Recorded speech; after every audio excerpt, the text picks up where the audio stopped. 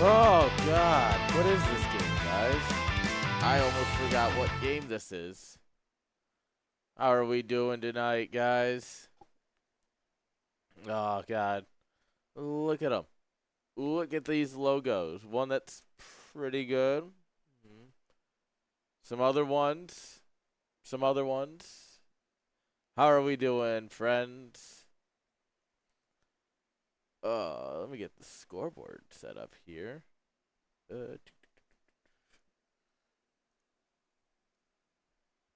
This is the wrong scoreboard, but we're running with it. That's what we do here. And we don't tell anybody that we don't know what we're doing, because as long as we pretend we know what we're doing, it's good enough.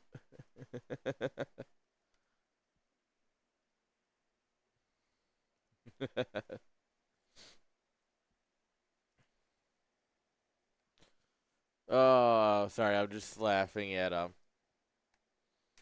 Abgee has an incredible name. Yeah, 4.5 hours ish. Ish. I actually need to charge my watch. Yeah.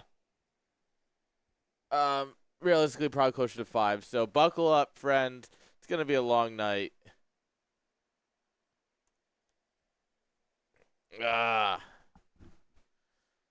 Make sure you get all them stretches out. We got water here, guys, because we're healthy. And we've got things for when we're not healthy. Yo, let's go. Bargin bin Bonjwas.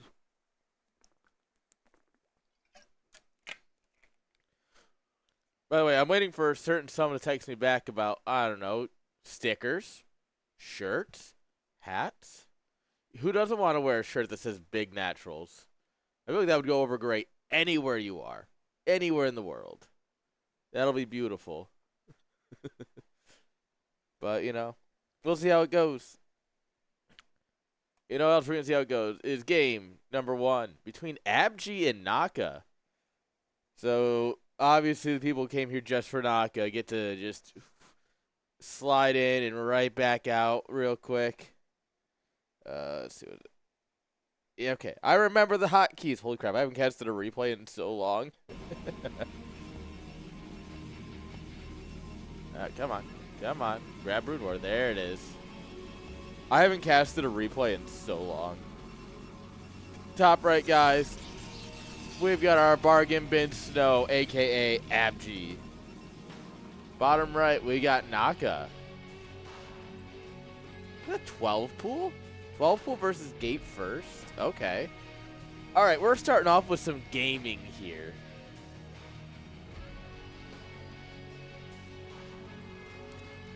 That is absolutely for sure.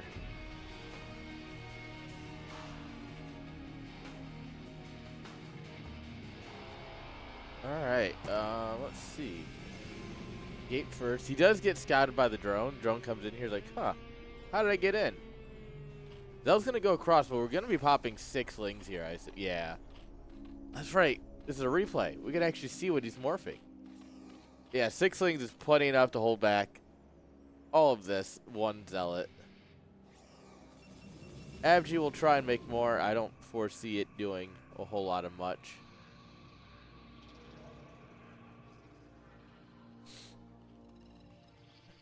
Because if your first zealot gets caught, it's like the end of it. Yeah, like this is the end of the zealot rush. You got to keep the other ones home. The risk of counterattack is way too high. Oh! Oh! Giga Chad Probius over here.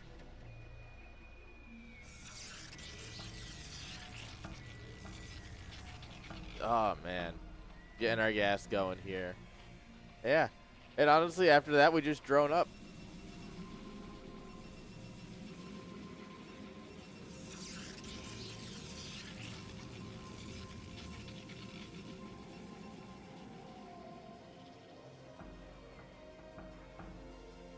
Let's see. And we'll go up here. There's no cannon, so we can absolutely start hammering away at the gateway. But with the third zealot out, you won't be able to... Ooh, you might be able to catch it almost.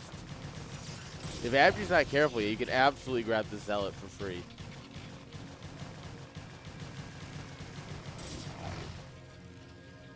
you gotta keep some links hitting the gateway if you're gonna do this. Whoa! Oh, there was almost a moment there. This is not a good fight for the lings, but we'll get one ling in. Plenty of scouting info. We lose the rest.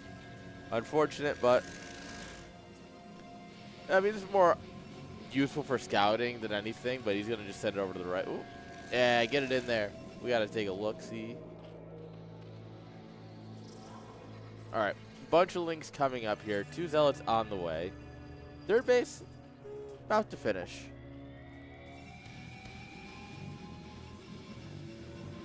This link's still running.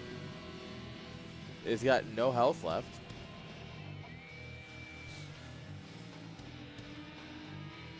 Naka not looking back at home. Abgee like, oh, I'm gonna hide these behind the minerals. Like, ooh, look at me. Naka's like, wait, what? Oh.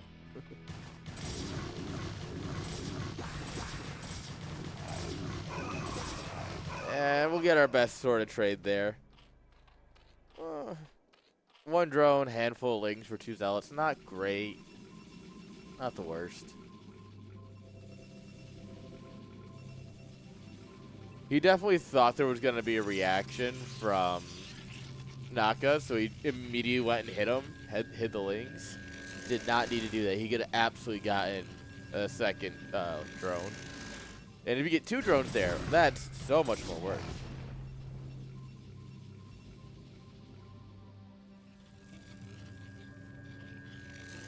All right, Spire's coming on up now.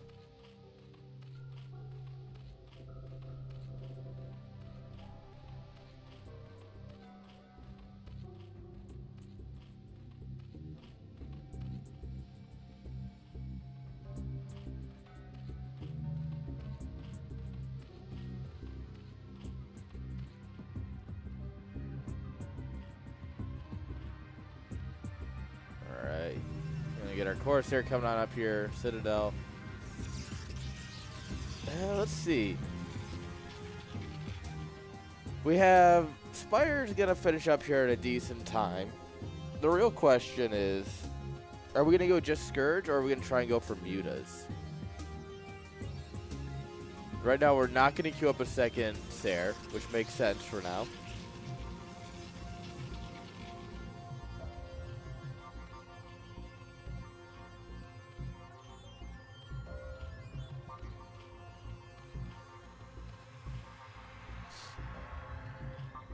Alright, so we got 6 mutas on the way. Interesting.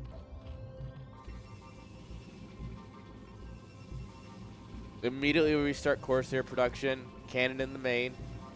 Love it. This is good reaction here from Abgee.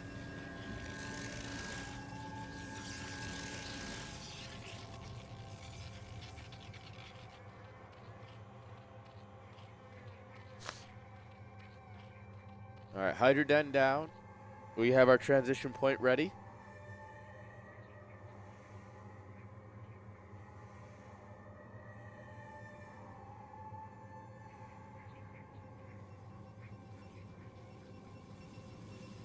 We're not going to be able to get much done here, especially if we just keep waiting.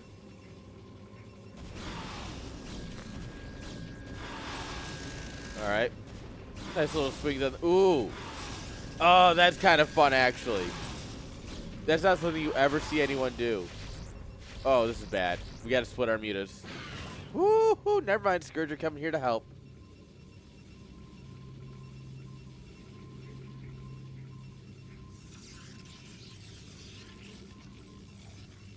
So, getting the probe here means that there's nothing really for these Corsairs to micro-whiz. You're not breaking the magic box. Oh! Oh, baby. This is what you want to see. I mean, not really, because obviously I'm cheering for Abgee because he's on the best team, and Naka is not, so. But if you were a fan of Naka for some reason, this would be looking good.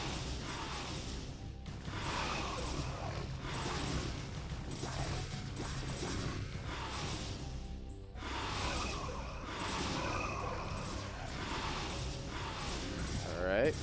Oh. Bunch of drones going down here, actually, in the natural. This might actually have unironically somehow worked for Abgee. What?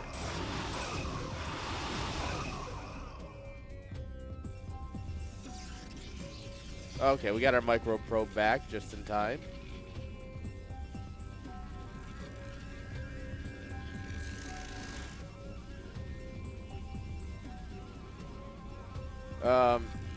The answer for the order of the night is that I went on the web app and hit download, and I just put people on the order that the web app said they were in. I don't understand the rhyme or reason. I don't get paid that much.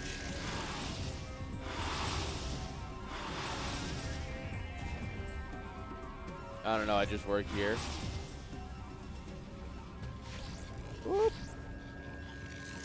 Run, mutas, run! Yeah, don't do it. Naga, don't do it.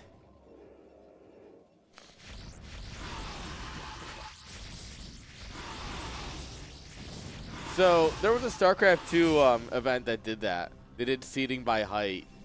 Because there's a running joke that Hero Marine, who is realistically like 5'6", we call him Big Game. Yeah, we always joke that he... Oh, hello. Sorry, let's talk about the game for a minute. That's hot. But yeah, we always joke that Big Game is like massive and that anytime you take a photo with him, he's like standing in a hole or something. And so Hearthstone did a tournament and he did seeding by height and he gave Hero Marine #1 seed because of course he's the biggest. Every time someone mentions seeding by height, that comes to my mind.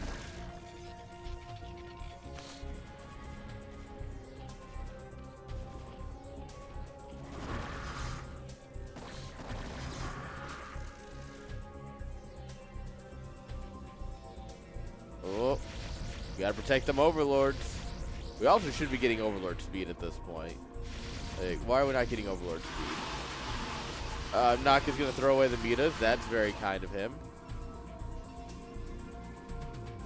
Never reacted, but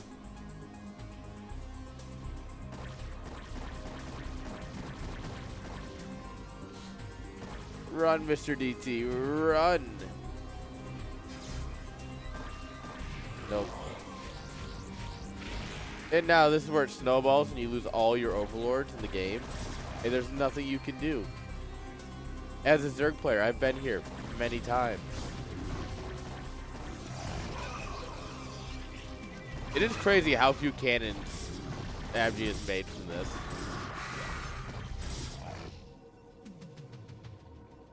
Like, if you saw like 4 or 5 cannons here, you'd be like, yeah, that's about right. Okay, we got a fleet of Scourge coming on up here. Abgee's a big fan of letting the Zealots die with honor. And then we'll bring in the Templar to actually do the work.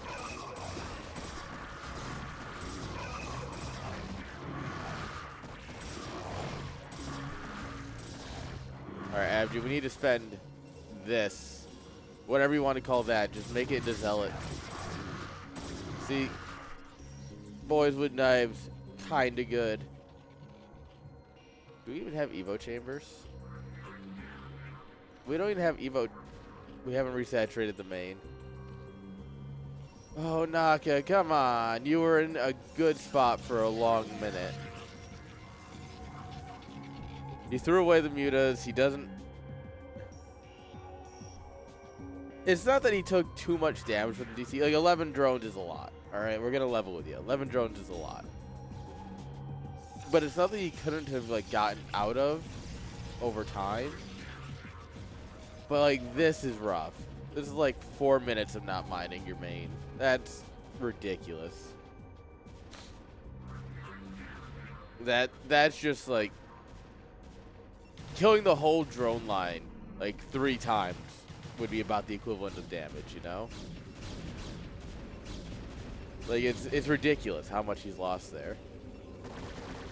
Oh, chance to get back in the game. Free Corsairs. That Nexus is hurting. The fact that he didn't get it is kind of nuts, actually. He needs to go hive soon. You at least need crack for your lings. Like, that's it. That's just it. You need it.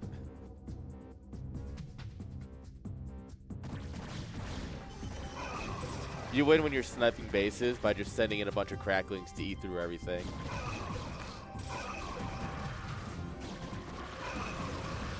Oh, mama, that's a storm. It is a bad weather today here in Oklahoma. You can tell by those hydras.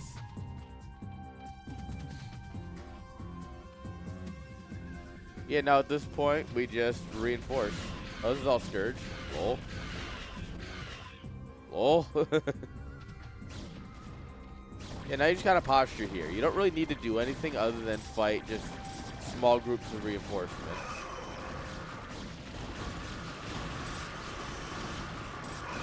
Like, you don't have enough army to kill him yet, so you need to really work on Holly. You crackhead. We're gonna call GG anyways. GG's. Holly, can I help you? My dog is in crackhead mode. But, like, when you're at that point, you just kind of want to sit there in that middle between the natural and third and just pick off reinforcements while you get more death ball. The singular Naka fan in absolute shambles. Rip. That's unfortunate.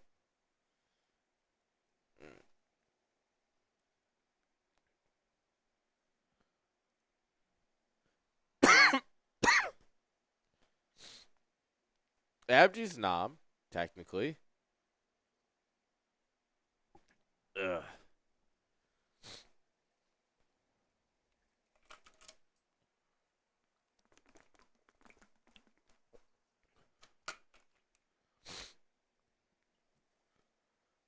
All right, guys. Game number 2. Can Naka bring it back?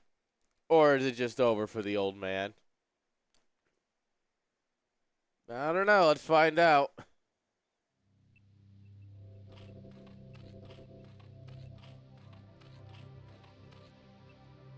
All right. We got Naka, top right. Bottom left, we got Abgee.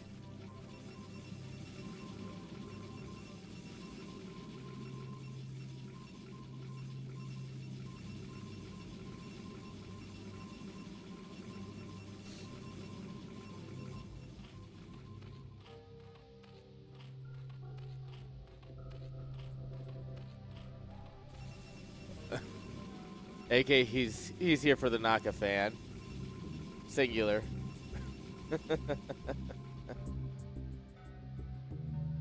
Oh, he's rooting for Naka. That's an unexpected turn.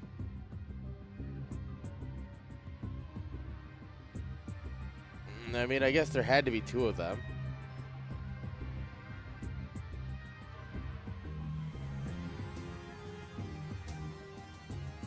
%100 fan increase. Big facts.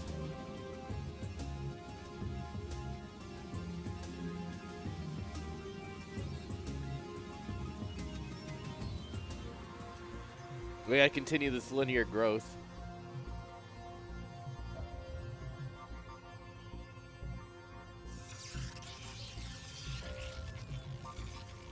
Alright, this game's gonna be a bit more standard forge opening.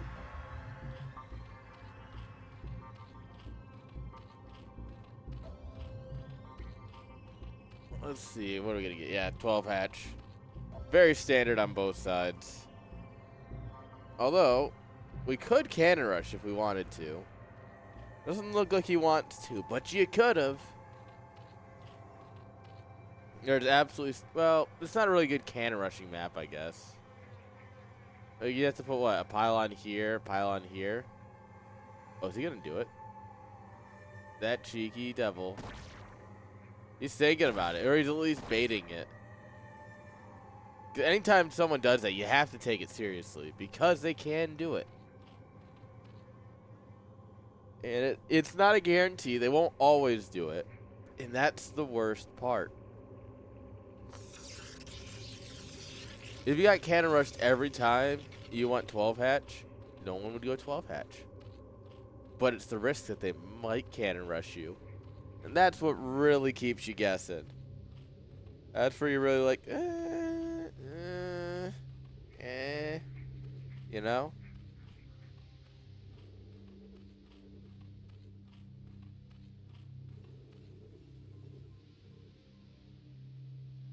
Right. 3 hatch before gas.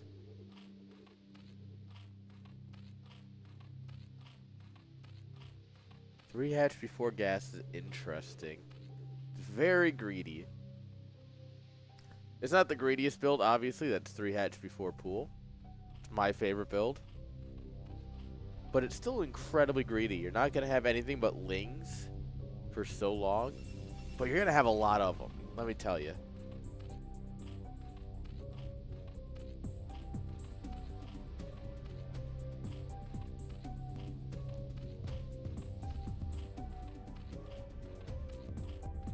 Yeah, here we go. The ling production is going to kick in here.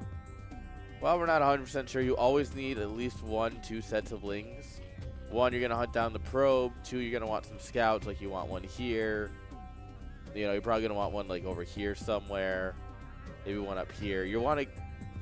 Your lings have a lot of very early game value, right? Beyond just getting damage done. Obviously, you got to deal with the probe, but you really are trying to check. Is Protoss going to move out? How committed are they? You want to be watching for all. You want to try and catch the Corsair coming out if you can. Have an idea of when and where that's hitting. There's so much that lings can do early game.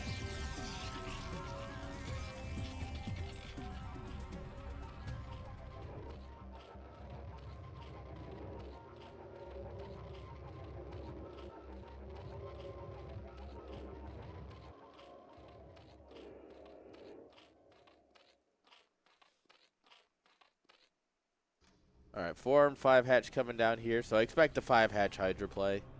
Lots of Hydras, lots of larvae. Well, lots of larvae turn into lots of Hydra, but semantics. 2 Zealots are going to come out here. They're going to punish how greedy this has been.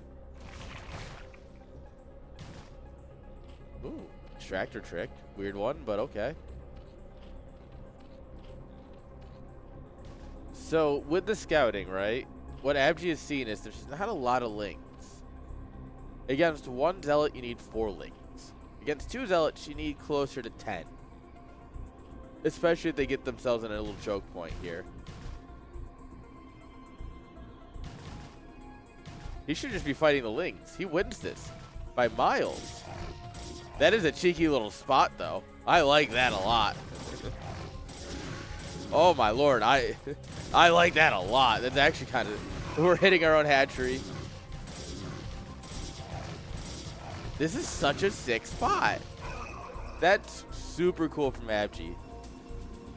Like, I hate it. As a Zerg player, that's disgusting. Makes me want to vomit. But, like, as an appreciator of Starcraft, molto bene.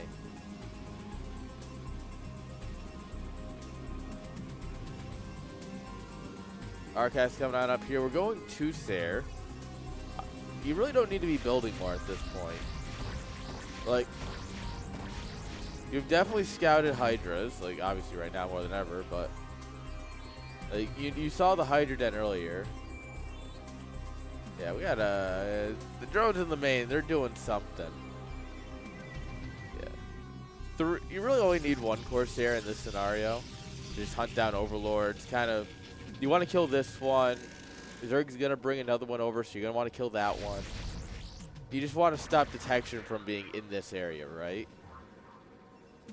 You really only need 1 for that, which gives you more gateway units. You're getting your Templars quicker, you're getting your Storm quicker, right? Storm should be done by 8:30. Remember that. So 90 seconds, Storm should be done.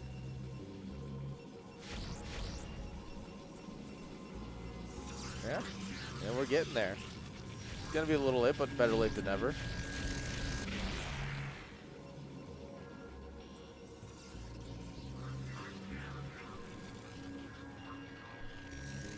More hatches coming down. We are getting quick upgrades this game. Like, both players having +1 going at the same time is a bit of a rarity. Whoop. The Ling's trying to be sneaky.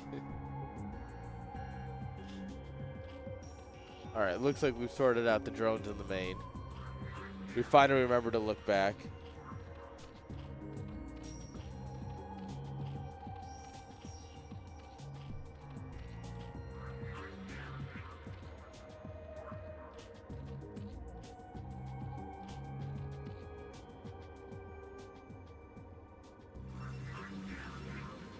Alright, Robo. What are we going to do here? Just go into a Death Ball army. Zelagoon Storm. With the range, we'll have observers here soon. Looks like we're gonna play pretty standard. We got the DT. Not really here we'll see the Hydras coming now. Not really a bust per se when, you know, Storm is already done and Amulet's on the way. You know?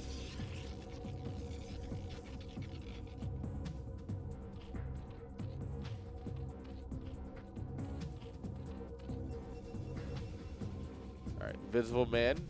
Did it. Oh my lord, this is an Overlord farm. Son, we're picking Overlords today. Dude, no, commit. It's 2 Hydras, brother. Brother. Okay, now it's significantly more Hydras, and you should probably get out. He does lose an Overlord or a Corsair in the end.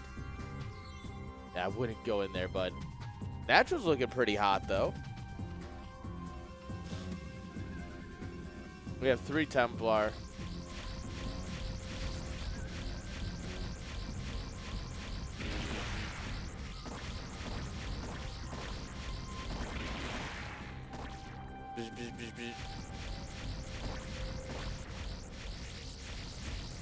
Oh, he's really trying to get that Overlord back.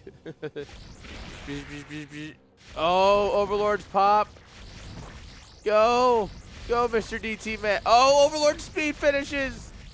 No. Oh, what? No. Oh, no. This has like 5 health. What the hell? Oh, man. That was a little chaotic.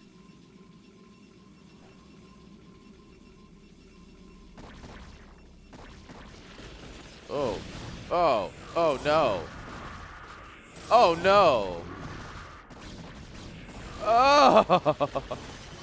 Okay, there is still one incredibly good Storm and 2 battle probes.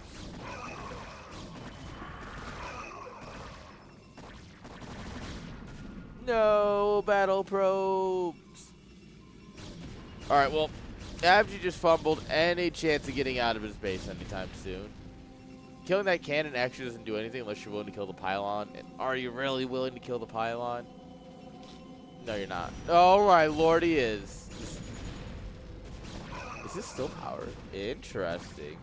We are just on the edge of pylon range here. Holy crap. Of course, killing a cannon right before the Hydra Bust hits, not the greatest move, but we do what we must here. Alright, last Corsair is gone. We tear down our own gateway because we are dismantling this establishment board by board.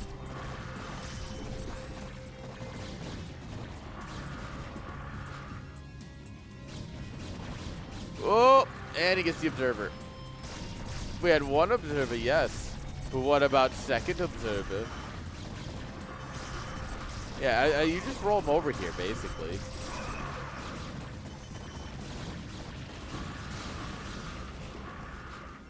Yeah, just like macro.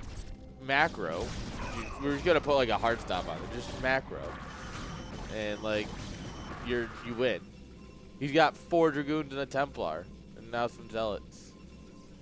Like, this is not exactly what I would call a scary Protoss army.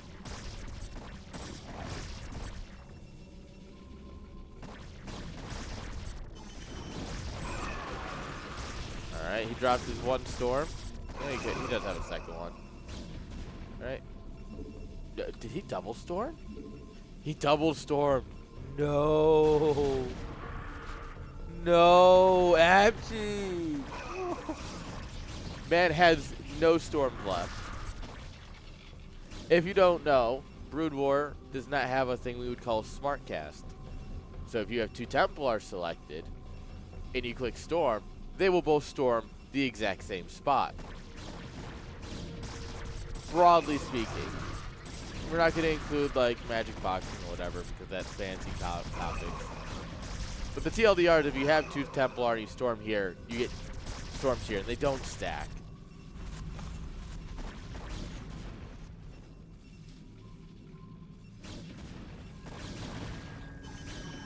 Alright, Abgee adding on gateways. We're back up to 8 gates at this point.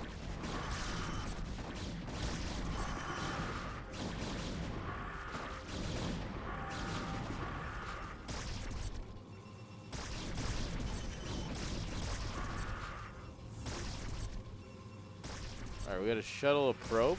Yeah, buddy.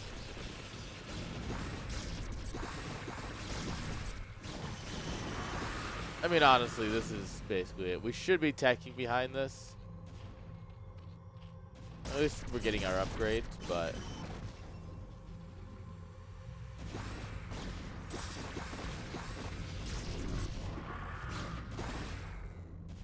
not a great... Oh, hello. If Naka's paying attention, that should be a red flag. That's definitely a red flag. Like when she asks your shoe size or what time of day you were born. Big red flags. Flying a shuttle from this angle, big red flag. We're going armor here, which is very interesting. Solid play since we're getting +2 range right now. But doesn't matter. Game's over. GGs are called. And we're going to game 3.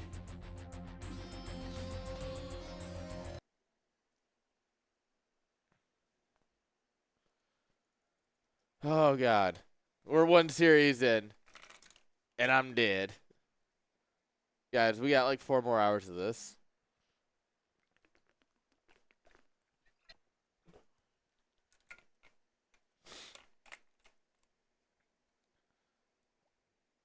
You know what the worst part is?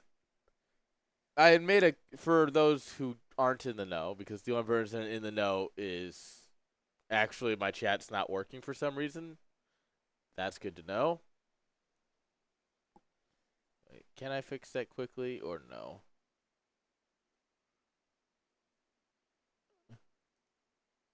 Ah, I do have the button for it. So this guy knows. But I had made a joke in a Discord earlier, like if you donate money to Platinum Esports, I'll do some CPL casting. And I almost said $1 for every hour. Instead I said $1 for every group.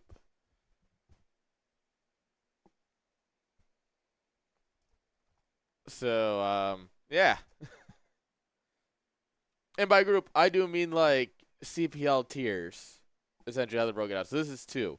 According to the casting sheet, this is 2. Which does mean that next week I had planned, I was going to start like my multi-streaming. So I'm like, Tuesday I'm streaming a game I enjoy. Wednesday is Brood War. Thursday is whatever, right? Depending how I'm feeling that week. It's just going to be like Mass Effect Brood War. It looks like for a couple weeks. And maybe a bit longer. We'll see. It depends on how much you guys enjoy it and how much you give to Platinum Esports. All right. Sellout successful. I should probably update the there we go. Look at that, guys. Professional grade production here. Minions, I was gonna do Frostpunk tonight, and then this happened. I want to do Frostpunk. I might do Frostpunk instead of Mass Effect. We'll see. We'll see. Top right, guys, we got Naka. Bottom left, we got Bargin, Bin, Bonjwas, Snow. Although Snow is not a Bonjwa. for many reasons, none of which are his fault. Well, I mean, losing at Starcraft is quite literally your fault, but semantics. Is he gonna 9-9? This absolute degenerate. Abgee's gonna 9-9 here. I can't believe it. Oh no, he's not gonna 9-9. He's 10-12ing? Was it? No, because that was a gate on 9, wasn't it? No, it might have been a 10. That's so disgusting.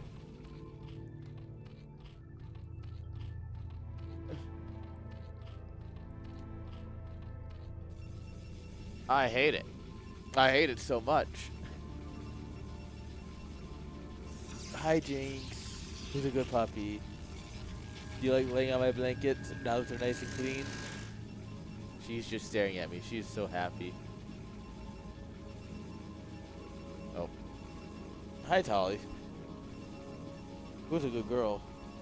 Sorry, friends, my puppies have decided it is their turn for attention. Alright, so we blocked the natural, so we had to take the far base. We got a pool coming up, but it's this is gonna be a lot of zealots, a lot of quick. Yeah, Naka sees this and immediately goes, oh crap, oh crap, oh crap, oh crap, oh no. Bye, Tolly. I guess she didn't want to see Chad anyways. This is massive brain, maybe. Because there's like a solid 50% chance that this doesn't work because it just runs into a zealot on the ramp here. Like, yeah, like this. Because Abgee is smart. Abgee saw this coming because of the probe in the main. Abgee is ready. Oh, no, no. Oh. Oh.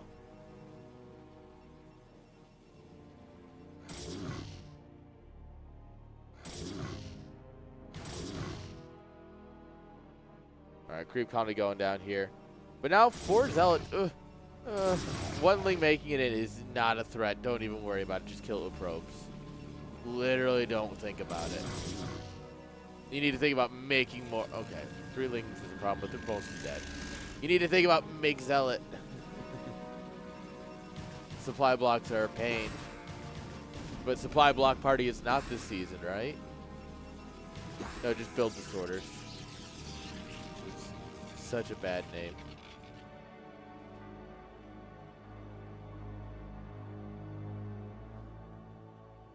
Alright. Whoop. 4 zealots versus 4 lings is the ideal pro-dodge trade.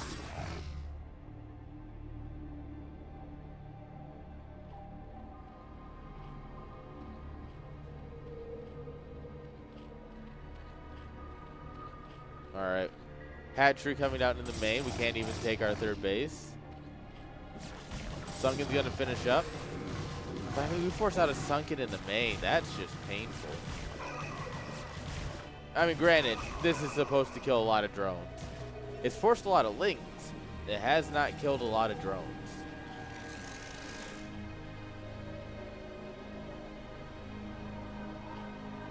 I mean, I guess what are we on? 7? Okay. It's just that Abgee's in such a bad spot, too, that it's like... Oh, no. Okay. Game of chicken. If Naka blinks, it's fine. If Abgee blinks, it's over. Alright, 2 zealots on the ramp is so smart right now.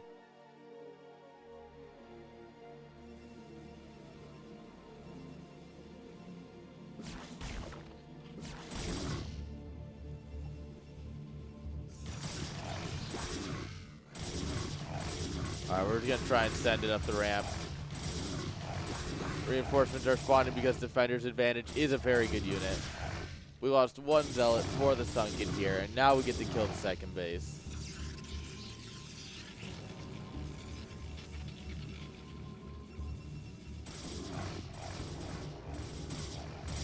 Yeah, this hatchery's going to die, I think. Which is the worst outcome. Maybe ever. Zerg. Yeah, just right click it. That's a dead hatchery. And now you just hide back here. Keyword back here. This is actually like the worst positioning for Zealots because there's so much gap here. All Naka has to do is like move command in here and then it's, yeah, like that.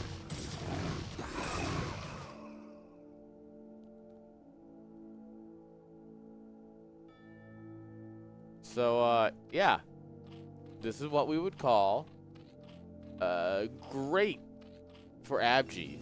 Like fucking, he's going Reavers. Okay, that great remains to be seen. Pretty great though. Actually, probably. I don't know. I feel like Reavers is a great way of throwing this game, but then again, against the Lings, I don't think you can throw a Reaver. Like, I don't think it's physically possible to lose a Reaver to just Lings.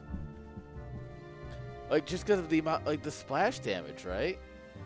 I genuinely don't think it's possible. I like this idea. Abgee, however, is a king of learning from Vint. It only made. Oh no! He doesn't know how to hold position. No, okay, it's fine.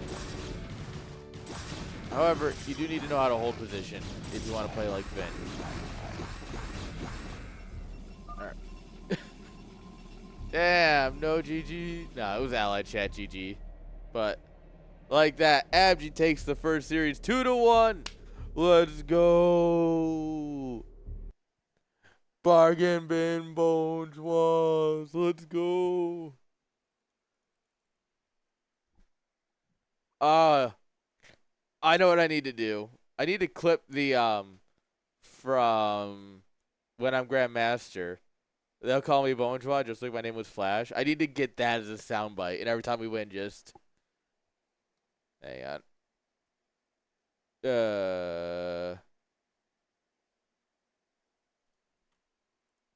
I need to find this now. This is important to broadcast.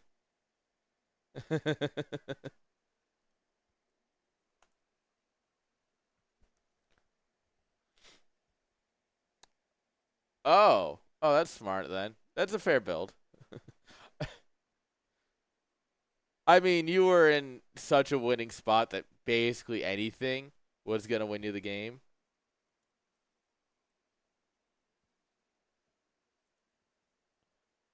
So like,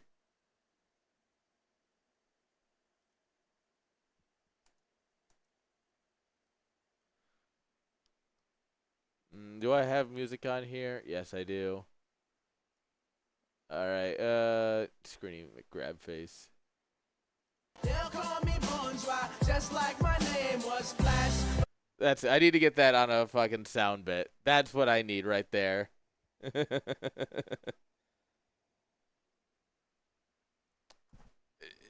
just that as a sound bit. Puppies. Hi, Tolly. Who's a good girl? Who's a good girl? Yes, yes, yes. My hand is very clean now. Jinx is the void that you can't quite see, but you can see her white spatch right there. Jinx's eyes are like rolled back. She is dunzo tired.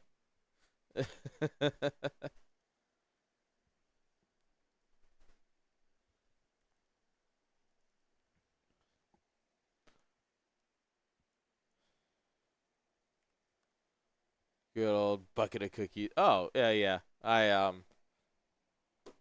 was at Costco today, and I haven't moved this yet because I was very snackish between smoking and going live. And, you know, it is what it is. I apologize for nothing.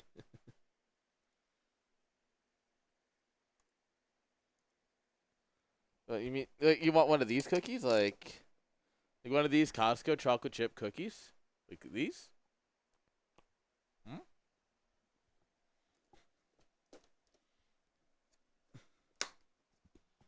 Hmm?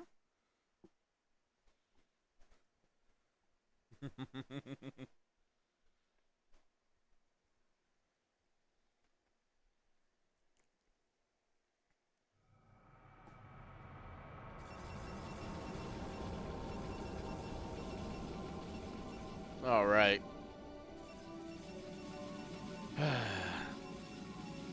the bottom left, still playing as CPL 12 champion. Well, I guess I shouldn't say still. This is week 1. I guess he does like NSL 8 champion. He's got champion for everything.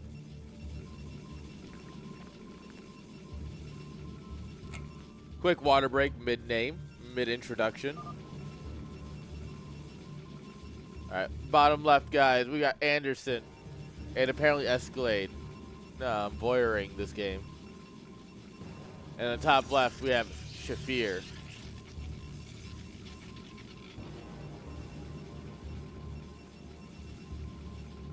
Oh yeah, guys, if you want more puppy photos, join the Discord. I post a lot of puppy photos. A lot of smoking photos. And me and Minions talk about networking and other ways of getting free games. Pretty great, to be honest. If you like any sort of eclectic nerd thing, it's probably mentioned in there.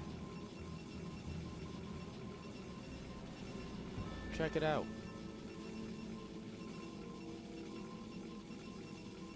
I don't think I've ever promoted my Discord. Like, ever. In the entire time I've had it. I don't think I've ever promoted it.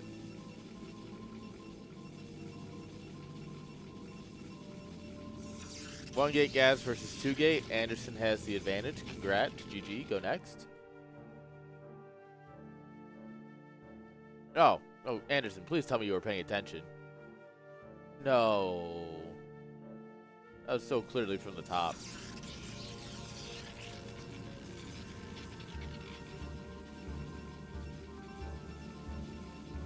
Bzz, bzz, bzz.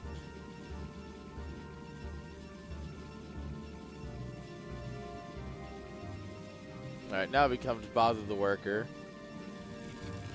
This is asking your below minimum wage waitress for things you don't really want or need. Like, hey, the salt shaker's kind of low. Can we get a new one? Sure. They give you a new one. You didn't really want any salt anyways. That's exactly what this blue probe here is doing.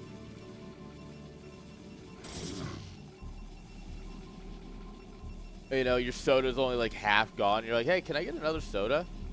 And they're like, sure. And they get you another soda. You only drink half of it before you leave. You only drinking one full glass of soda. That's what that probe's doing. Can you believe it? What a terrible probe.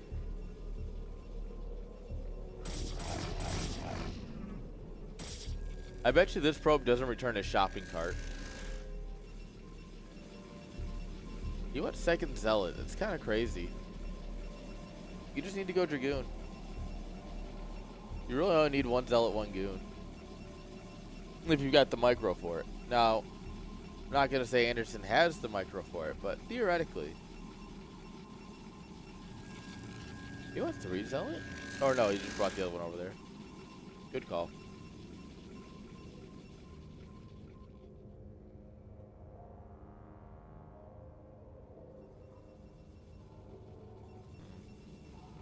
Alright, we're gonna push it. Anderson just succeeds the ramp. That's silly. Just because your Dragoon's like 4 minutes late doesn't mean anything. Yeah.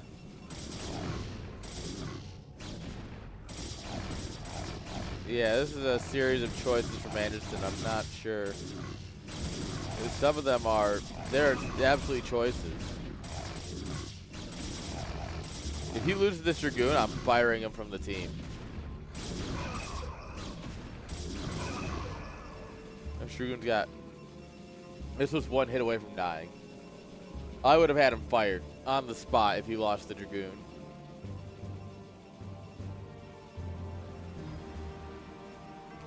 Yeah, this is about the worst way to handle a 2-gate. As the 1-gate player, you just commit to the 1-gate. That's it. That's all you do. It's easy. You go Zealot, Goon, Goon, Goon, Goon, Goon, Goon, and you're fine.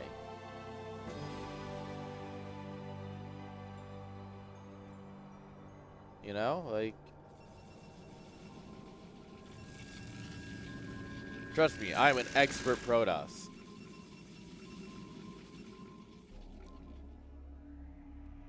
They'll call me Bonjwas, just like my name was Flash.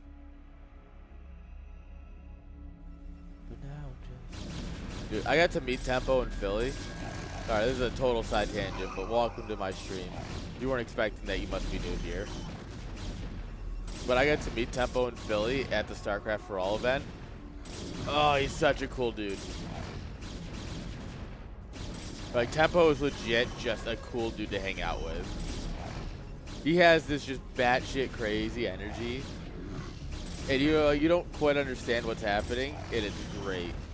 I love him. Love him to death. Anderson losing the micro war by not knowing how to target low health dragoons.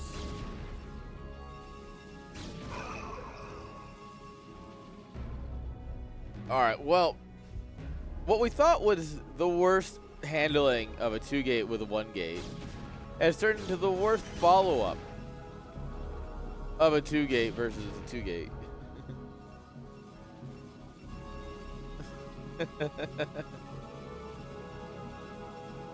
It's honestly impressive. Now, Anderson has tech while Shafir is going to expand.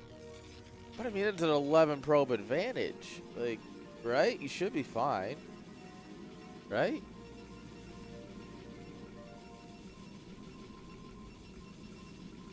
Will my foreshadowing work?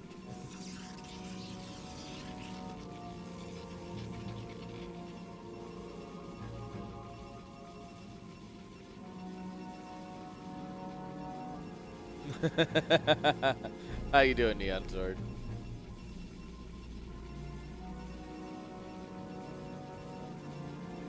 Look, all I'm gonna say, Neon, is that there might be an event happening that might be private, and I might have suggested that you come because you're actually a cool person, even though you're banned from everything.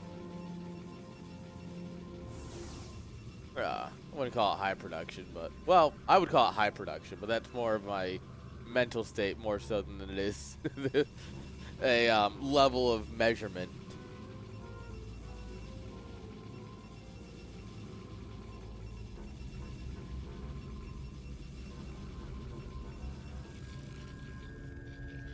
All right, the scouting pylon is just a little too late to see this happen.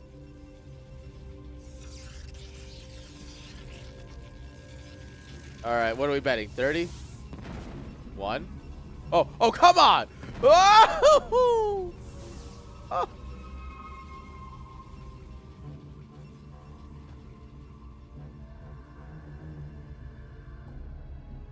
So like 8 kills, it's not bad. Bonk. Yeah, that was 8 kills. I mean, it didn't equalize it, but it helped. You cut the probe deficit in half.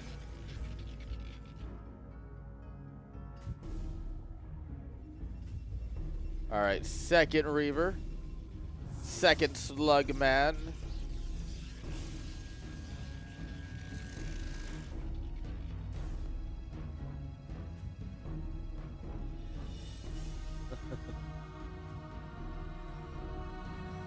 The big... no, the Cattle Bruisers. That was a team name a couple seasons back. I think that was 10. I think CPL 10, we had the Cattle Bruisers.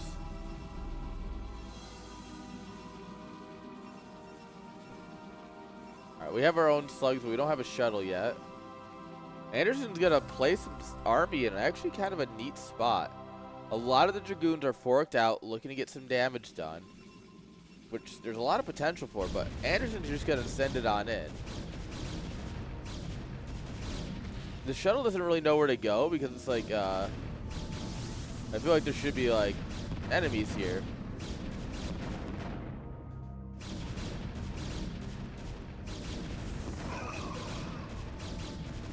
All right, Reaver's gonna walk to work today. Oh no! Oh my lord! What? Oh, he saves it. This is the tier 1 difference, chat. That's the tier 1 difference right there. Damn. GG's. That was actually pretty sick from Anderson. I will give him that one. I'll give him that one. No more. No less, but no more. Look at her. Look at that. Look at that lazy face.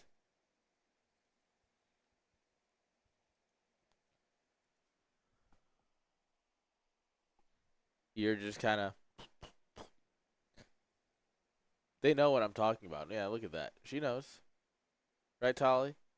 Do you know I'm talking about you?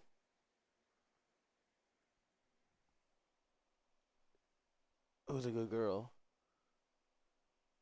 Her sister don't care. Jinx is dunzo.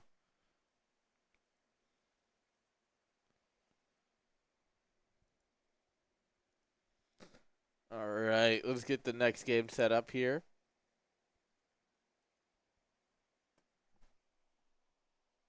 And let's see.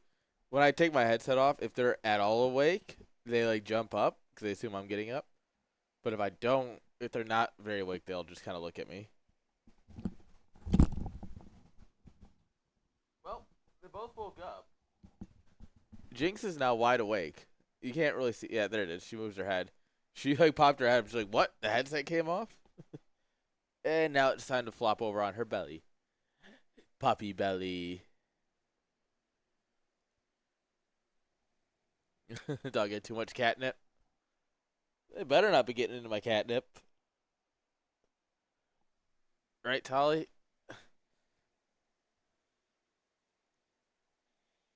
Alright, guys. Here we go. Next game.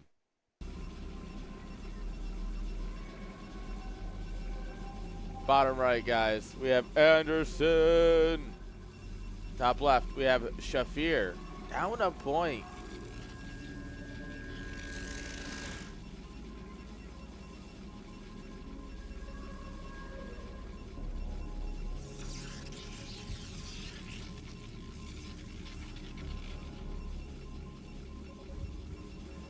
What are we going to do? Anderson, 1 gate gas again.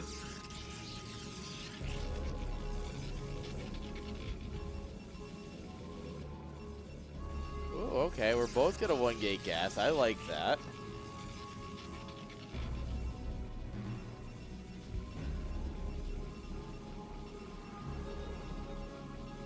This is good. This is a good start. Cross map. 1 gate gas. Both sides.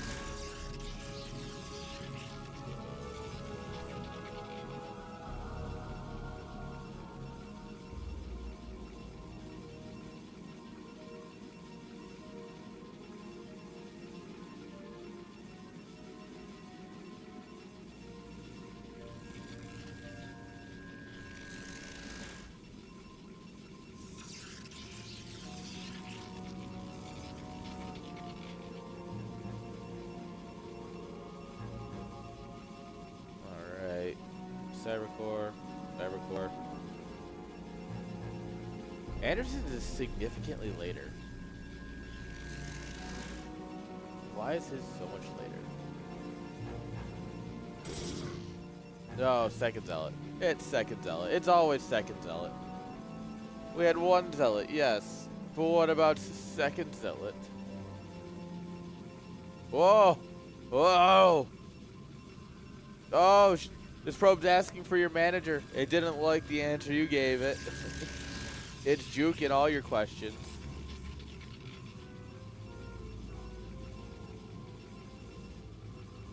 Alright, second gate goes down.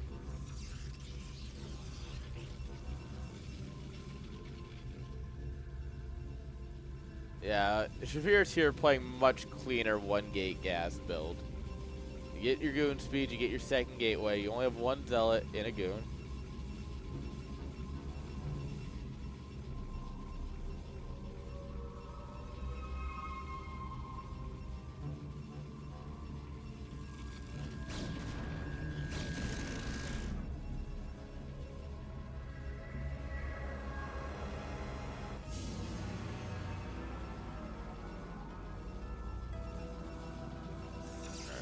What are we gonna do next? Robo.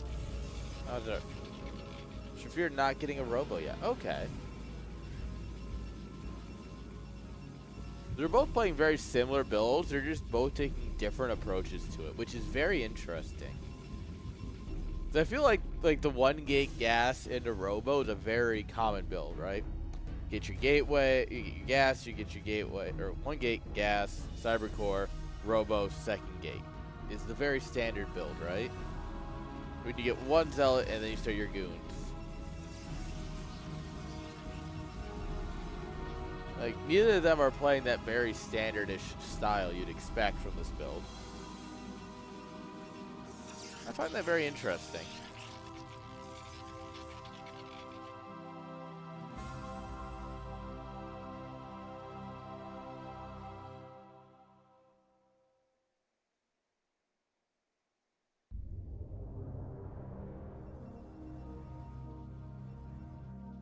Anderson has more army here by 1 zealot, right? But he's gonna be fighting uphill now, which means he's missing shots. Yeah, there's no way for that to be good for him at all. Damn. Everyone wants a bit of Surrey today. A little bit of nice.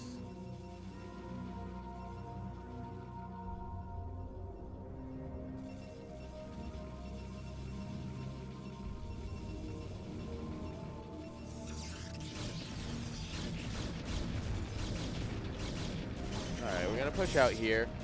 We got all our Dragoons down the ramp, which is really the hard part of this battle for Anderson. And now he just has to sit here in an arc and hope his arc's better. And ideally target down the weak goons, microing his weak goons back. Yo! Artie McTosis with the raid. Welcome, Raiders. My alerts aren't working. That's cool. It's been so long since I've tested them. How are we doing, Raiders? We're casting some CPL action. How are we doing? We have some BBB action. We have another nice in the chat. Any Lyrak? No, he is not in our groups today, I don't think. I wish he was. I love Lyrak Gaming. He is absolutely a Chad when it comes to the gaming. We're grabbing our expansion here. Anderson, though, content with getting his Reaver out. He's going to be working on that. Very, very good PvP so far.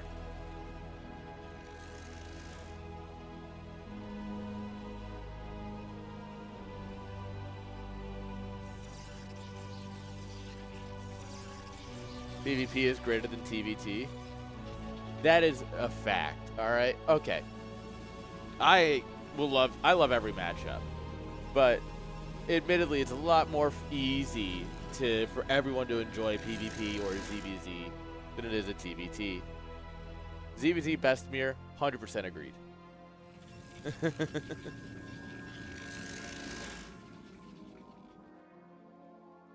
All right. First of all, casting at a LAN is very different than casting at your desk at home, especially when you have 2 people who don't know Brood War and you are carrying them through the cast, all right? Casting with Nesh was so much easier. However, it is 30 hit points left, I believe, after a battlecruiser gets plagued.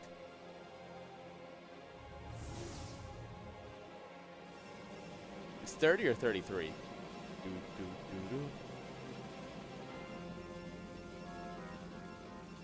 There's no way it survives with that much. Is it? Oh, you know what? It must be the double plague that gets it. Huh. Alright, I'm going to write that down. Today I learned a thing. Our Toast to this chat taught me something. What a world. I think that's actually a historic moment. Our Toast to this chat taught someone something. I'm going to put this on TL along with there's a post from like 2020 about a guy who checked how firebats deal damage, because firebats will technically hit 3 times in a linear line. Their attack hits 3 times, and that post just lives rent free in my mind. Like that is one of those few things that just, yes, they can technically do 3. It's the correct answer. You're right. if they're in the right position, which technically means they can hit 3 Zerglings or an Ultralisk 3 times, if positioned correctly. Yes, that document lives rent-free. I actually just found it recently because I was telling someone about it. Because it really is just one of those things that's the perfect line between shitpost and too much autism at work at once, you know? Oh no, Anderson, this is not how you Reaver micro. Oh, this is awful. Oh, this is awful. This is horrible.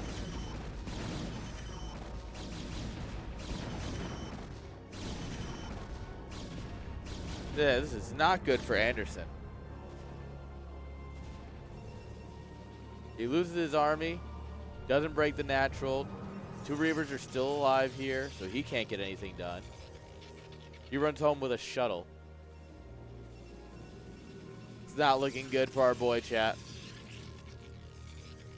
Obviously, Anderson is a member of the Bargin Bin Bonjwas, our great CPL team.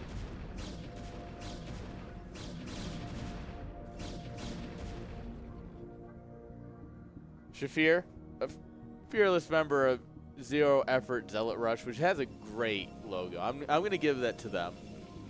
The Zero Effort Zealot Rush, their logo is all the players all drawn. It's great. Yes, Bargin Bin Bonjwas.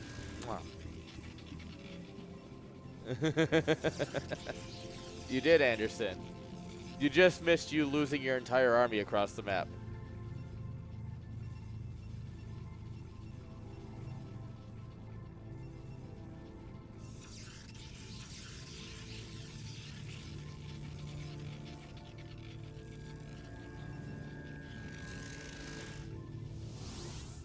Alright. Sit here in a defensive arc. Anderson literally can't do anything else right now. At this point, I'm sure Shafir should be taking his third right now.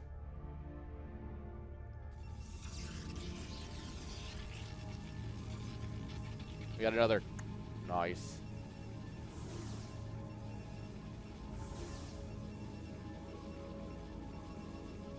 Oh, there's a lot of noises in chat, guys.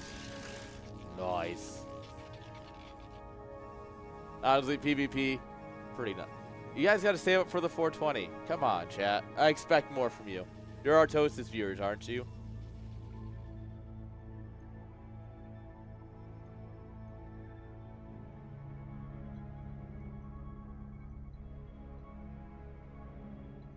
All right. Do something stupid in game. Very hard to do while I'm casting, admittedly. So won't be able to do much stupid. All right. We're pushing in here. There's just a lot. And with any amount of micro here, Shafir has got this in the bag.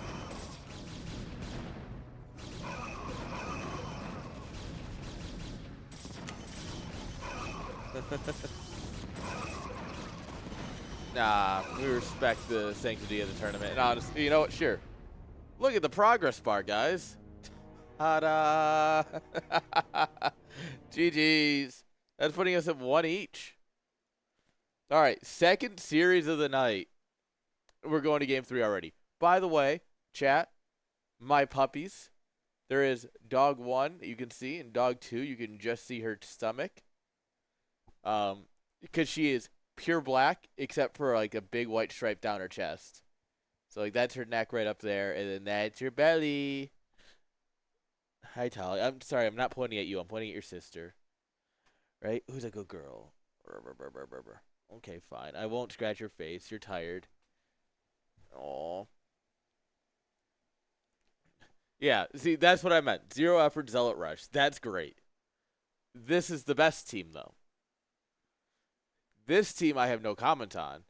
And this team is right up Chad's alley, to be totally honest. Like, if Chad's going to like any of them, they're going to like this one, I feel like. No, we have me and my roommate have a very nice backyard that they get their energy out in. Tali, who's a good girl? Who's a good girl? Come on, I don't even shock you. You don't have to stay there, you know? Don't worry, guys. I'm not a big streamer. I don't shock my dogs. They're just lazy.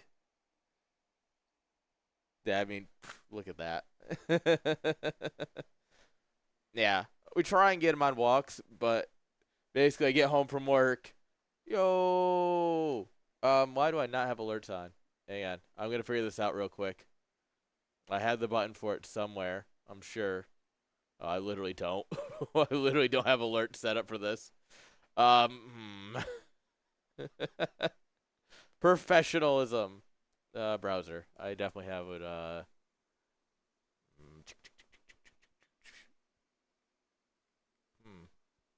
Do I really not? Oh, there we go. Easy. Easy. We have alerts again. Haha. We big brain around here. All right, chat. We have a game 3 to get into. PvP. It's gone all the way. And what do we get? We get Eclipse is our map number 3, which means, well, something stupid's going to happen. That's for sure. Yeah, that's about what I expect. Spawning here in the bottom right-hand side. Top right-hand side. I know what Eclipse is, I promise. I have seen this map before. Give it up for Anderson. Bottom left, guys, we have Shafir.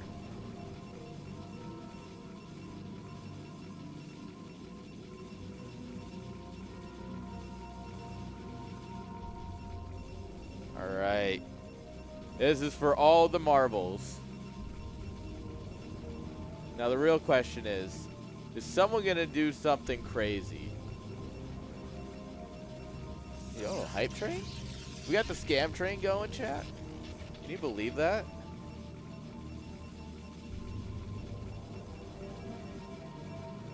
Chat, get absorbed by the scam train. You know you want it. You know you have the FOMO. While we're getting a... Is the pylon even down? Okay, there's a pylon down. Are we going to have to get like the latest 9.9 ever?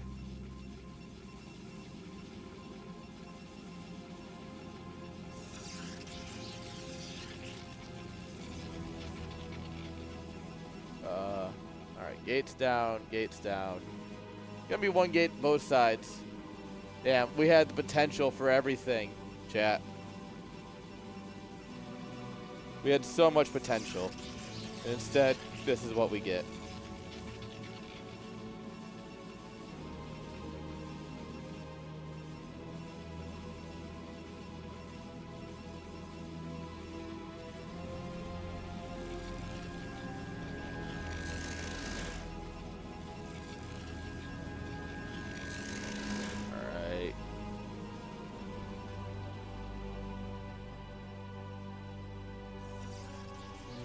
Gas.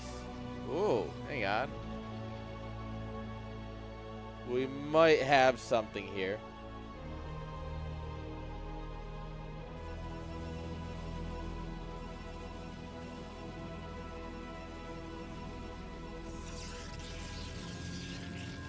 Come on, drop a manor pylon.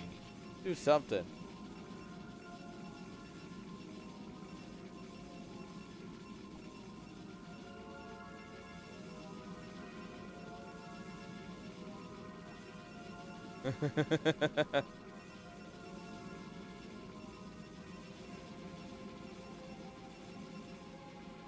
Sir, category envy.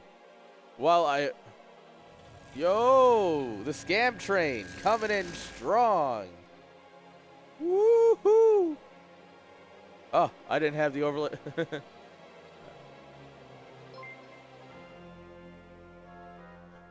Black Cat Crochet just gifted 5 subs. There we go. Woo! Proxy DTs to celebrate. Let's go!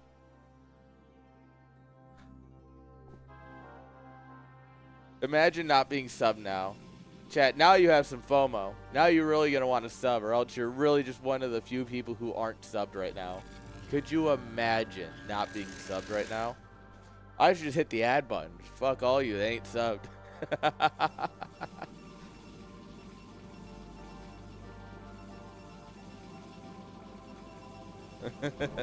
But anyway, to answer your question, saying I don't know about Artosis' chat, I want you to understand something.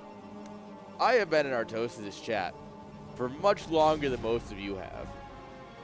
I helped curve the early metas of WWW, the UUs, the RRs, the RD question, the underscore. I helped pioneer those metas, alright? I have been an Artosis chatter long before you were around, and I will continue to be one long after. I run a tournament called Chat Star League, based off of it, Artosis chat. Dude, I'm 100% an idiot, but I'm absolutely doubling down on the joke at this point. DTs are going to be coming here any second now. We did not go robo. This is literally just going to be an instant win for Anderson. GG's, go next. But yes, front-facing baby chick was another great one. I think that front-facing baby chick was one of the last good TTS.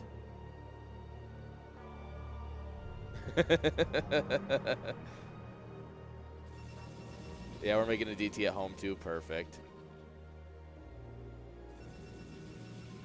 But yes, no, as much as I joke around, yes, me and Artie are actually like friends. Like we DM, you know, not to flex, but like, you know, I talk to him on a somewhat semi-regular basis about tournaments and such.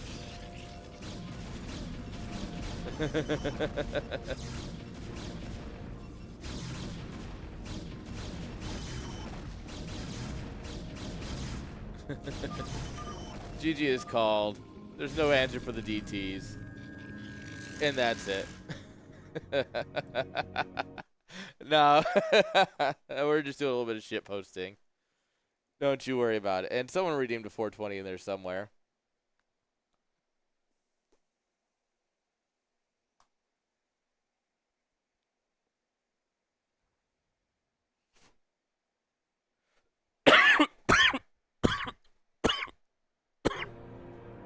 Ugh. It's gonna be a long night, chat.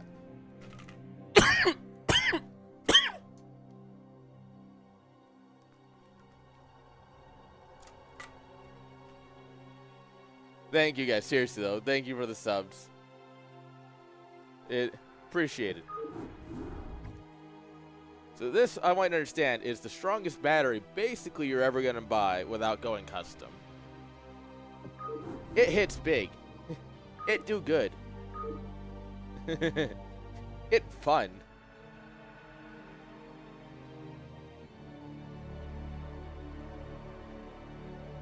So yeah, we're fine. But it yeah, when we take hits, we take real hits. All right, let's get the next scoreboard set up here. Guys, I don't know if I can do another PvP right after that PvP. That's fine. We'll get through it together, chat. How you doing, Julian? You having a great night?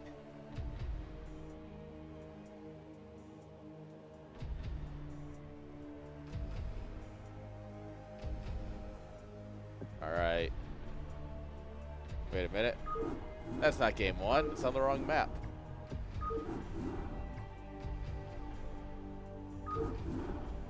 Aha. We have used big brain. Pulling ball spotted. Escalade's just jealous that he didn't get one.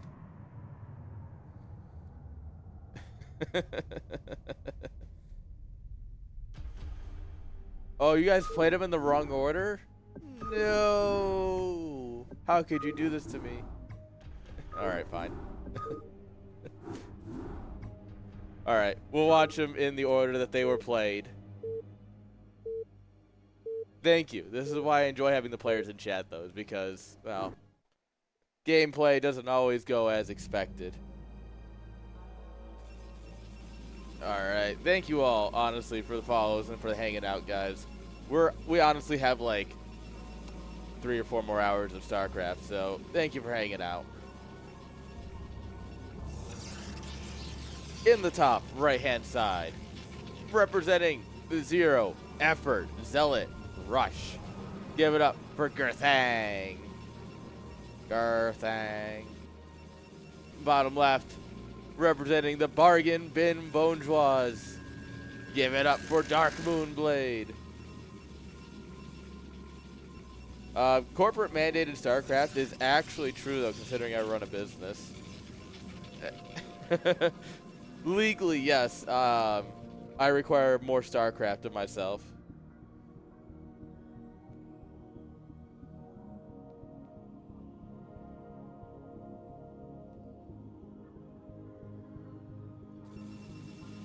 Alright. Cross spawn. Who else rated us Escamolade? Who do you think? Artie Mictosis. Honestly, big shout out to Artie. Great dude. His stream is a bit of a dumpster fire, but he is honestly a great guy in the community. If you ever get a chance to go to a LAN event, CS LAN in August, you get to meet Artosis. And honestly, it's going to be pretty great. Meeting Artosis is honestly a lot of fun. He's super chill.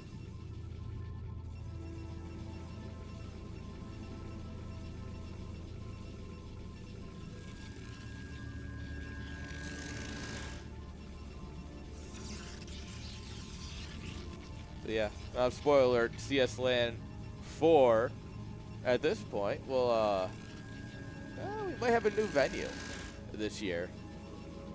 We have a venue I'm using for an event in March.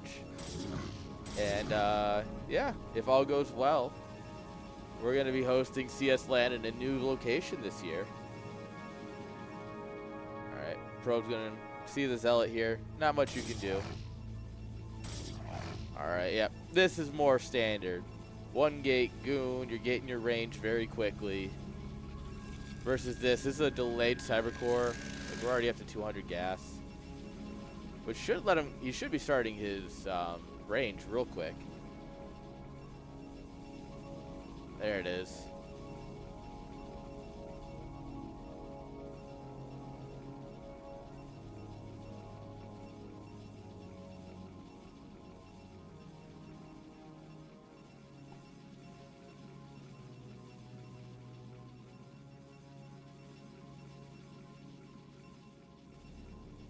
Alright. Yes, the new locale is actually really nice.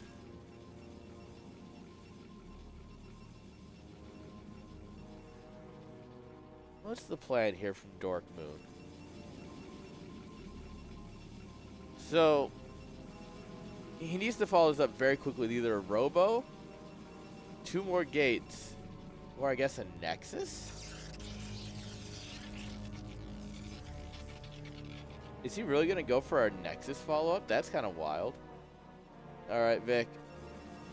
You won't see it because I'll do it between games, but I got you, Vic. Thank you very much for hanging out. Thank you very much for the subby. You have a fantastic night, my dude. You know it? Yeah.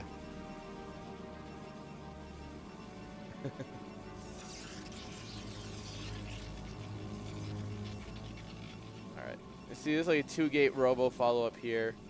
Yeah. Dorkmoon's gonna go for a Nexus. 1-gate Nexus is kind of crazy.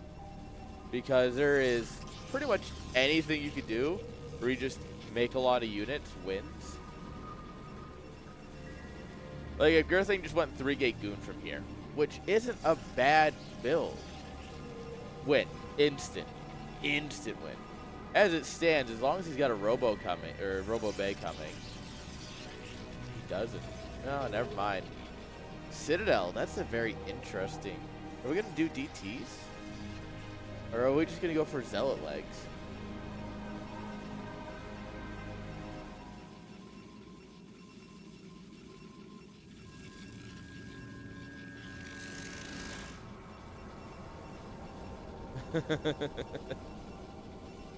Hey, As long as you're not on my team, I want you losing. I mean, what?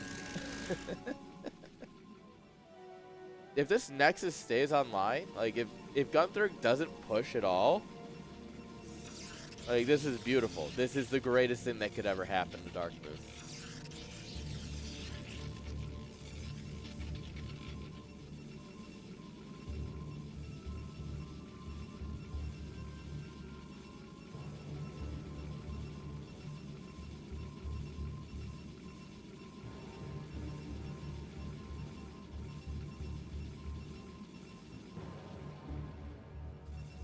Hello. Hello there.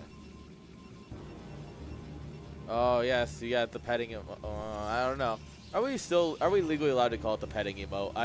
I think the jury's still out on that one. Alright, Robo Bay coming on up here.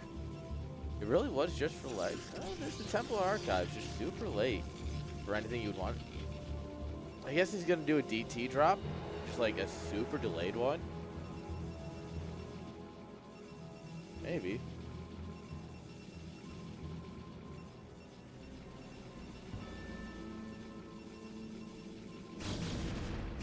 Oh, that's not good.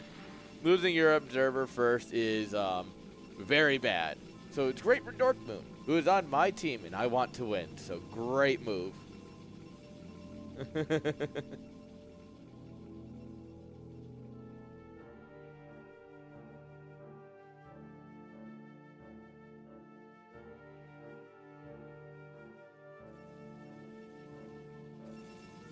All right. At this point, High Templar. We don't have Storm, and we won't for some time. I have so many questions. Are we gonna Archon drop? Is Gurthang playing Starcraft 2? Guys, is this Starcraft 2?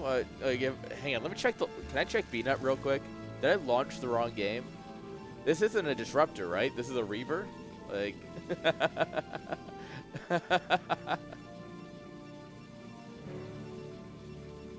Dude, could you imagine if Dragoons had Blink?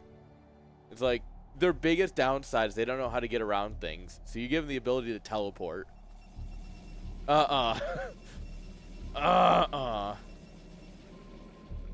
there's just a High Templar in there. He's gonna get there and he's not gonna have. What? 80% of that, like you're here and you try and blink here. They all try and blink here, which means nothing happens, but the cooldown activates anyways. That's how they would just air handle it. It's like just nothing would happen, but you'd still lose the cooldown. So suddenly you have like 3 goons up here, and you're just like the rest of your army's back here. And you're like, what the heck? Oh, I guess Storm is about to finish. He went for. I mean, it's a bit later than you'd get it against Zerg, but it might just hit. We might actually get something out of this. He's going to push at the front, too, to draw the attention away. Oh, mama. That's 11 kills right off the bat. He gets absolutely nothing done at the front, but doesn't actually matter. 11 kills. And Dorkmoon's like, time to go. You gotta remember, even with that, Dorkmoon's ahead in supply, which means he's up a heck of a lot of army. There is something. This usually comes up a lot more at tier 2 play. All right, so for those of you who don't know CPL is broken into 4 tiers. Right, tier 4 is new players. Tier 3 is like I understand what StarCraft is, but I'm not really good at it. Tier 2 is you kind of, like, you start getting good at one thing. Either you can macro, or you micro, or you have some game sense, right? Tier 1 is, okay, we're kind of playing something that could be considered StarCraft by most average viewers. And that's where we're at on this tier. Oh, bye, Reaver. And so, anyways, all that to say is you got to make sure you don't die to the follow-up all-in. And it does look like he is not going to die to the follow-up all-in. So, Gurthang should just win this game. That was a very long-winded statement, but welcome to casting. Everything you do is a long-winded statement. Where the hell are all his probes? I get that he's got 23 of them, but freaking where?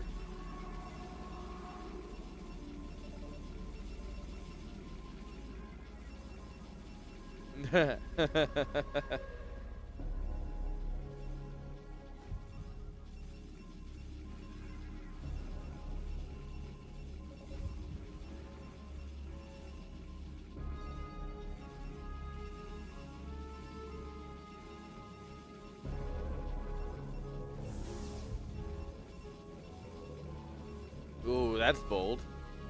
We do have 2 cannons here, which will supplement our dragoons, but cannons aren't honestly that great. Like, they're not bad, but they're not, like, great. They can't be stormed. Big advantage, they can't be stormed. Downside is the pylon was out front. The shuttle's just gonna watch people, he's just gonna watch all his friends die. GG is called. And Gurthang takes game number 1.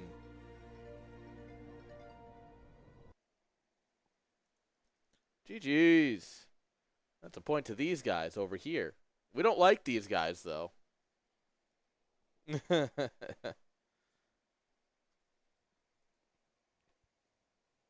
least the Reaver was safe, you know?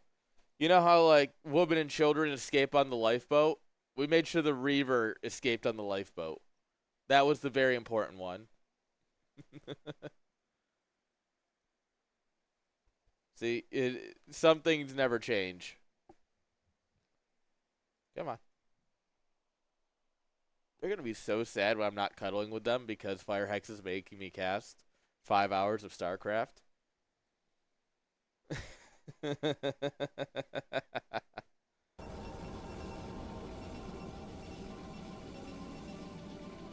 Alright.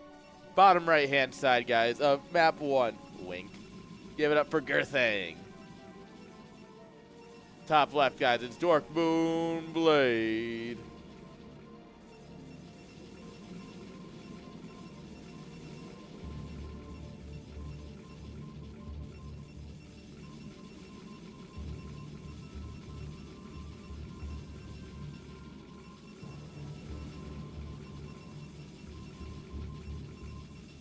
What are we going to get out of game number 2?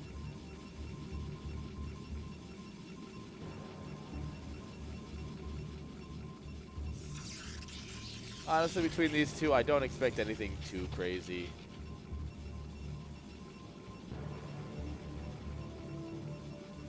I expect relatively macro games, although I mean, there's potential. Both of these players do have pocket builds that are good for stuff, but I more foresee these being like big games that you win because you get in by accident or something. You know? We'll see.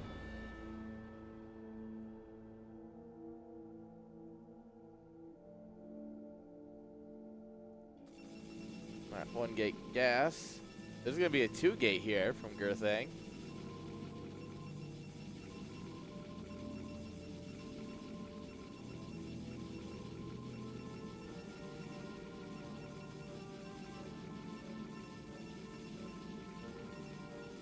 No?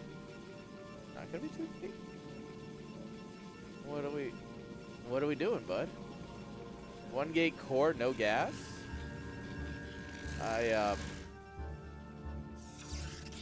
Huh. Huh.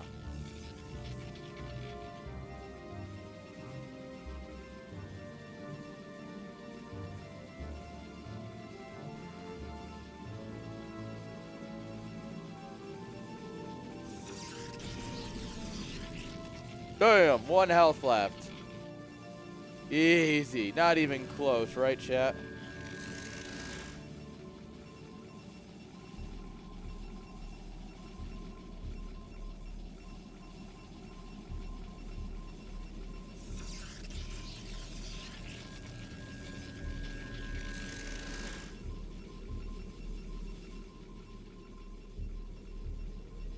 Alright, so Darkmoon's build here looks a lot more what you'd be expecting. Gurthang, he just doesn't have any gas. He really just doesn't. Oh, well, also DTs. This is a DT build. Certified Invisible Man build. Don't we love that?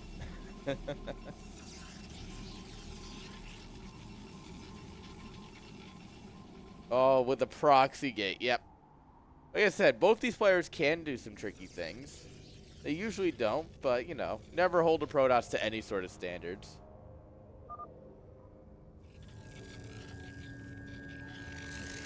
If I'm lime, I'm not a lime, nor am I a lemon. Why would I go to limes?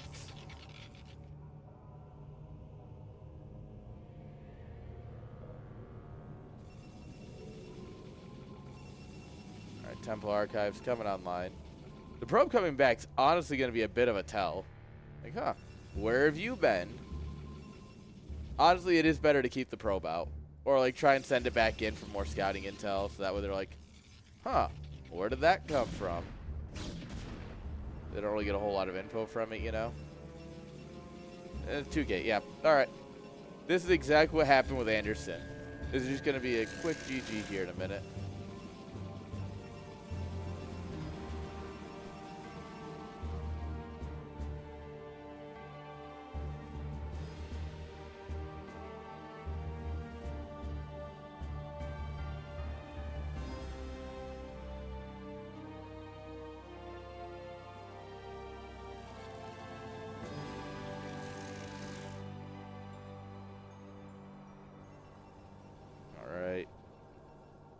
Well.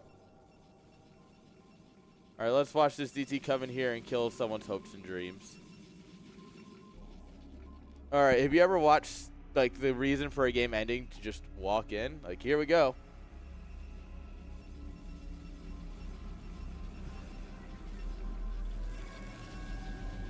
I mean, the moon blade is very dark.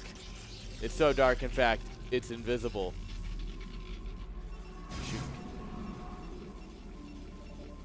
Alright, bud.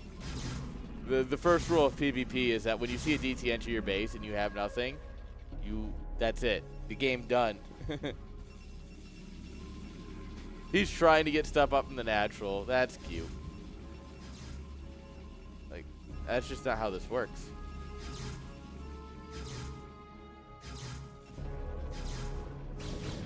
Well, I mean, a free goon will help.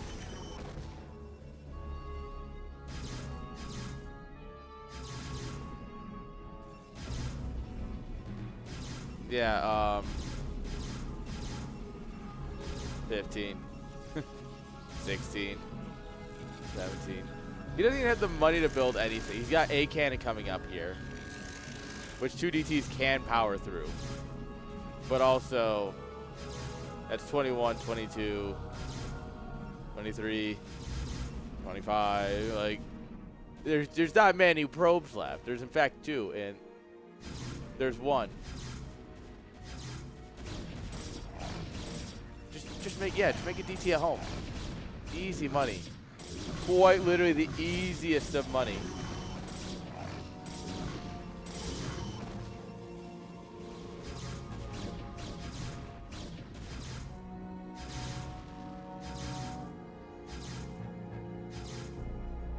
Like, we are smoking some serious copium now.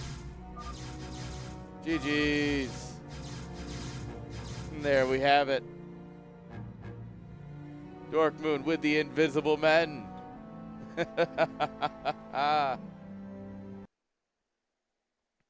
Who doesn't love invisible men? They have cloaks. Come on, guys. It's badass. But you know what that means. I see why these games are considered, like, why this group was so long. 3 series. All 3 have gone to game 3.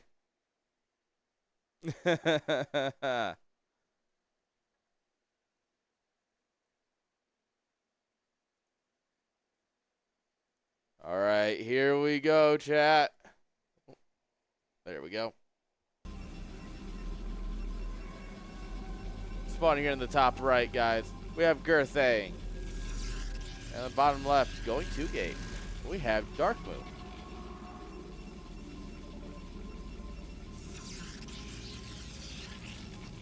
All right, 2-gate versus 1-gate. 1-gate. Gate Forge. That's not a build. Not in this matchup.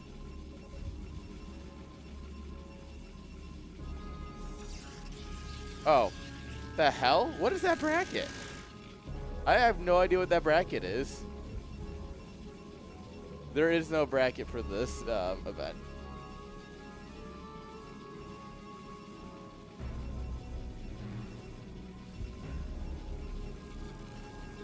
Shows how often I check. I don't check my command nearly as often as I should. Yeah, I casted I cast both. I cast a lot of both actually. No, I cast a lot more Brood War than I do StarCraft these days. But I cut my teeth as a StarCraft 2 caster, so, and I still go to big StarCraft 2 events. I get to have some fun there. Like I got to yap at StarCraft for All in Philly, which was both games. This feels like an overreaction to DT's game 2. This is a I'm not dying today.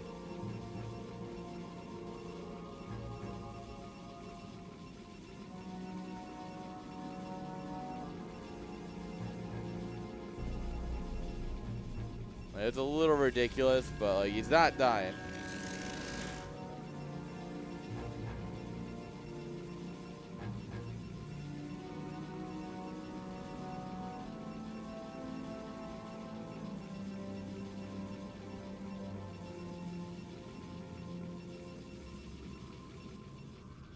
Alright, we got some zealots all marching out here.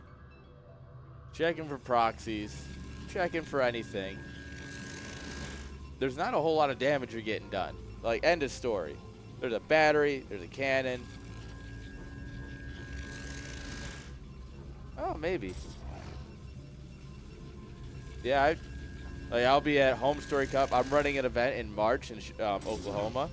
StarCraft Madness, guys. It's a offline $1,500 StarCraft 2 event.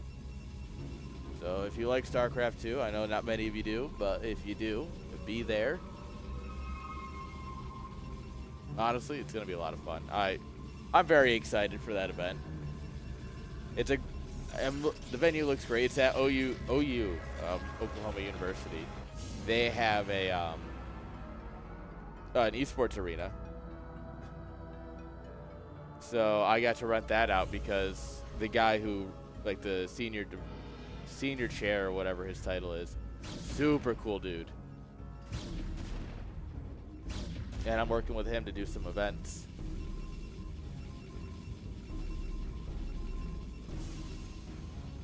So yeah, it's late March.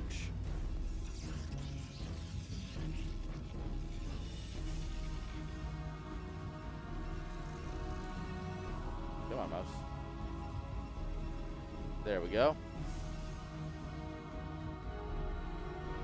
Didn't expect to make a command for it since I'm still doing Brood War, but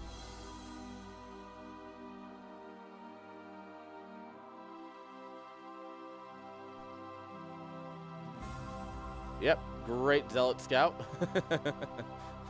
Lands right between the bases. Dorkmoon gonna expand here, expecting this game to go on a little bit longer. Heading on gates 3 and 4. No, we're gonna go up to 3 gates, 1 base, getting range and +1. And legs.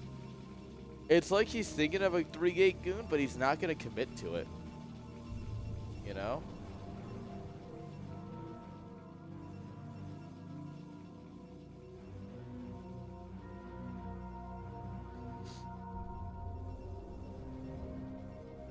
Oh, we're gonna send it in here.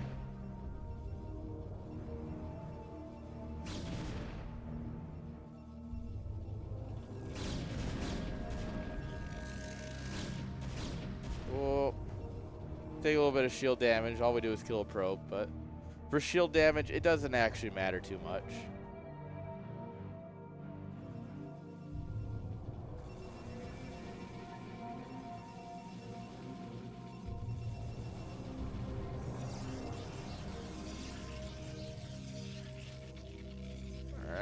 Nexus will go down. We do have a formidable little force here. 5 Zealots, 2 Goons. 4 Zealots, 4 Goons.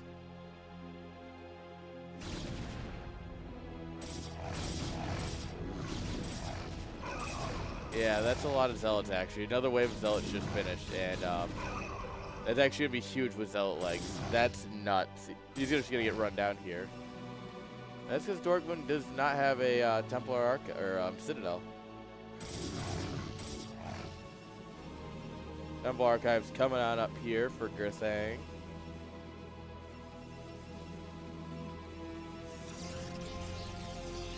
We're going to have 5-gate production and a battery and a Reaver. Reaver is the natural predator of Zealots. You know, you might not think Zealots have a natural predator. You think of them like top of the food chain. No. This is the top of the food chain right here. It's fat. It pukes up. Blunk. This is the king of the food chain.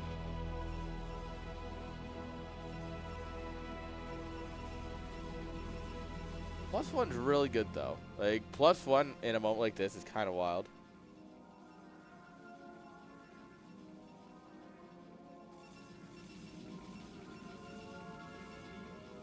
So the question is, what do you do from here? We get our own forge, our own citadel, so we're gonna start teching. But it's a dead even game, basically. Like we're within a 1 worker, 1 supply, basically. A DT has power to be punishing, but we have observers, so it's not going to actually get that much done. Like if we move out, there's potential. The biggest thing here is Storm, right? Storm is almost done here for Gurthang, and Storm is vastly superior to Reavers. So when you drop a Reaver out of a shuttle, right? There's like a delay. It's like a half a second or something before a Reaver will fire.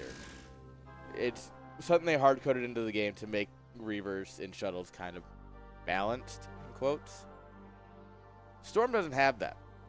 You storm the shuttle, you kill the Reavers too.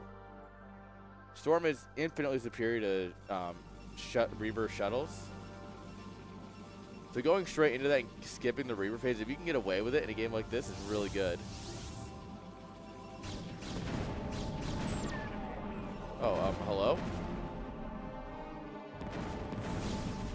Oh, no, go. Oh, this is disaster. Oh, or it doesn't shoot. Oh, and that's gonna dud. I don't know. Chat, I don't know either. I can be just as confused by these games as you can. Don't worry.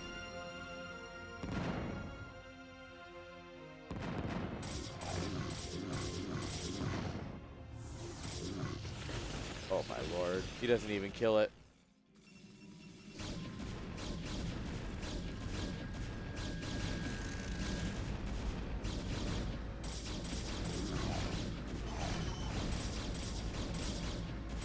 Alright, we're going to push in here. We're using the battery to keep this front Dragoon alive. It's doing the best it can.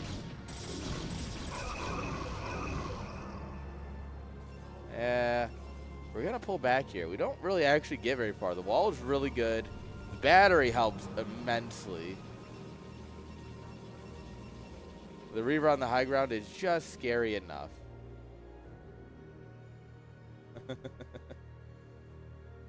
Man, that is the one thing I love about CPL is that sometimes we think that like, oh, well, you need high-level gamers to have great Starcraft. What you really need is you need close gamers. If you have people who are close in MMR and skill level, you will have great games. It doesn't matter like how good or bad they are. As long as they're close, you're gonna have some really dynamic games. And I think this is a perfect example of it. Is this the cleanest PvP ever? No. Is this mini versus snow? No. Is it dynamic? Is it back and forth? Is it a lot of fun? Absolutely. I just love it, you know?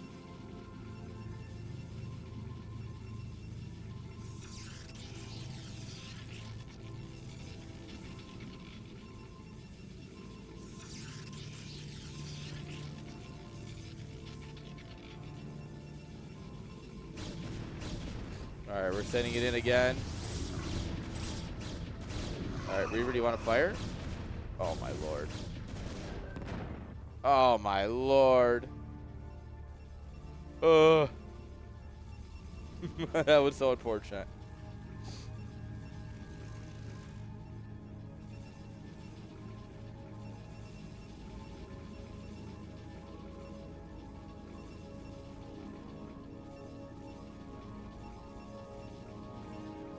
Well, the problem with the wall is that we can't get our army out. We really need to kill this egg. Alright, DZ's gonna come up here. There is a cannon, but nothing else. So we just run on by. Like, we call that a Union Scarab, alright?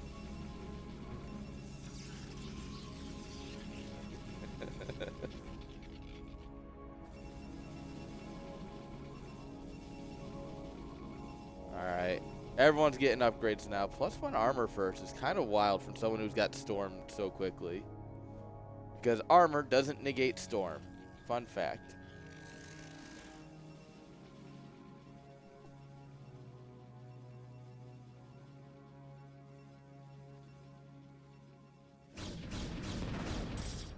Yeah. No, I get it. It's just one of those, like, it makes sense. Against Zealots, like, it's not a bad call, but it's one of those, like, ha. Alright, we're going to catch. This is a really weird fight because neither player is really ready for this fight. Like, Gurthang has nothing here. And Dorkmoon's and Templar were leading the charge. We ended up having to make an Archon. Like, that was a fight that no one was really ready to take, it felt like. But in the end, Dorkmoon just has more because the army, Gurthang essentially took 2 fights. Down here with the Reaver, and then up here with the rest of the army. And now Dorkmoon's at 113 supply versus 65.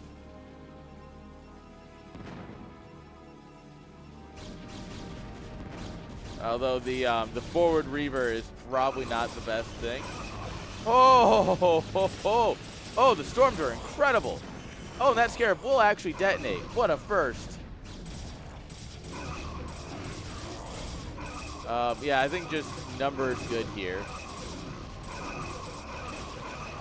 Oh, the workers. I mean, I don't think we actually have enough to close it here. Like, I genuinely don't think we do. But it's gonna feel like it. There's a lot of cannons. We have the high ground with batteries, but like this, we do have the 3rd base as well, which is a huge boon. Honestly, giving up this natural, macroing up, isn't an unplayable position because it's still 2 base versus 2 base. It feels a lot worse for Gurthang though. The thing is, we have a lot of supply. The workers, relatively close. Supply, not so much. So, where is it? Is it the shuttles? Is it in production still? Like, brother.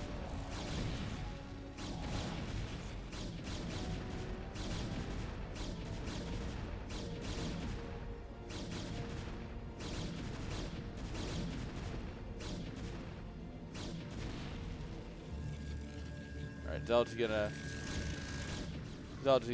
stream on down here. And this is walled. This is actually a full wall with the gateway. That's kind of neat.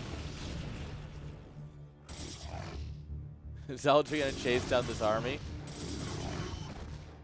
Honestly, really good use of your Zealots here. The DT will just get to work on these Dragoons. The Observers are headed home. We have a DT over here.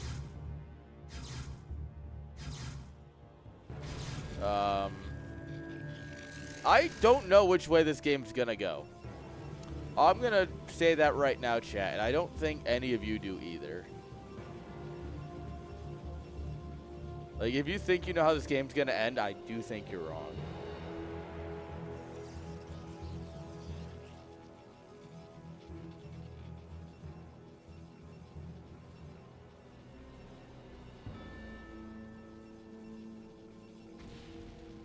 Alright, Zealot's coming here to make sure that Nexus dies.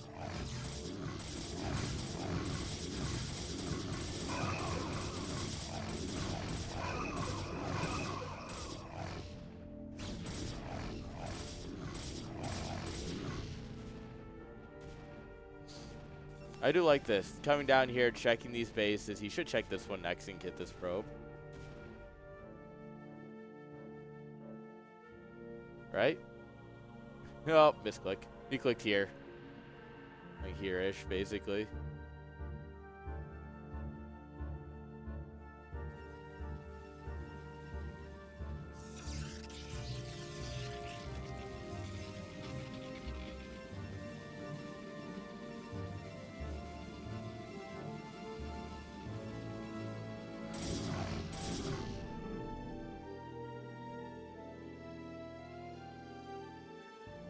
Alright, theoretically, Dorkmoon should be able to win this. He's got a good army here, right? He's got a battle probe.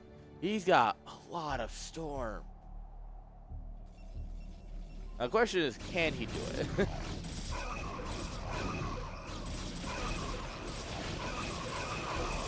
Alright, we're both just going to stand in every storm possible.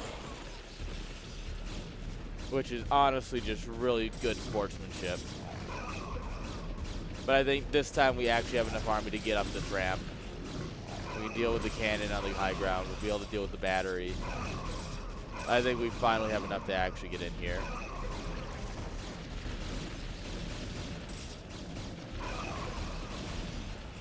It took a while, but...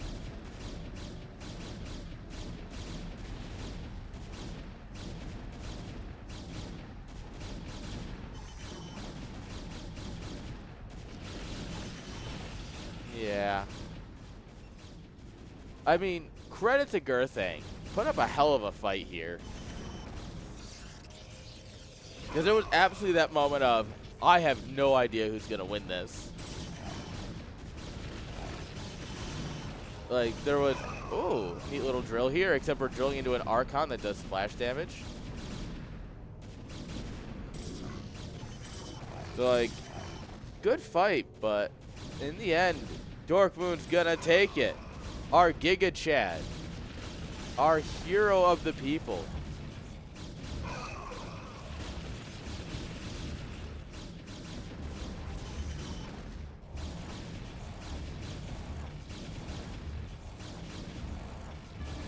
Alright.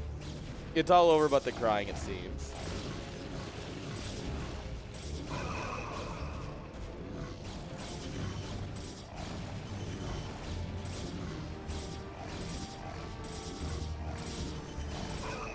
And I mean, we're on copium with this base. Like, we have a gateway and a robo. We don't have any tech or anything. That's pure copium.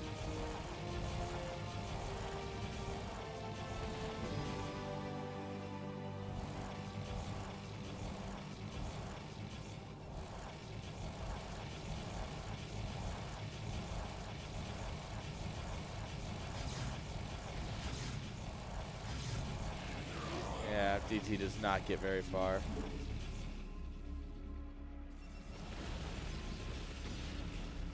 I do think, yeah, there it is. GG is called. In the end, Dorkmoon gets to take the series 2-1. GG's. Love that for him. Wait, we got to do it. We got to do it. Where is it?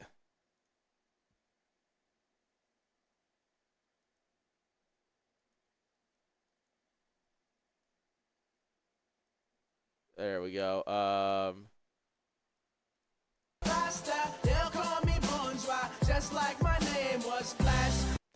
really need to get this in a soundbite at some point instead of just pulling up the YouTube video every time. Yeah, I know. I absolutely do. It was a GG through and through. Like, in the end, it was a GG through and through. Like, it was a very good series. So, like, no issues on my end with that. All right, we got to run the ads because they're about to run. Have fun with the ads, guys. No, it wasn't. The Bonjwas was not muted. You know what? I'll run it again, even though it wasn't muted. It shouldn't be muted. Oh, it's because it's not in the right audio track. faster. They'll call me Bonjwas, just like my name was Flash. But now I'm just flat, and now I'm just flat, and now I'm just flat. Oh. All right.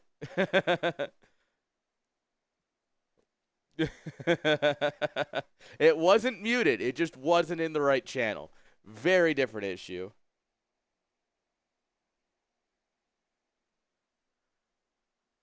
It's very, very different issue. I will have you know.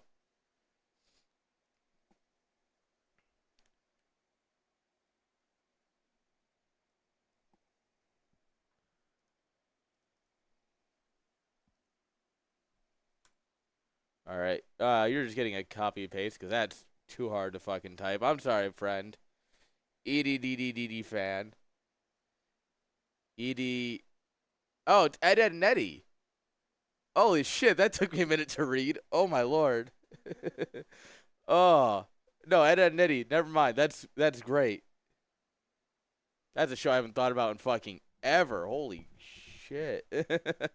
Great show. Understandably, EDEdDNEdDYFaN.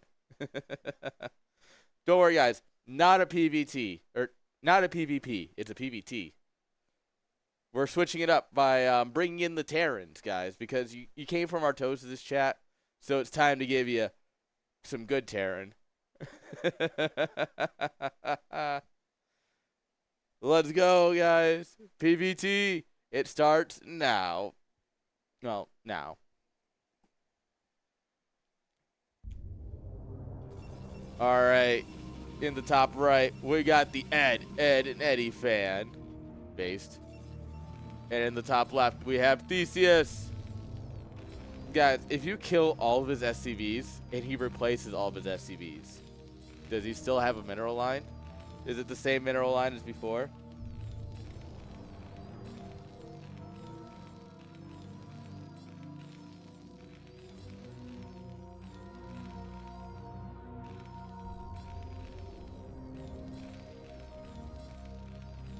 All right. I've never seen EDEdDNEdDYFaN play before. So first of all, welcome. I know you're in chat. I saw you. Hello. Never seen you play games before unless you had another ID in previous seasons. So, but considering it's your first time in chat and how much I have casted CPL in the not last season. Last season I kind of dropped off the face of the earth. But generally speaking, I cast a lot. So, I'm going. Tier 1 in your first season is kind of wild, though. Oh, EDEdDNEdDYFaN. Is this your first CPL? Have you played in multiple? Am I missing something? Have we just somehow dodged?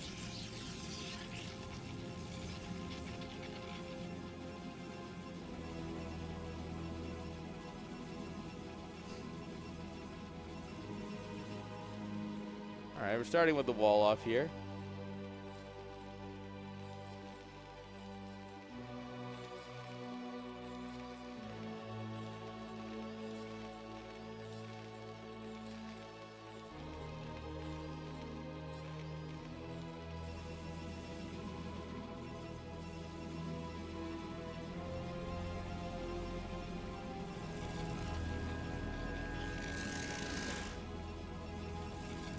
This Protoss sucks. Ugh.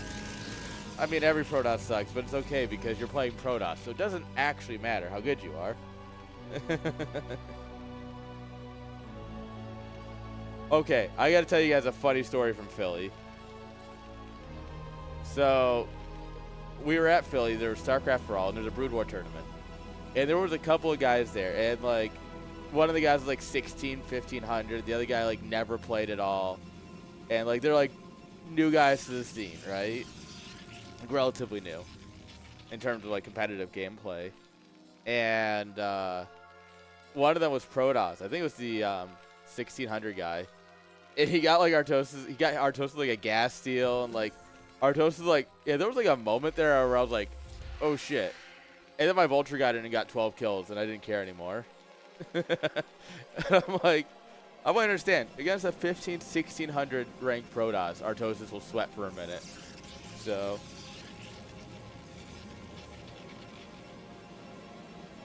The 7th, you're asking a rendition of a question I asked that nobody answered, which is, If he loses his entire mineral line and replaces the entire mineral line, is it still his mineral line? And so, yeah, I don't have an answer to that. I've been casting Theseus for a bit now. I've known him for a couple years. I have a bit of an advantage on that one. Yours is right along the right lines, though. Great joke. You were ready for it.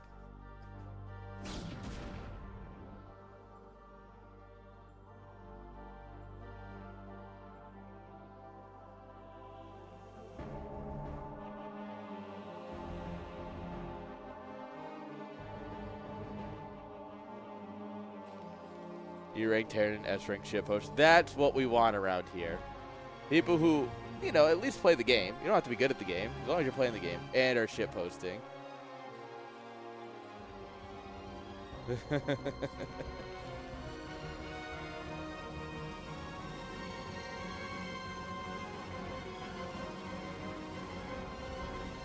God, now I kind of want to watch Ed, Edd, and Eddy.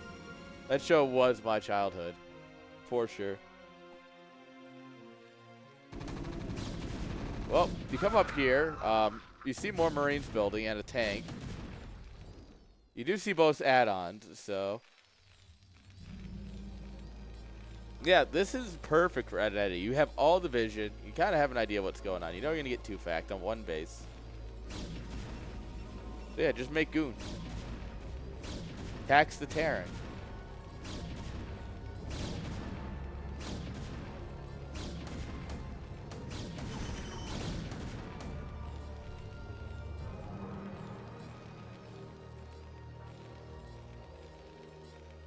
Don't lose a goon, though. Otherwise, great start. But yeah, you can literally just, like, sit right around here in, the, like, this general area and wait for him to come down. You could probably wait here. If you got a good enough arc around this until he gets siege mode, you can absolutely just tax him as he tries to come down the ramp. Should expand soon. Like, 34, yeah. Should probably consider expanding. Are we going to go DTs? Is that the play?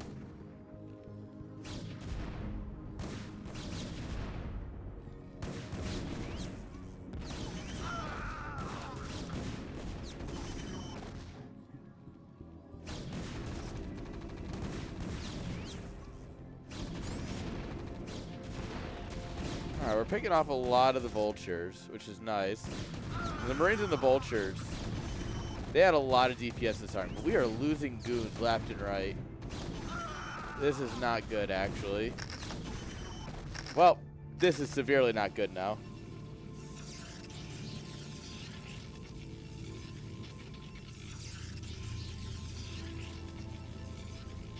This is, suddenly turned into a very bad game. That's about to be saved by the cloaked man.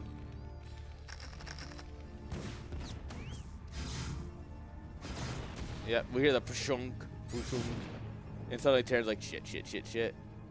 Our nearest mines are here.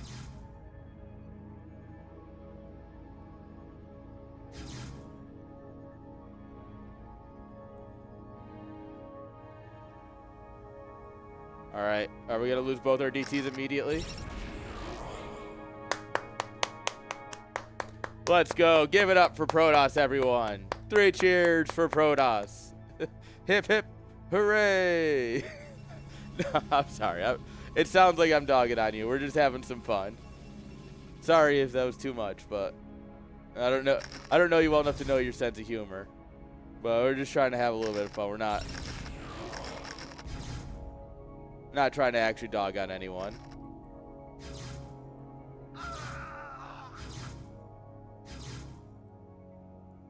Ooh. Oh!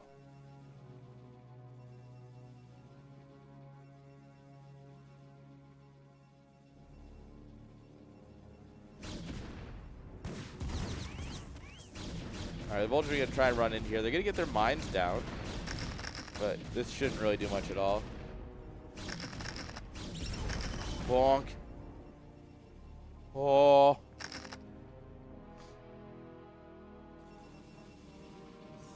That mine lives here now. You can stay there.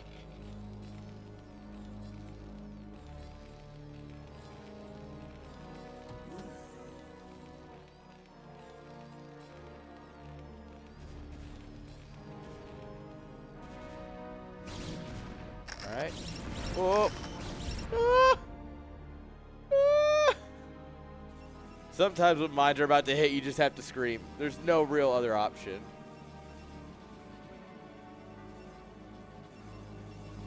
Really, sometimes there's no option when casting just in. Oh, well, that mine no longer lives there.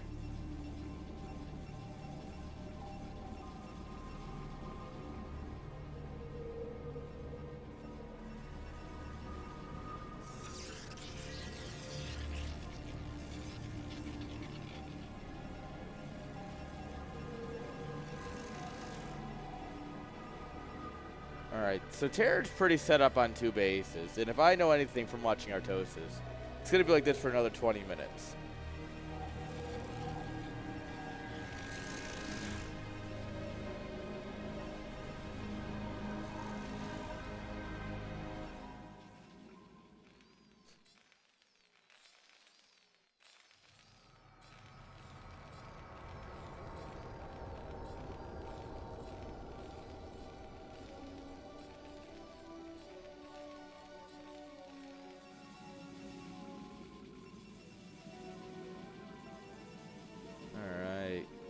Do here. I guess we're just gonna play Protoss from here.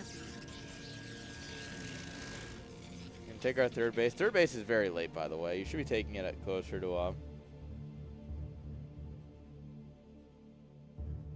like, yeah, this should be done for like 4 minutes ago, but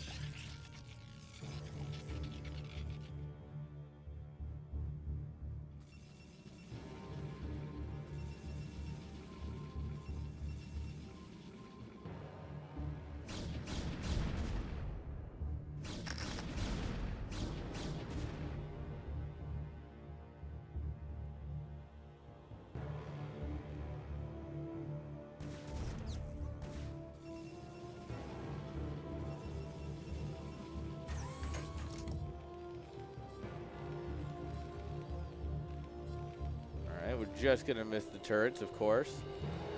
Protoss never lose observers to turrets. Armory done, but no upgrades on the way yet. Everyone's here ready to commemorate the start of the third base. Yay! Otherwise, like, the fact is, the DTs were a great call. We used, like, they were very good at holding off the push. We obviously should not have lost all of them, but like, honestly, they did their job, and they made sure Protoss survived. And while everything's a bit delayed, we should be fine.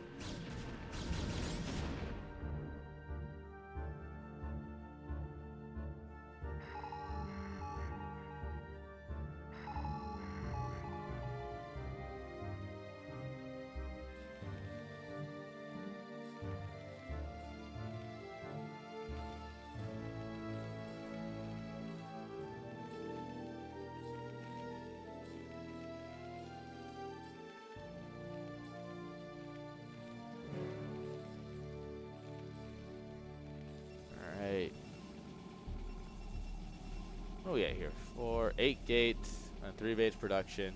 Our next step should be to take the bottom right main from Protoss when we're ready to expand. As for range, he should have range by now. Like, if you don't have range by now, it's going to be a very bad time and you're going to lose to the next push. But he should absolutely have range by now.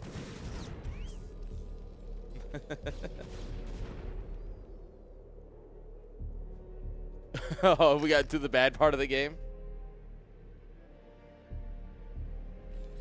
Is that what it is? It's like, oh, finally, we're at a part where I feel like I'm playing good, so I should start listening.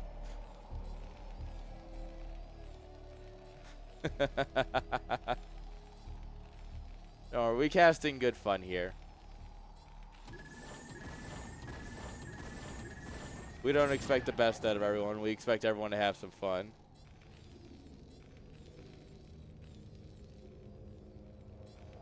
Look, there's a rule, all right? And I have said this for a very long time. Players only show up to their cast if they win. I have casted a lot of players.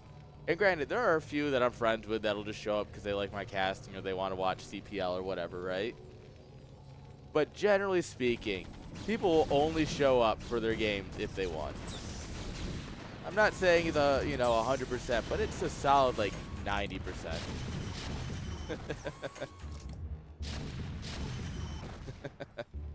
Thanks, I appreciate it. We're gonna try and get 2 of these in a week going forward. Wednesdays and Thursdays, Brood War. Tuesdays will probably just be whatever I want to play because I want to get back into actually enjoying video games again. I know, crazy thought.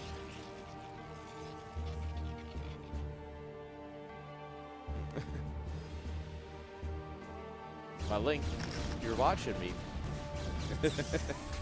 You here, ain't you?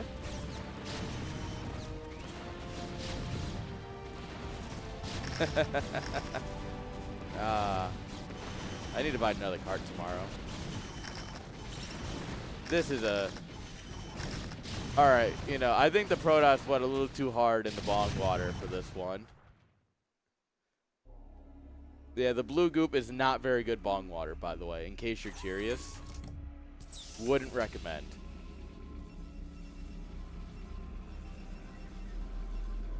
Like, I have a bad habit of not cleaning mine. It looks bad, but it's definitely no blue goop. Trust me, you're always better off than the blue goop.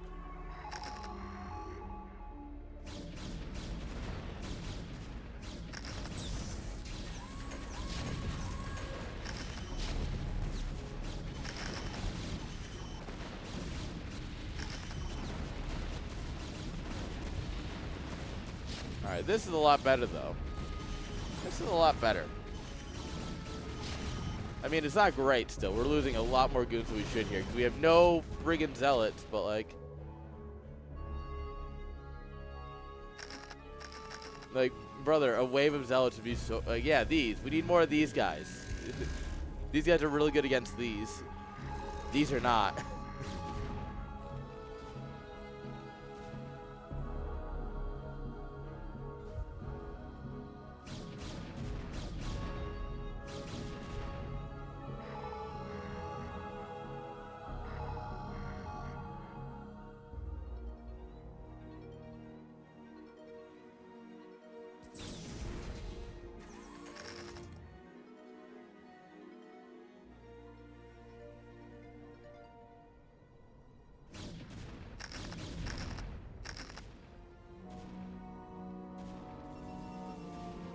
Alright.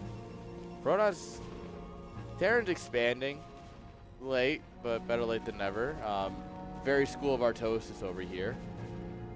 Protoss is expanding a lot later. Protoss should have like this base, and this base by now.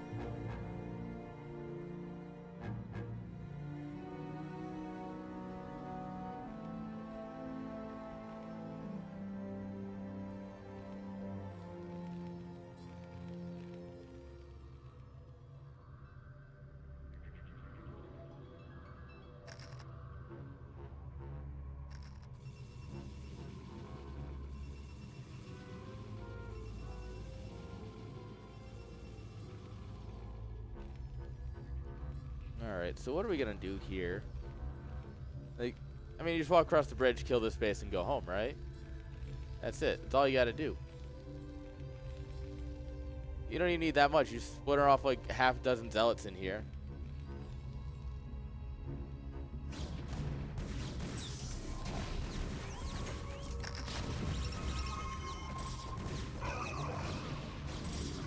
Now, alright, so he's gonna send out everything here now that there's not really that much army here. We're trying to body block with a depot. Unfortunately, the second depot does not go down in time. It goes out and immediately explodes. The SCV is doing the Lord's work here, body blocking. But yeah, really all we need to do is like, yeah, commit to killing this, kill this depot, and get out. Oh my lord, he's just gonna save it. Yep. Alright, he just saves it. But yeah, we need to get out. We don't want to lose too much.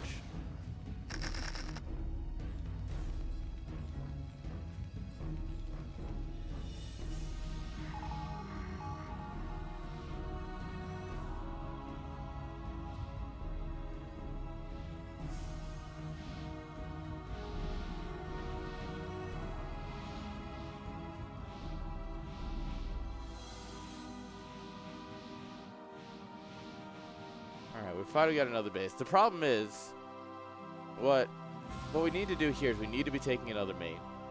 Your fourth base should be another main as Protoss, and there's good reasoning. You need the gateway space. You need the production space. If you're gonna go carriers, you need space for carriers. So you need to take another base as your fourth. So that way you can immediately just like pile on gateway, cannon, gateway, stargates over here.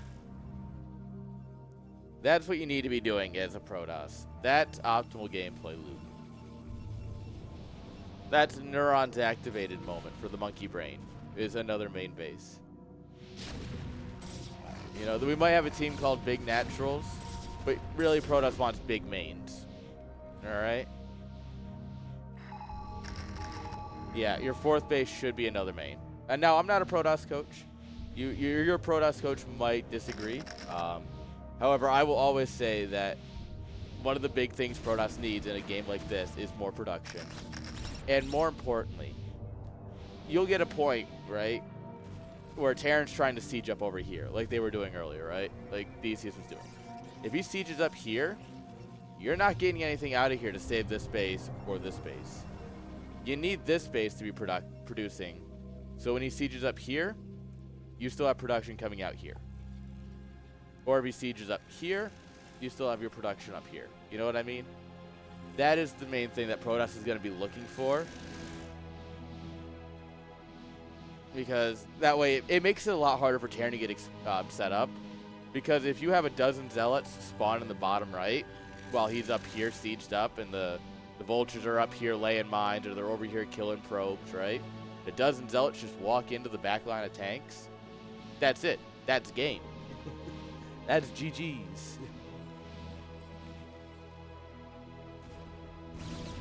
Yeah, I would suggest that.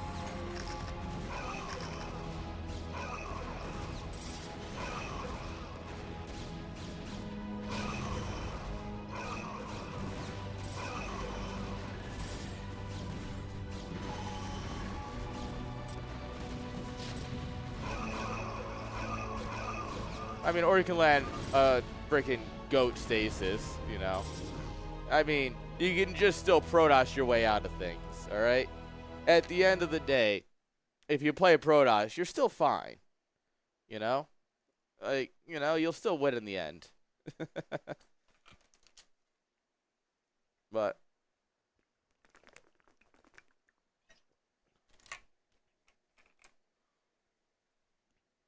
and also, I don't think I ever honored our last request from Vic Viper.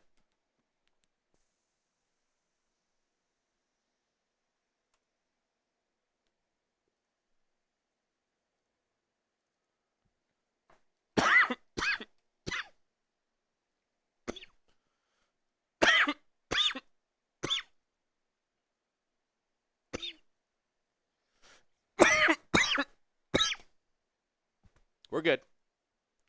We're fine, chat. We're fine, girls. I'm sorry, Tally. I woke you up. All right, guys. Next game. That button. Spawning here in the bottom left-hand side, guys. We have Ed, and Eddie. Fan. And top left, meh. We've replaced his CC bit by bit, so that way you can have an entirely new main base. Give it up for Theseus. What we really need is we need Theseus to get recalled, for him to lose his production and then rebuild it, and then we can ask the question. Like, if he rebuilds the factory, you know?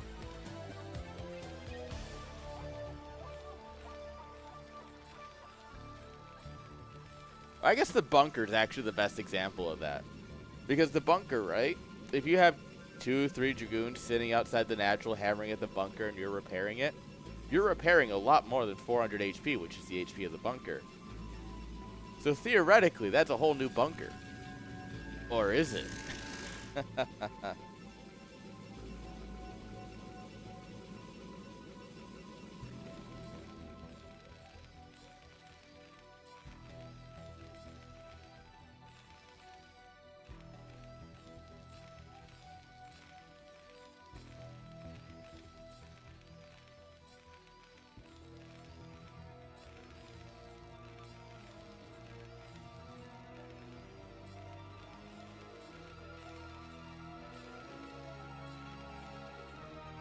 Alright.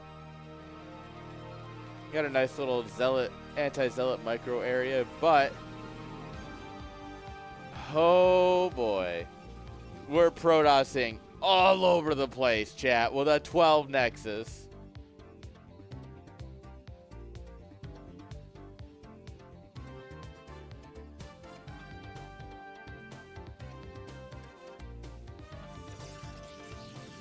Alright, so is he gonna gateway?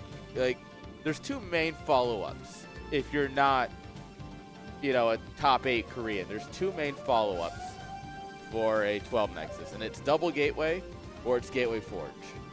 Especially in close spawns like this, double gateway.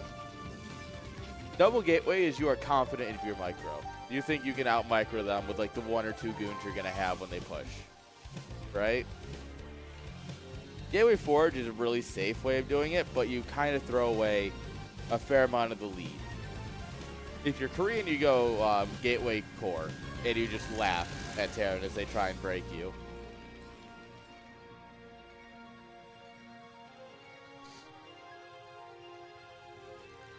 There's a doing the end scout here actually is going to work out in Theseus' favor. Yeah, so there's a lot of things we can see happening here. What Theseus should do here, yeah, is just throw down another factory and go for a super quick push, like an FD push or similar, right? I mean, he can go for a quick 2-fact, with, like, heavy on the vultures.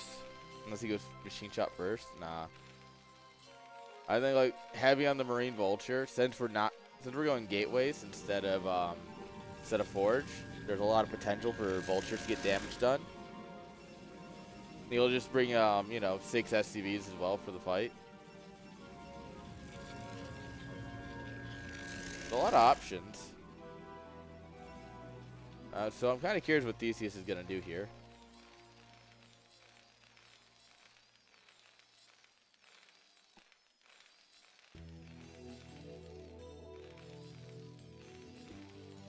All right, here we go. Here come the boys. Like I said, 8.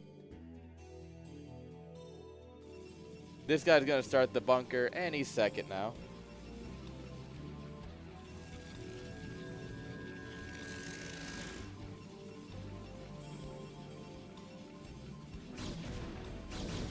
Alright, here we go. The Marines are here. First SCV is down. Pulled the boys into the fight. These guys went a little far. If we lose all our Marines before the bunker's up, we're cooked.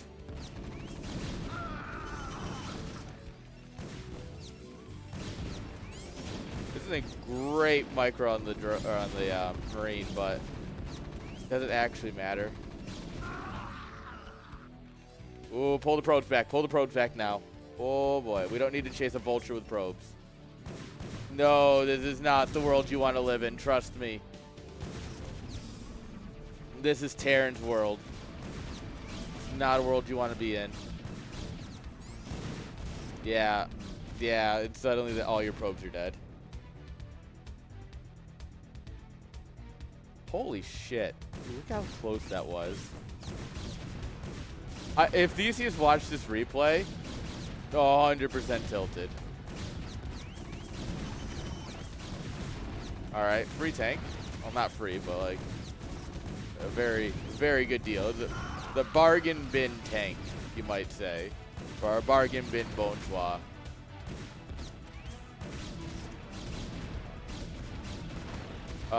That's not good. This is also not good.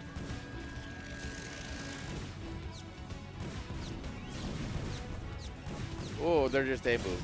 That's really good, actually. Never mind. Never mind. It's bad again. It's bad again.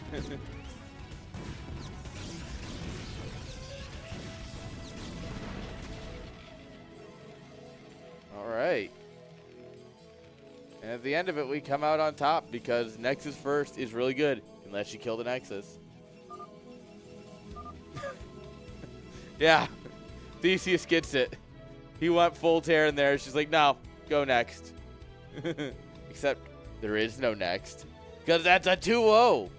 It's our first 2-0 of the night. GG's.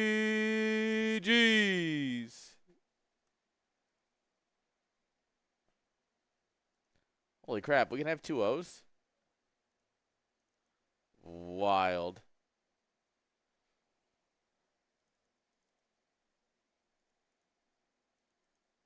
Really? So many people are off-raising his Protoss and Terran this season. I don't like it.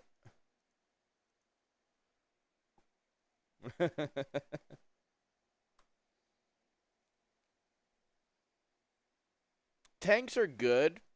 You can't... The tank shows up too late in that scenario. So, it's not bad to have a tank with a push like that, but you can't send in the push and then throw in a tank later after you've lost everything. The tank comes across if you get the bunker up, you got Marines in it, you know, you're getting your mines, you're pushing Protoss back, and you can get a couple of tanks around it to help hold the position while you kill it. But yeah, in that scenario, it was a whoopsie, for sure.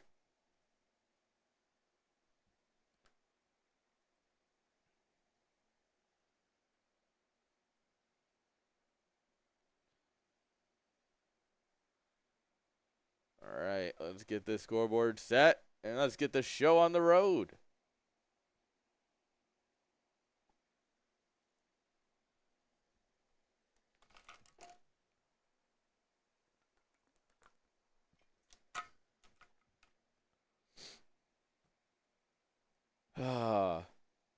Guys, it feels good to do a long cast again at CPL.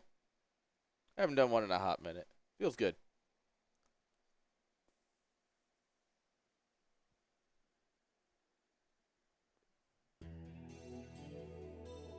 Oh, sick. It just dropped me in the middle.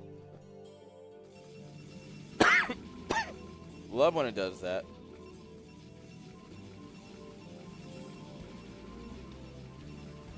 All right, spawning in the top left, guys. With the red probes, give it up for viletomato, potato, palmato, however you want to end his name. Whichever suffix you're interested in. And his opponent, representing the Better Business Bureau, the bargain bin Bonjwas, give it up for hackerj 23. Certified not hacker, weirdly enough.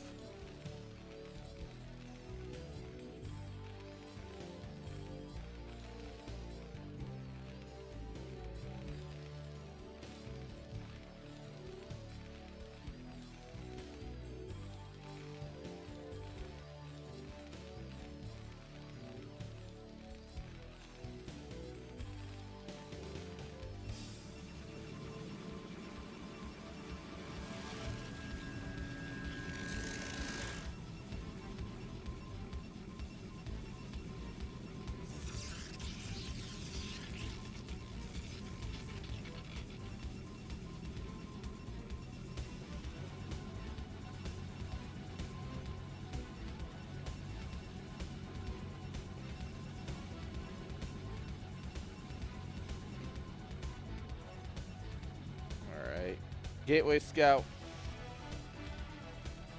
Nothing too wrong with that. It's like probably the greediest scout that's worth doing.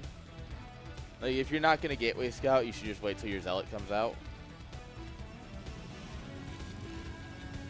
But I mean, there is a world where the thing is, a Gateway Scout's kind of late, but we're gonna go for a CC first.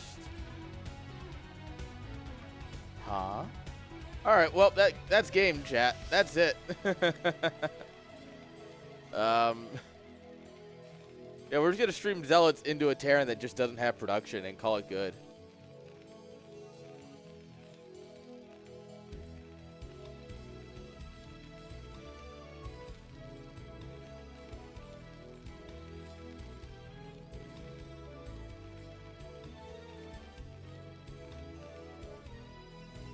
And just drops the second gateway. Based. Pull off gas. Well, I mean, I guess you can get your gas and prepare for the later game, but realistically, this is just make Zealot till win. And that also shouldn't be very long.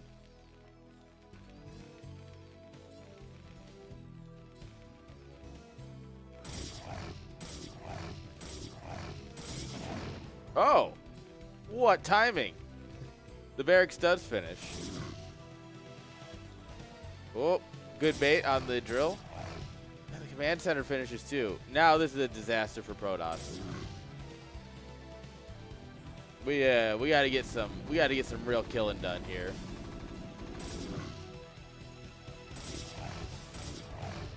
If we can deny the bunker.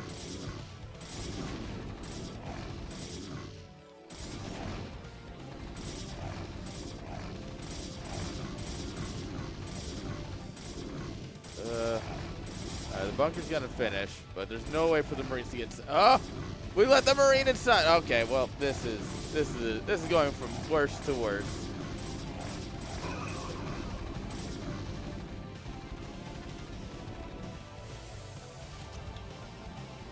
Yeah, this is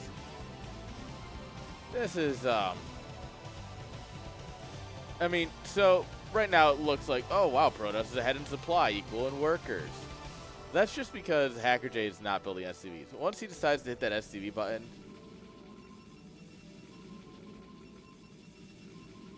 I mean,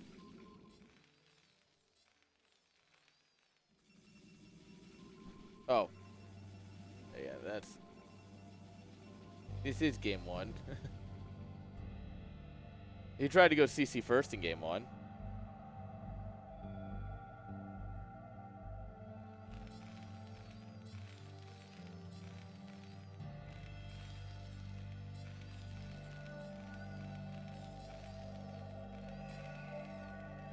I guess we're just going to try and follow up here with a nice 4 goon to 1 zealot push against 4 Marines. Did we get goon range is about halfway done? Okay. This is kind of crazy. With the zealot, we might actually just have enough to burn this. No, we don't. Oh, no. Major miscalculation.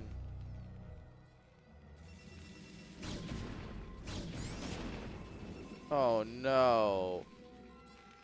Losing a zealot and a goon for nothing. Well, I mean, we essentially got a new bunker out. Well, so repairing it from 1 to full is 75% of the cost of the building. Yeah, so maybe a little bit more damage and we'll have Bunker Theseus it.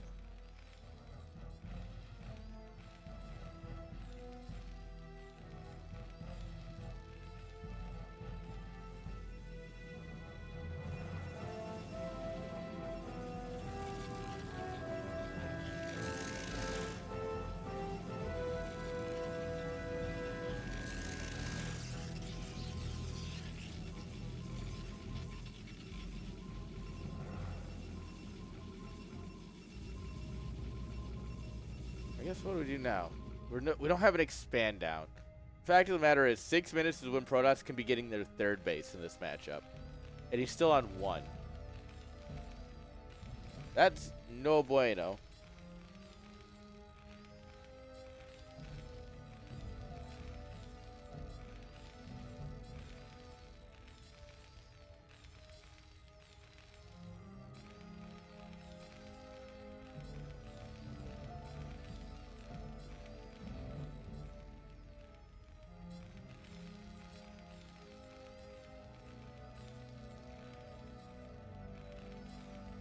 I guess we're gonna shuttle bomb.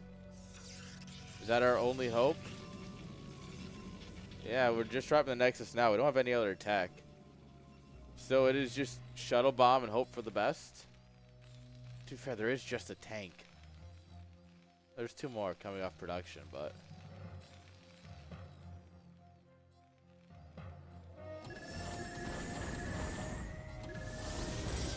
well, half the zealots make it out.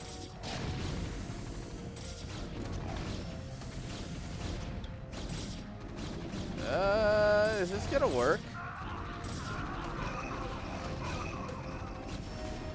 This might actually just work. Guys, is he just gonna Protoss in here?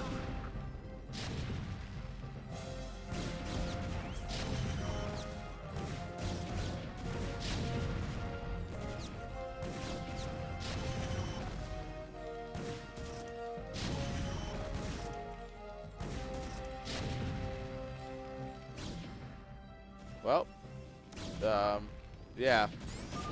You don't really recover from not getting anything done there. GG's. A sad ending, but a great fireworks game there. Good attempts, good push, good idea. If all 4 Zealots had gotten out of that shuttle, I think that's a different game. Only 2 made it out, though. And yeah, I mean, that's how it'd be, ain't it? All right, now the score is 1-0. Haha.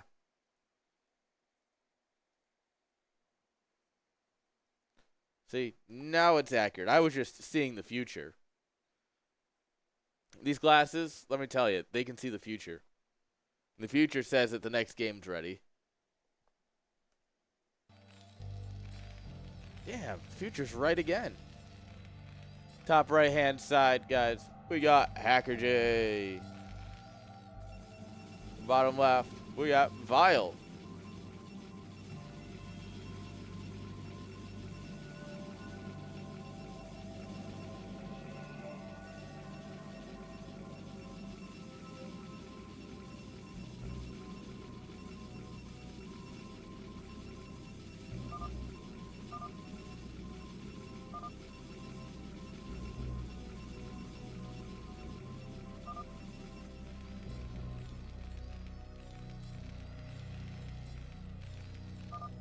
Now I have some questions. Oh, he didn't return GG, is what I assume he meant.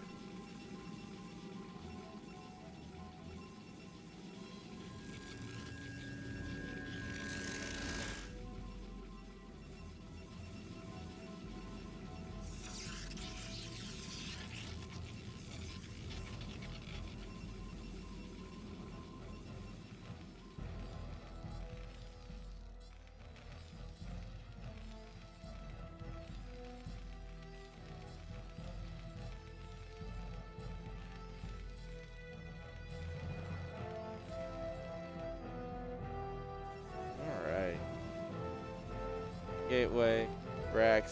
No fancy builds this time. Just standard macro strength. Let's see what we get.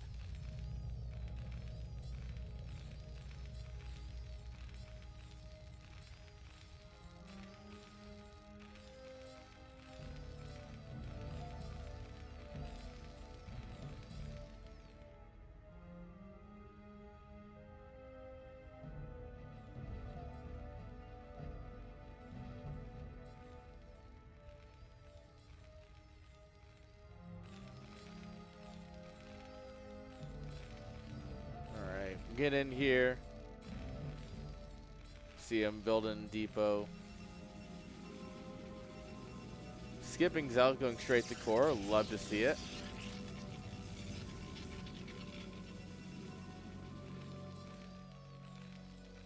Neat little zigzag pattern here with the factory. Not one you see very often. A lot of times the factory ends up like down here. Or like over here. Oh. Oh, guys, we're just going to Protoss all over the place.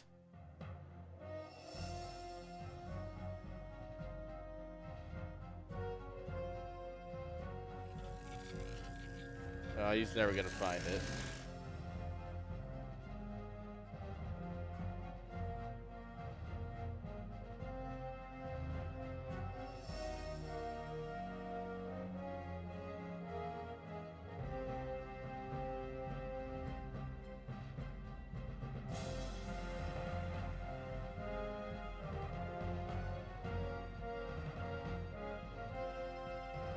What are we going to build?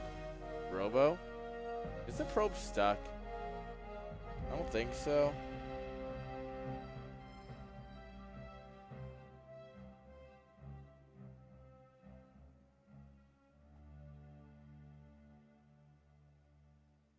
I don't think the probe is stuck. No, it's not. Robo Gateway. Okay. Oh, it's gonna be a DT drop. Neat. There's no way. There's no way. There's a way. GG's called. There's a way. Chat, there's a way. There's in fact a way.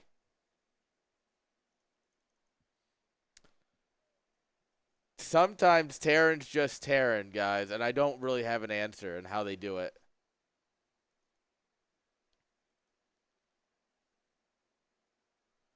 I don't know. That's it's beautiful. In nature, nature is beautiful. Nature is beautiful. And you know what else is beautiful? I really gotta just go fucking clip this. I unironically probably will clip this after the stream. Oh, Firefox just died. Cool. Thank you. Hello? Firefox? You good, bro?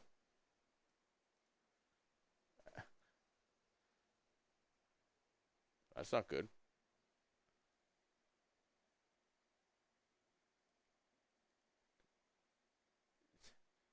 Yeah, my computer doesn't seem to like that much. Never mind. Bye, Firefox. Just goodbye. My computer's not very happy for some reason. Well,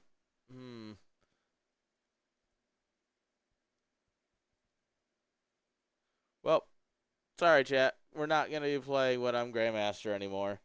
I will absolutely have to get that clip at some point, though.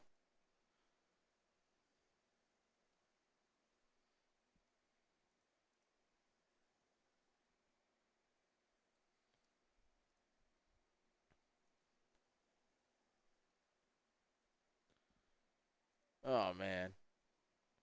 I guess we just have to watch more Starcraft, guys. What a world. I know.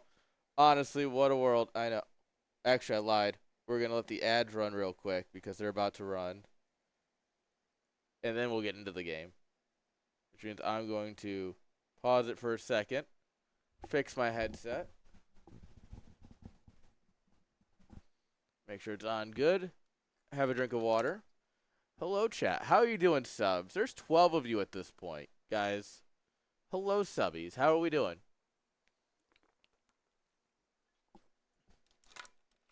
Where are my subs in chat?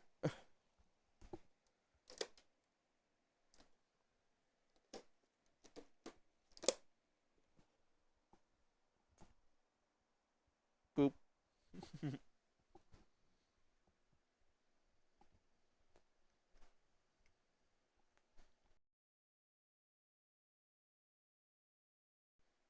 Damn, losing to Pandor? Unfortunate. All right, we'll give one more second here, and then by the time they come in, all they're going to miss is the intros. Perfect.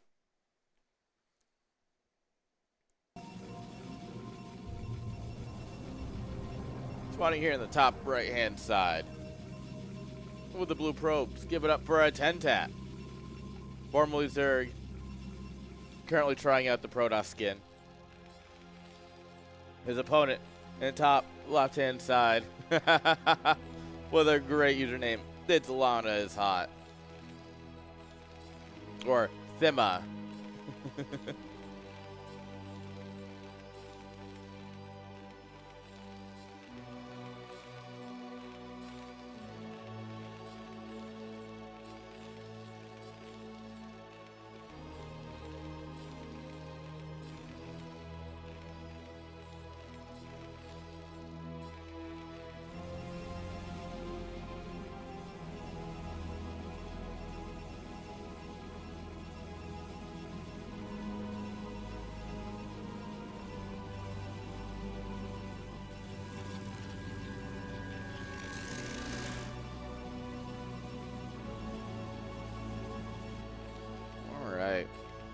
So Lana has played all 3 races. Random, race pick, the works.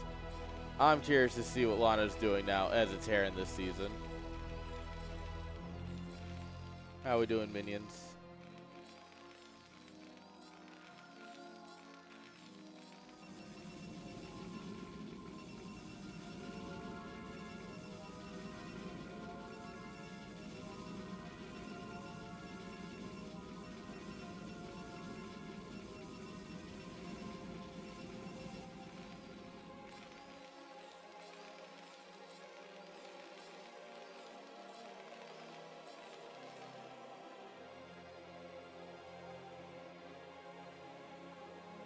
Alright. SCV Scout, Probe Scout. That's a Cybercore Scout. That's a very late Scout. Not really one you see very often. One of those like, yeah, I probably should Scout. You know, it's whatever. I guess he's skipping the Zealot, so he wants to get that Scout in eventually, but it's usually why you gate Scout.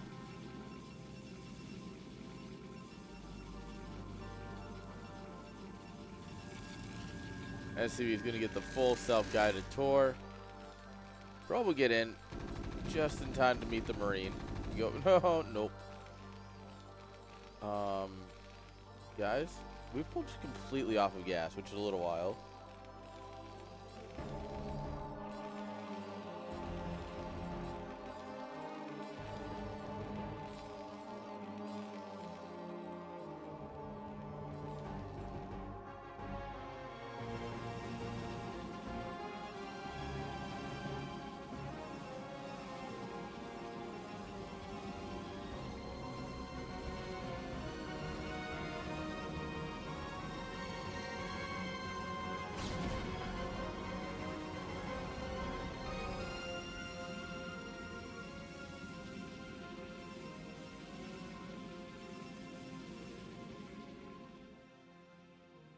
Alright. Both getting their expansions at similar times.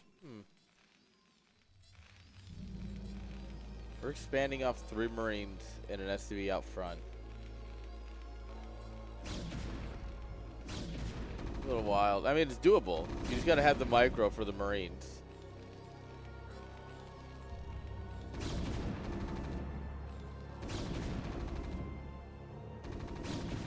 Oop, that's a missed shot. Wild.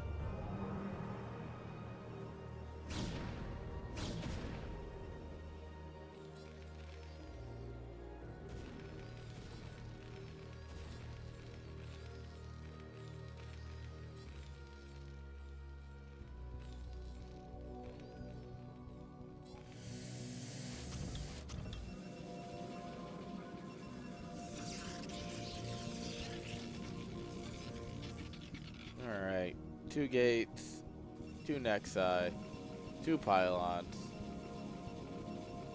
2 Dragoons. Oh, now it's a 3rd. Dang it. You ruined the rule of 2s, Dragoon. Guys, yeah, if you can't tell, it's 11 o'clock and, well, you cast the same series 3 times in a row. You're like, We'll find something fun to say, I promise. But the beginning macro phase of a TVP, you know? Nothing super happening. No one's going for anything super greedy or super aggressive. We're just vibing and enjoying the game.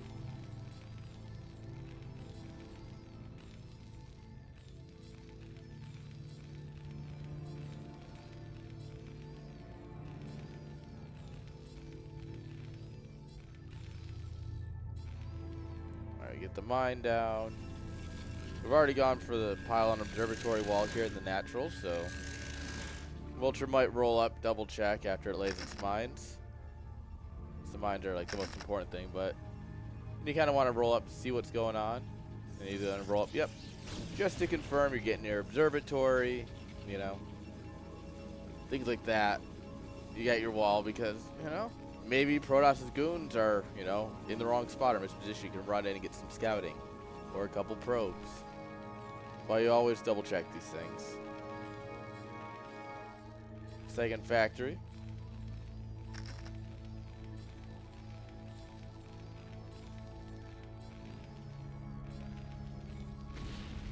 Nope. No academy for you. Armory. Wrong build menu.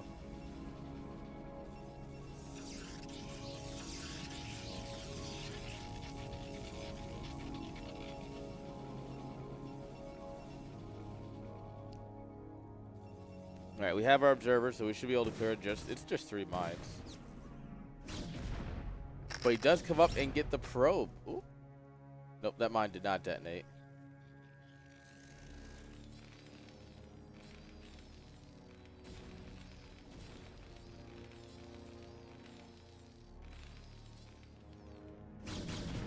Vulture's gonna try for the run by. This is what I mean. Yeah, run into the main. Come on, you gotta get that infos.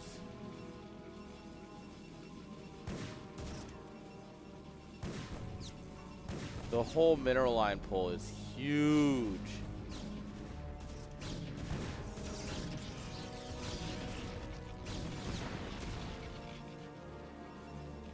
That was... You didn't kill a lot of probes, but he forced 12 probes to be pulled all the way down to the natural where they're not going to efficiently mine. And only like 6 are getting sent back. That's a big difference in mining capacity.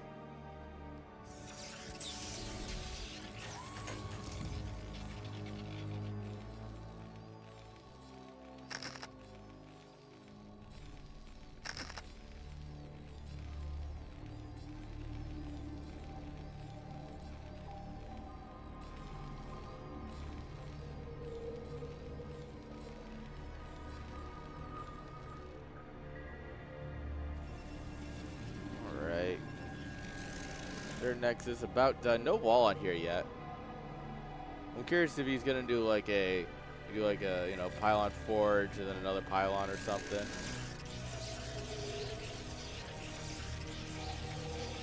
And this probably can do a lot of different walls depending on what you're looking for, right?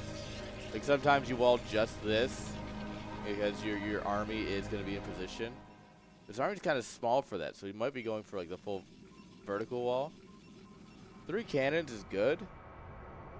But there's no reason you still can't come in here and click down a bunch of probes and then get out.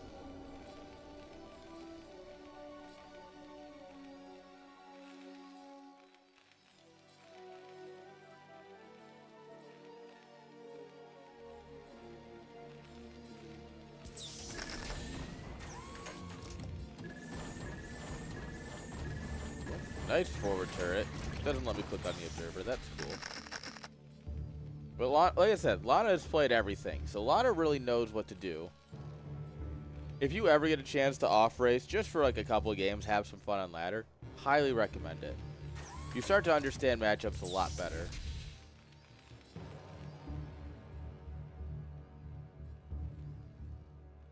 He's just going to get set up and take his third base here at a solid 9 minutes. I mean, by the time he gets over here, it's going to be 10 something, but...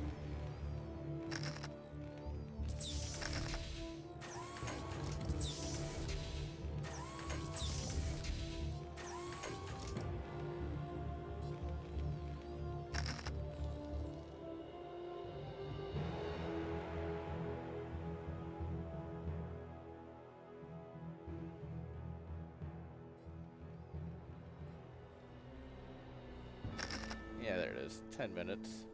Beautiful. And we'll probably see a couple depots go down, a couple more turrets. Lana thinks he's playing Warcraft, where you can send more builders to make it build quicker. He's in for a rude awakening. Look at this 10 gate placement. This is beautiful.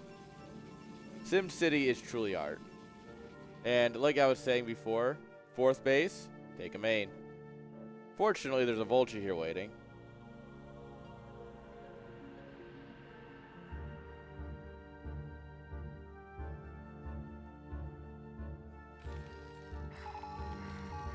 I think you can get... I don't think this is the wall. I think this can go like here. There's a better wall, I feel like, than this.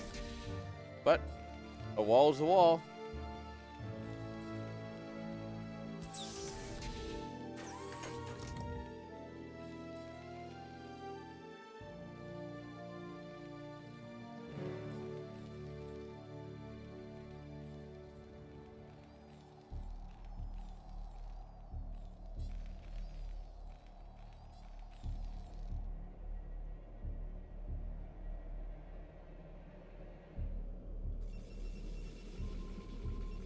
Protoss.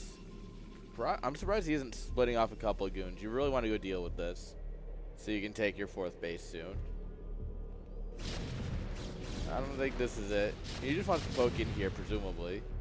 You're taking a lot of tank shells just to get some info. He's gonna push over here, check the bridges. Bridge, singular, sorry.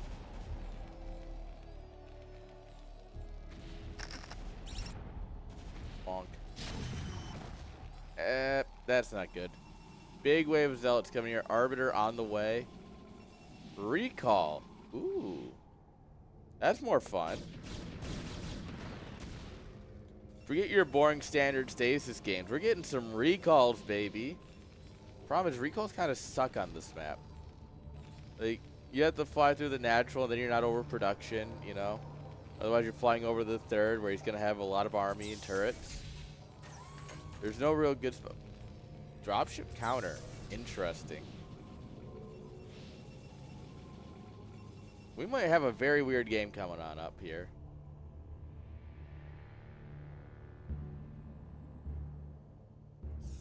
Double expand? Ooh.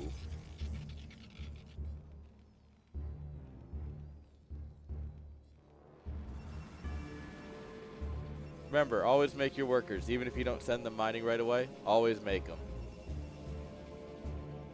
Although 63 probes is fine. It's in the good range.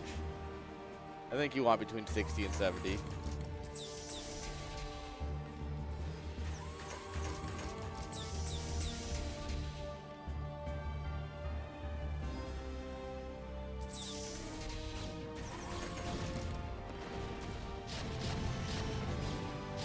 Alright. Couple goons poke in here. They regret their life choices very quickly. Double Arbiter is coming out here. Don't have enough energy for a recall yet, but also we have a Terran army kind of in ready to knock down our door.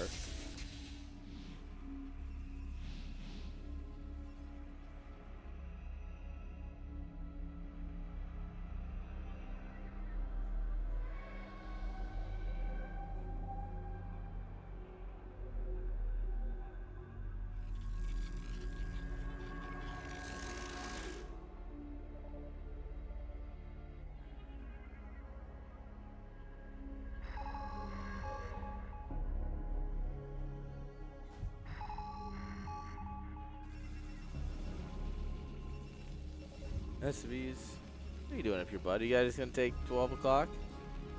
Or are you just lost? I think they're just lost. Alright, first vessel hitting the field. A lot of cannons coming up over here. A lot of cannons over here. Yeah, nice pylon wall here to avoid vulture run-bys.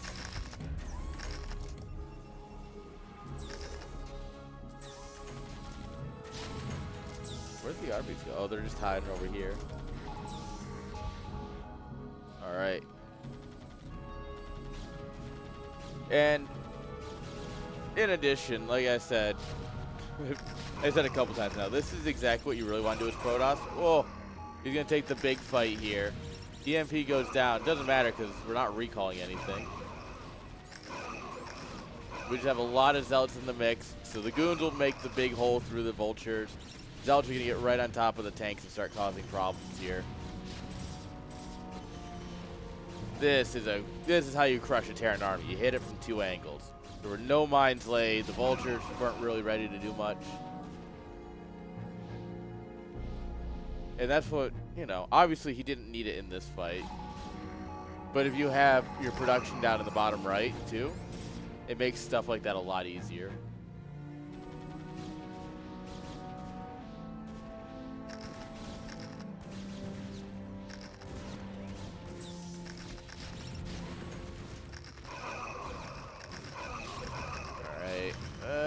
We might be overstaying our welcome. Go Arbiters. And single Dragoon. Zealots running it over here. Well, the Arbiters move. The one Dragoon gets left out to dry. Rip.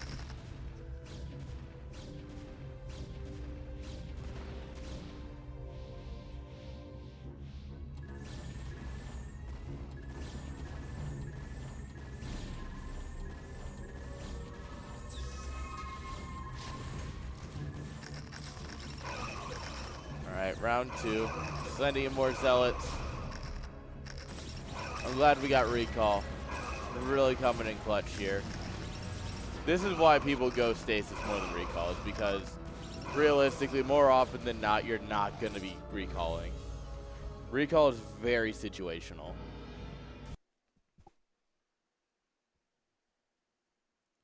So that's the reason a lot of people will go stasis and then go recall later.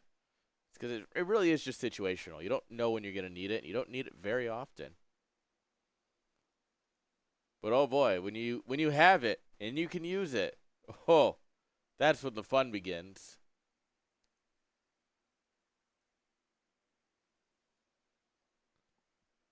Oh man.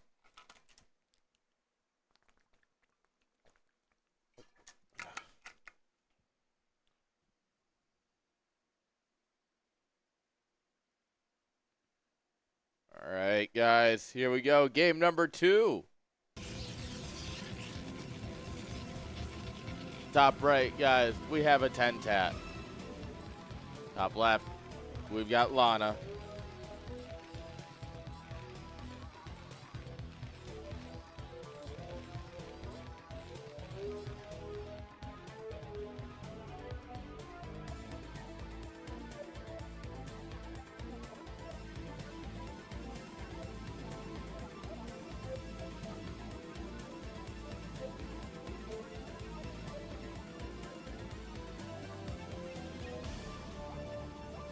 All right, beautiful quick scout, by the way.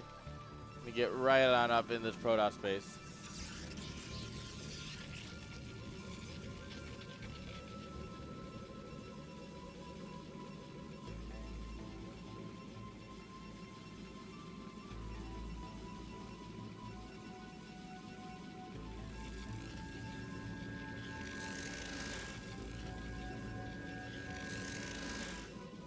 Alright, once again, we're skipping Zealot, going right to Dragoon.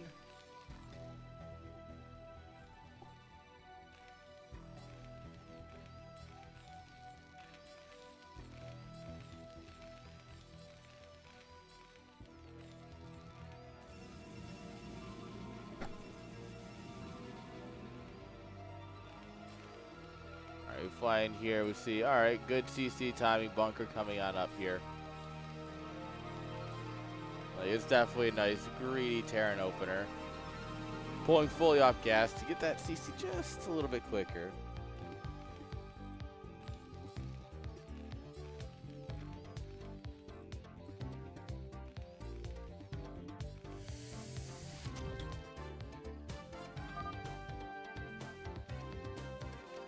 I have no idea who that is. Sick.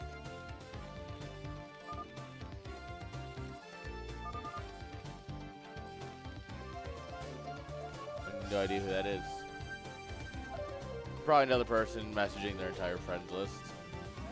Like, huh.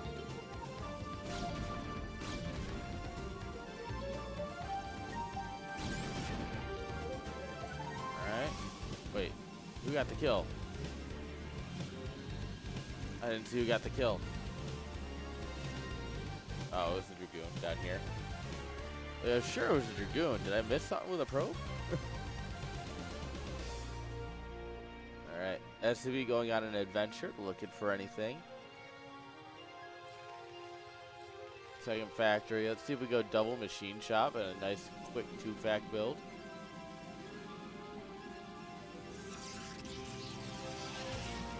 Another gate comes down. Nexus is almost done.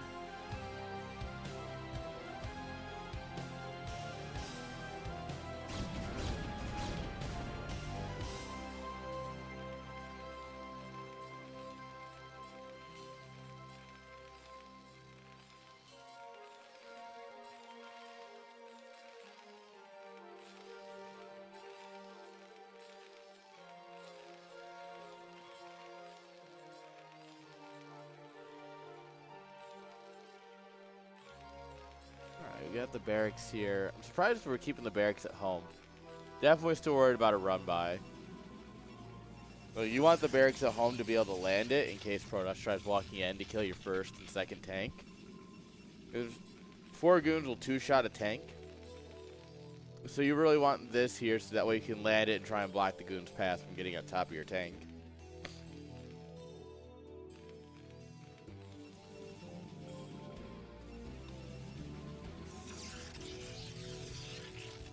Oh, we got a micro SCV set up. Not that we needed it all, but we got it.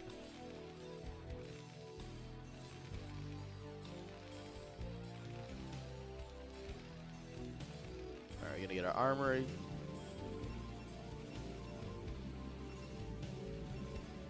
Observers are out. Do we have any mines? We don't. We don't have mines. We don't have speed. Are we getting... Alright, we're just now getting mines. Did we get siege first then? Huh. Very defensive choice. Yeah, we got siege first. Interesting choice. If you go siege first, you're usually concerned about a like a big Protoss push, right? And that's, like I said, the barracks is at home, so that way he can land it if Protoss pushes in. We got siege first.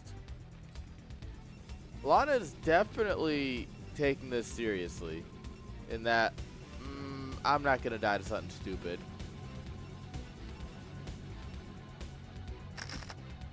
All right, we got the pylon wall here. Third base coming on up.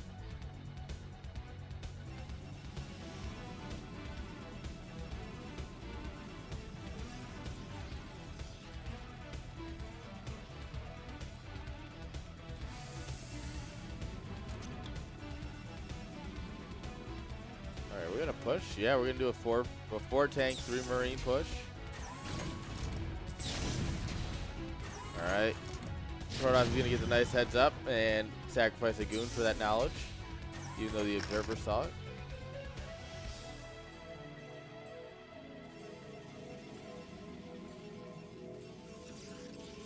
I do love that we have all the bottom right mined up. Protoss is not taking out of the base without Terran knowing.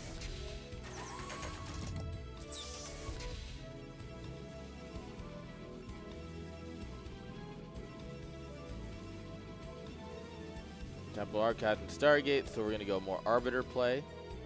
Makes sense. I wonder if he's going to get Stasis this game, or if he's going to try another recall game.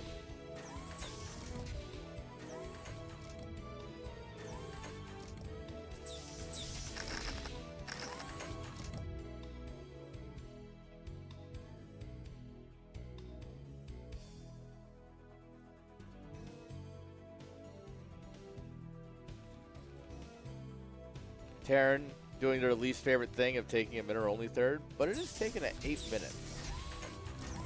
That's a trade-off. The mineral only base is not good for Terran. You don't generally want to take this, but if you do take it, pretty good.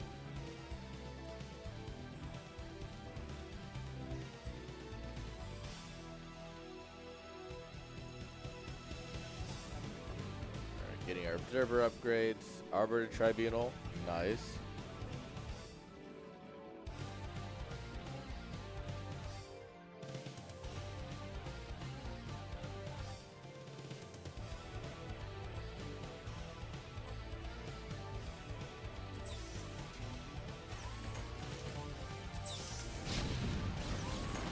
Alright, we're gonna poke in here. Yeah. Not great for the goon's health.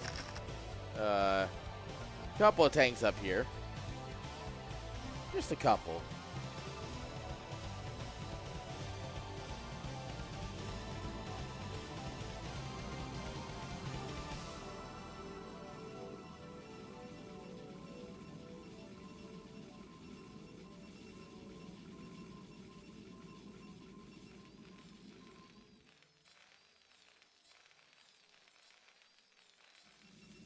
Alright, we got our 8 gates up here, 9 gates.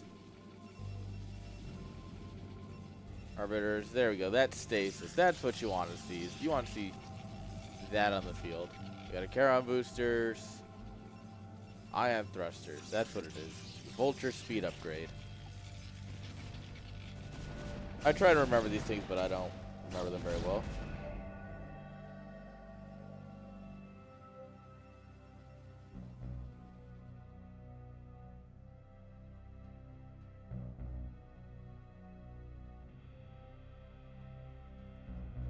Protoss is gonna finally clear up the bottom right. Of course, Lana's gonna get a notified of that. So, okay, that's where you're pushing towards. Good to know.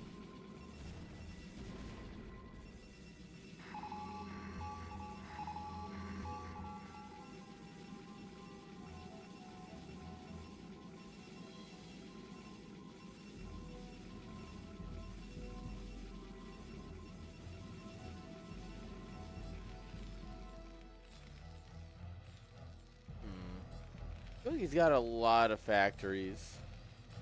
I just need to finish up production cycles. Like, this tank count feels just low for how many factories he's got. I guess it's just 2 machine shops. I'll cut the. What are the vultures then? 5 vultures? I guess 1,000 mineral bank would explain it. Lana's usually pretty good on his macro though.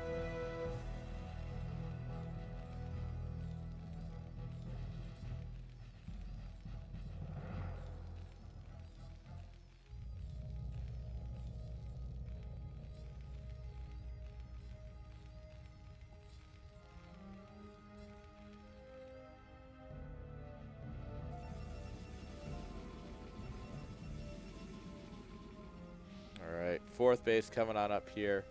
Protoss doesn't really want the mineral only either, but you end up making a lot more zealots than you do vultures over the game because the tank, like vultures, you lay your mines and they're gonna buffer, but you need a really high tank count, right? And Goliaths eventually and such. Goliaths will eventually replace vultures, but nothing replaces the zealot. This little guy stays relevant the whole game, which makes this a lot better for Protoss than Terran.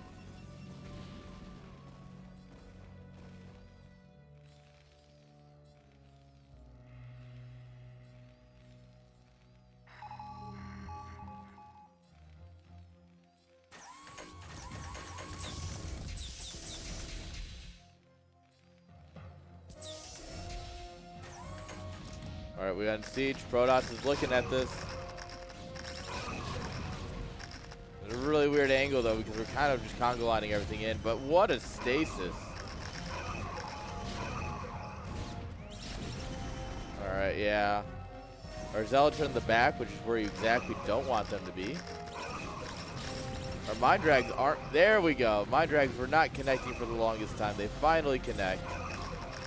But the Dragoons are still out here dealing with the vultures, which means that the zealots kind of get cleaned up.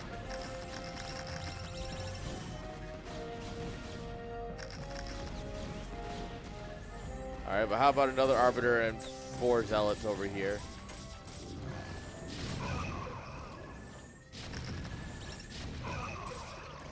Yeah. I mean, it's a trade, but it's not a good trade for Protoss. If he left with all these goons, it might get better. Instead, it gets significantly worse. I mean, don't get me wrong, killing a lot of tanks is usually really good. But in that time, Terran's getting their 4th base up, which is a gas base. You didn't kill anything here. You didn't actually crack this base. You lost everything, basically, other than these 2 guys. So what'd you get out of it? You got this mineral-only base. That's not a win. In fact, that's like really close to being a big old friggin' L, you know?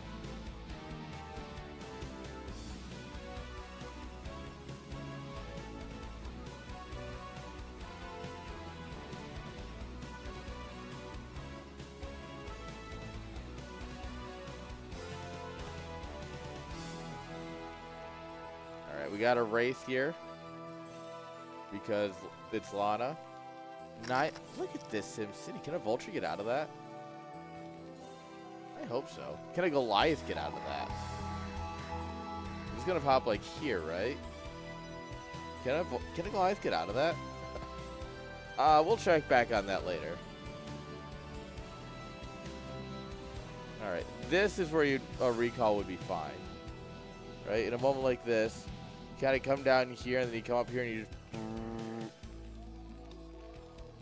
and then suddenly, ta-da! Terran has no production.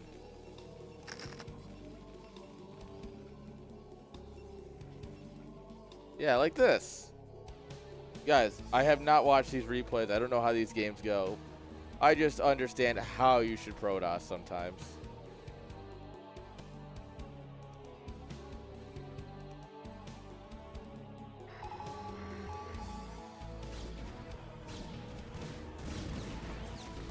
Oh, that's unfortunate. Is it just gonna work anyways?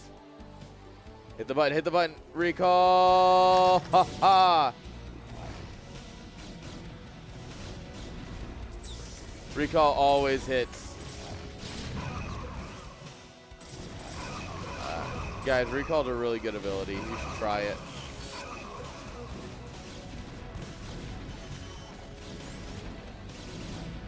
Honestly, just target down a couple of these factories. Like this one. If you target down these two factories, like, especially since this one's got a machine shop, it's kind of good.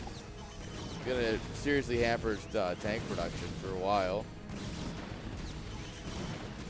Instead, we're kind of splitting damage across a bunch of factories, which doesn't get us anything. Like, a damaged factory still produces units, right? It's not like a storm drop where it's like, oh, the injured S12 is going to get killed in the next one. It's like, there might not be another recall. Whoop. SV took a friendly fire mine. Yeah. Well, it's always hard to say a recall did nothing. That recall did not do nearly as much as we might have hoped.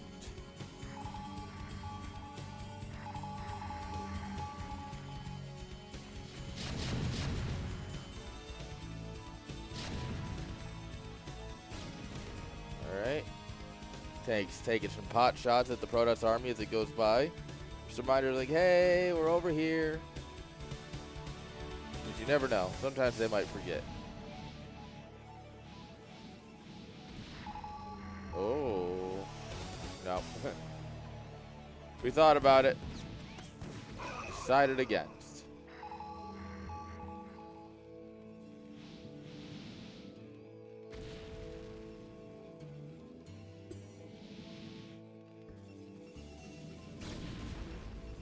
Oh, ho, ho.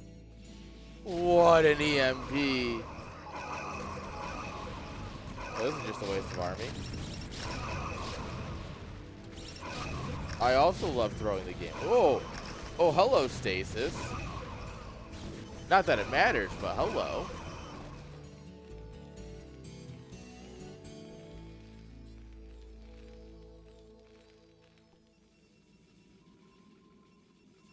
Protoss needs to, yeah, take more base.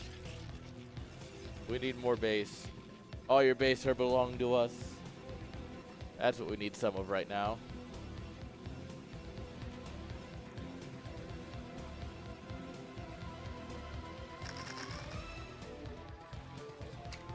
The problem with running your vultures everywhere, as you might suggest, is that if you don't have any vultures at home when Protoss runs in, you lose. Like right now, if like 20 zealots ran in, it would just be game over. Maybe if they had armor upgrades too, but like...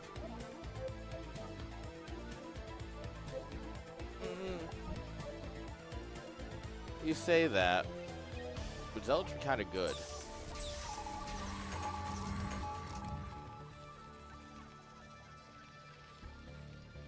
Like, Starcraft 2 tanks are really good at single target DPS in the unsieged mode. Brood War, not nearly as much.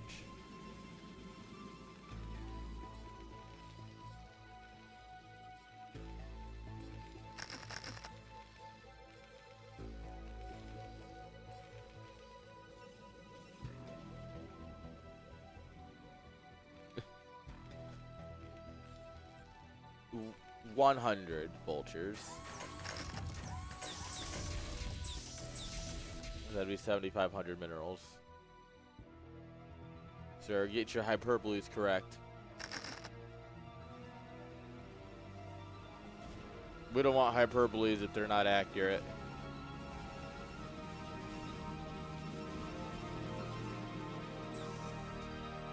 Poor Goon.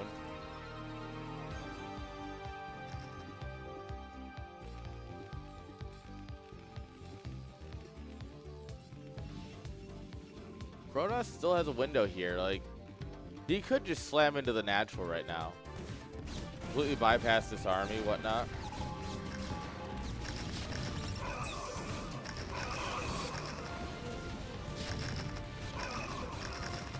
Yeah, I don't think you need to slam into the army. There's like many other places where the army isn't that you could also attack.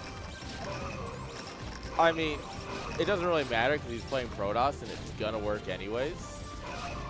So like, why do we even bother casting?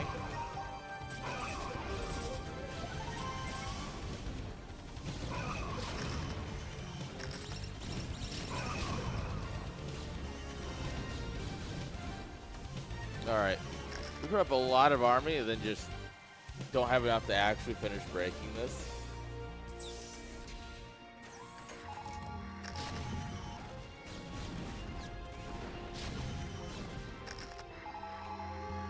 Yeah, we kind of just wrote some zeros over the supply number. We didn't need that anyways. But I mean, we do have gateways at 2 mains and we're working on a 3rd one. That's the main reason he needs to break this, right? Is because he's worried that Terran is just going to come up here and kill this. Even though I don't think Terran realizes this exists. But if he had just gone in here, you know, you come in here, you crush this while it's still mining. You can get up here and kill everything.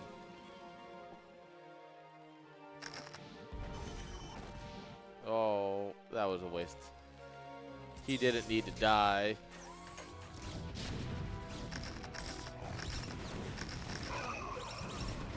Oh, mind drag.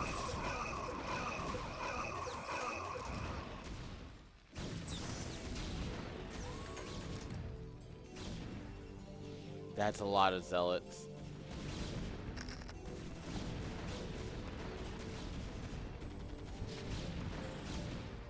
When in doubt, make zealot.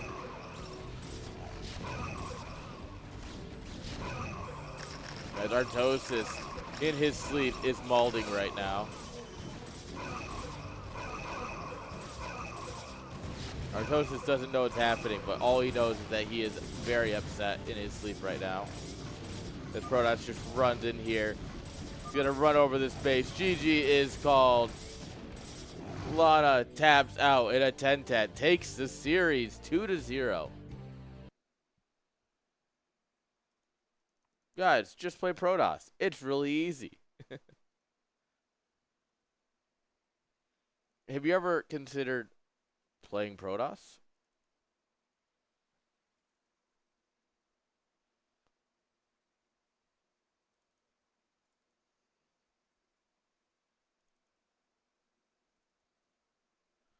Oh, guys, we got a Zerg.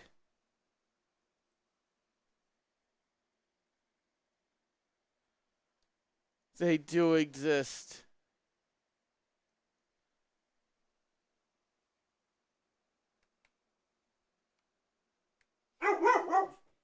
Holly.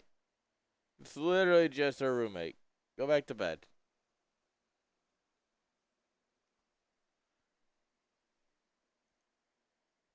Holly. Alright, Jinx, I guess you're sleeping alone. I don't know what she's on about either. You get some rest. He's gonna. Yeah, she wants to get back in her spot. They do exist. Ooh. I know that gift just from the title.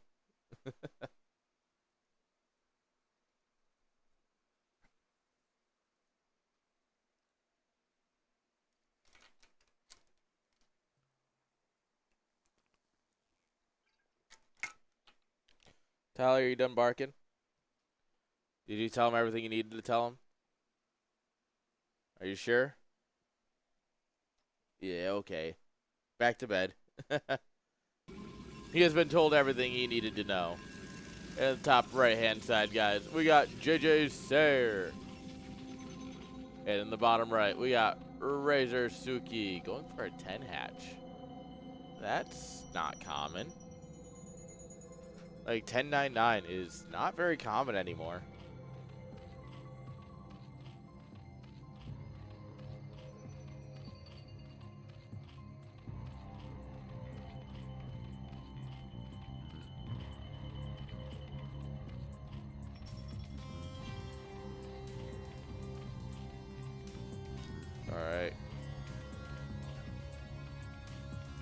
bud. You forgot to build your gas. It's a 1099. Alright, so jjsair here is doing some big brain things, alright? You look at his scouting pattern. He came up here. Because on this map, you send your overlord horizontally, right? Because you're supposed to send it towards the nearest natural. So you pop the probe up here, no overlord. Now you know he's in the bottom somewhere. And so he can immediately come down here and get first scout.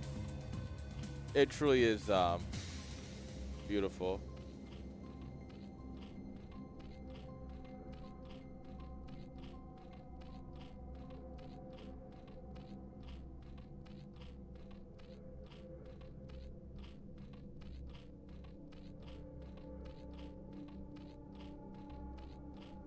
Alright. So this is gate first. 1099, unironically, kind of good against gate first. You get all that good larva. You get plenty of lings. Once again, it's a 10-9 because he doesn't have gas. That's the part that makes it very weird, is he doesn't have his gas yet.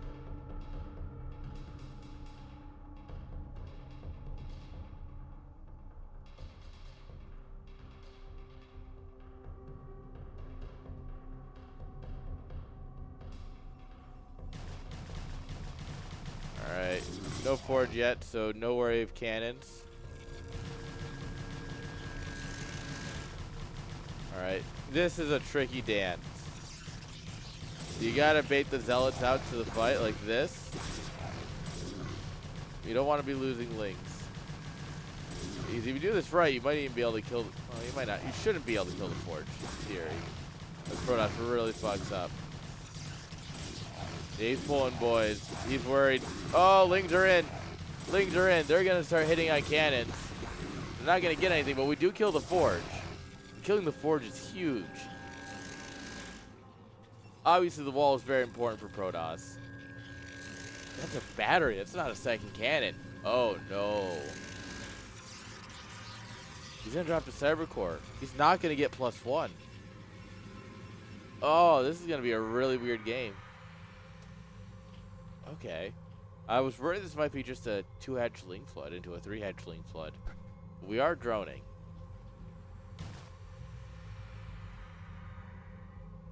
Are we going to try and get the probe, or are we going to try and hide the link? Oh, we're going to get the probe. The thing is, now we've made way too many links. We have definitely made too many. Like, there's a cannon, a battery, the full wall again. Yeah, we've made too many links now. Now we just need to smash that drone button. We need to aggressively drone, get our gas, and start going for hydras. That is the rest of this build.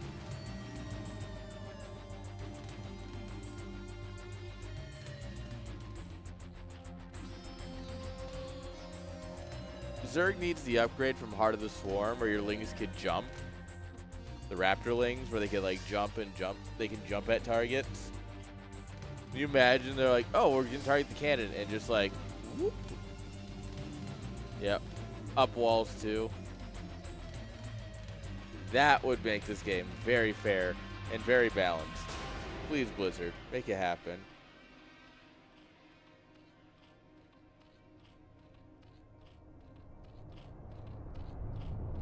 Blizzard, we need you to make it so.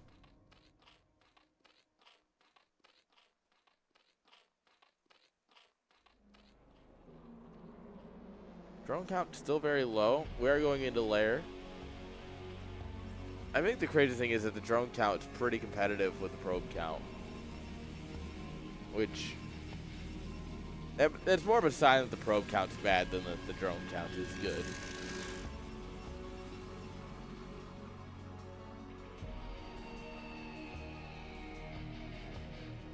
We'll see what we get out of this, though. Of course, there's going to come in here. He's going to get some information.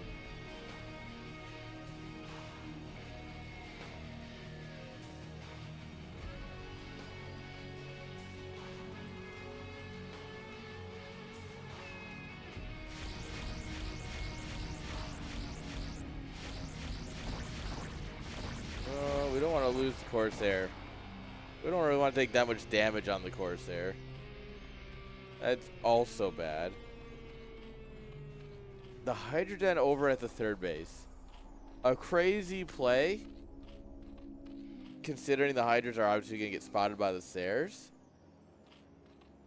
But it's just crazy enough to maybe work. Alright, we're going 3 Sairs, which, once again, it's on the higher end of what you really want, but it'll still work. You'll get your Overlord kills. An Overlord is safe here. Alright, flies in here, sees that this base is up and running. Which means we're going to absolutely move a bunch of Zealots out and slam them in here and see what happens.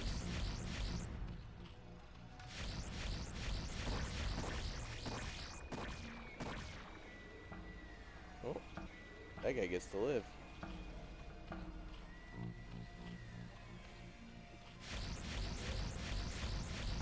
Oh, he tries to micro, and the weak one ends up going in first anyways. No. There was an attempt, chat. There, in fact, was an attempt. Yeah, so the +1 move out hits like a minute later because of the Forge dying. I think that's the biggest takeaway from this. Is that this is supposed to be a 7:30 move out, and it's currently an 8:30 move out.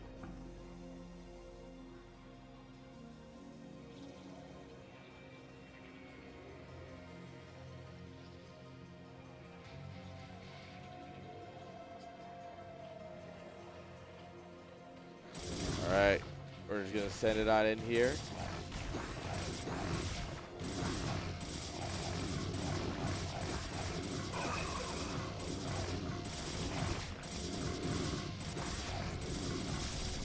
Alright, lurkers are out. We don't have anything to deal with the lurkers.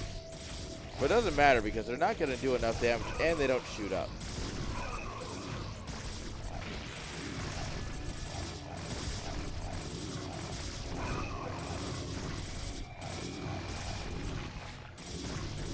Yeah. We killed the Evo. We killed the Hydroden. We're going to dive in here for more Overlord, which is so greedy. And it almost gets one more. The Lurkers have set up a contain. We have Storm Boys. We have a lot of cannons.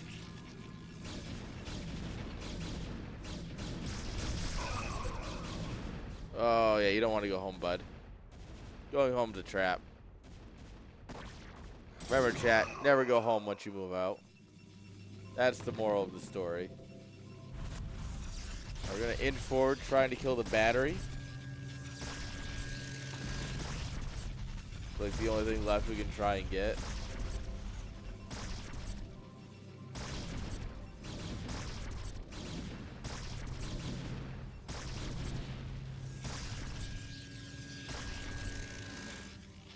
Fourth base coming on up here. Just going to start droning heavily. Double Evo chamber. Hydroden rebuilt. We don't have range yet. That's one of those neat things with a quick lurker build. You know, it's like, wow, all these upgrades I kind of need, I just don't have yet. Alright, we abandoned the lurker container. We're just going to head on home.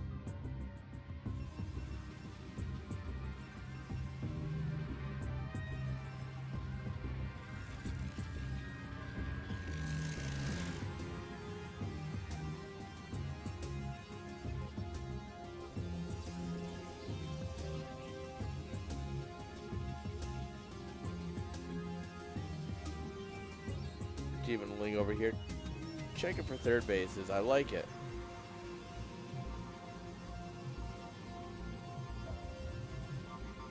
Alright, we're going to get armor. So we're going to go for 1-1 instead of just +2. I love spores. Alright. If you are a Zerg player and you're like, ugh, I hate when they just A-move into me. Build a spore. That'll teach them to A-move. The observer will just boop, boop, boop, boop, boop. And it'll explode. And then your lurkers will reign supreme. A spore is so good if you're playing lurker defense. which you should be because you're playing against the Protoss player. And if you're not making lurkers, what are you doing? Oop, free Templar.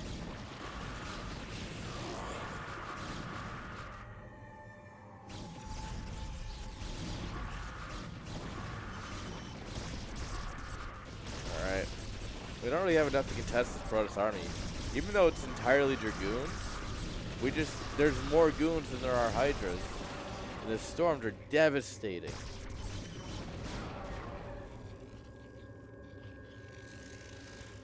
So despite the fact that like razorsuke was, we've got a good army set up here. We've got some good ideas. We end up with 4 bases, while Protoss is still on 2. I just think we're gonna die to the big old A move, and it feels bad, but it happens at every level. Protoss just comes in with the big old A move.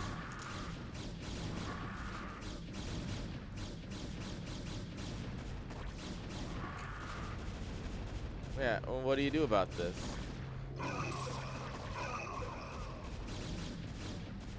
You've now got 3 High Templar here in your natural. And your natural is dead.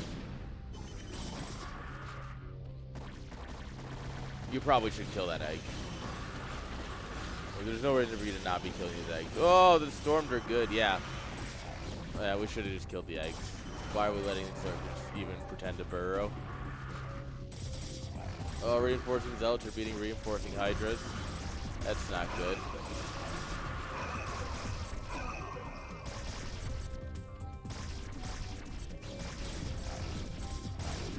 Alright. Yeah, this is GG.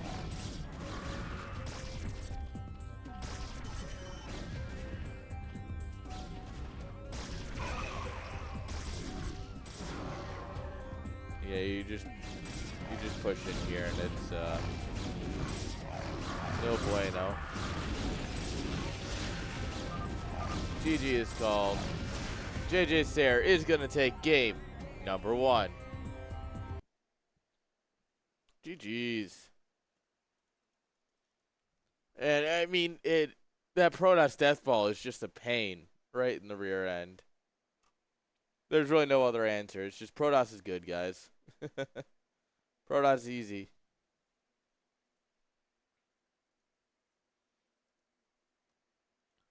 Guys, if you're losing your games in CPL, just switch to Protoss. Easy. You'll just move up a tier. Near instantly. Near instantly, just immediately promotion. Alright, guys. Game number 2. Top right hand side, guys, we got razorsuke. Bottom left, we got jjsair. Do you think it's Sair like Corsair? Or is it something else?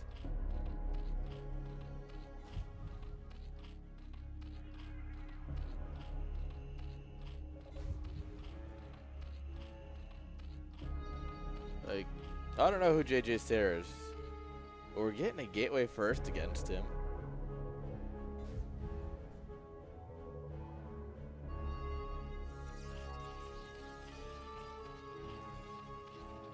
Well, we'll take it.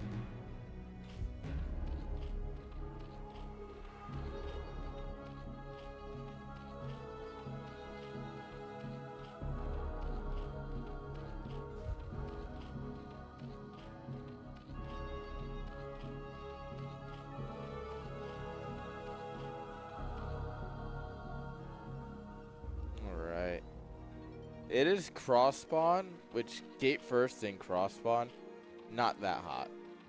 Like, not hot, you know? Man's not hot.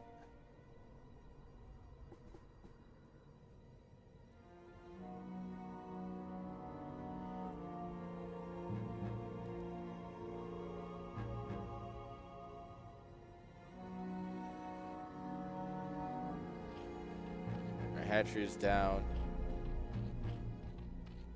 Pulling off gas. We're doing a link speed build? We're doing a link speed build. Very interesting.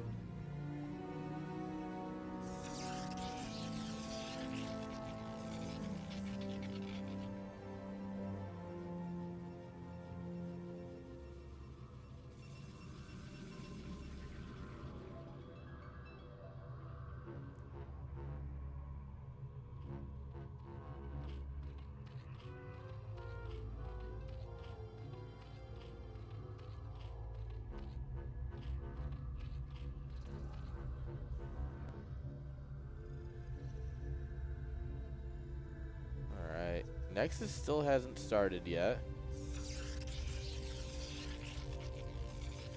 There it is. Lair coming on up here. Getting our gas.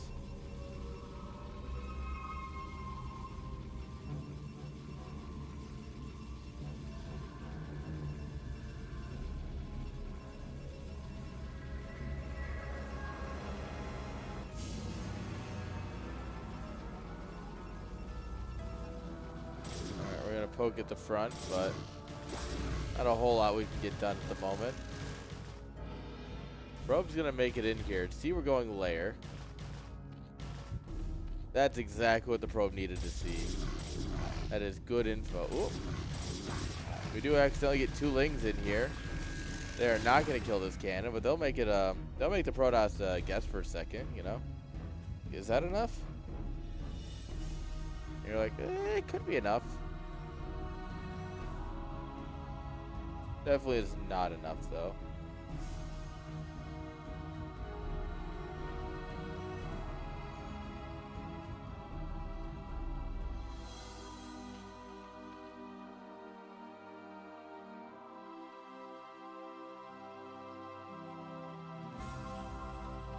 Hydra ends up. 2 hatch Hydra.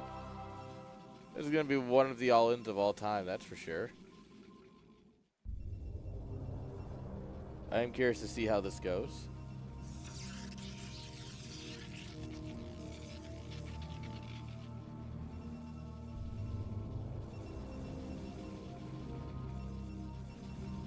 Second cannon, Stargate coming on up here.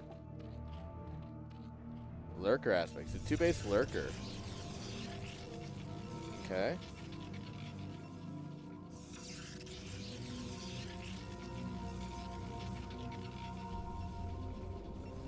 He's thinking about it.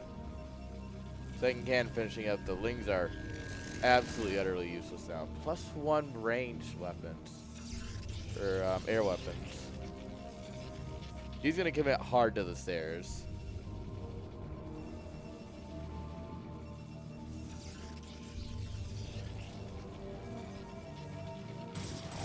Alright, we're gonna see a move out here.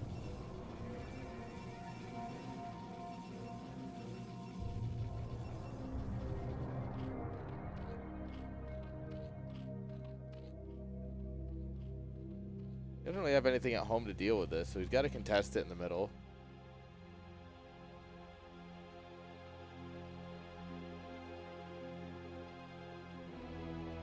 Zealots are moving. We'll see what they get done.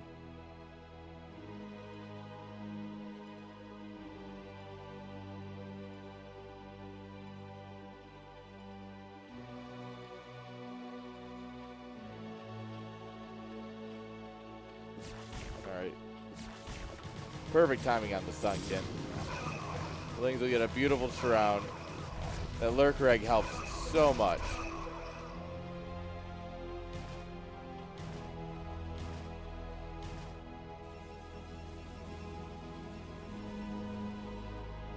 Lurker drops.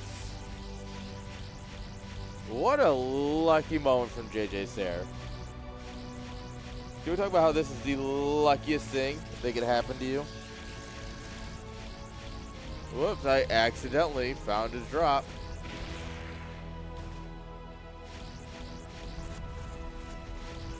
Like, I appreciate the lurker drop, don't get me wrong.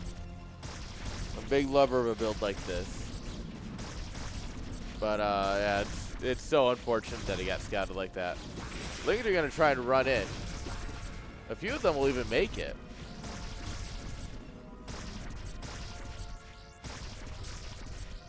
Kind of need to kill the cannon.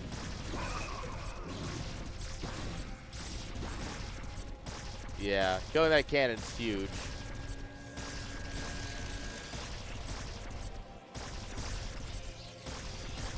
Yeah, because now with the lurker in position, you can deny any sort of detection coming on up. In the form of cannons, at least.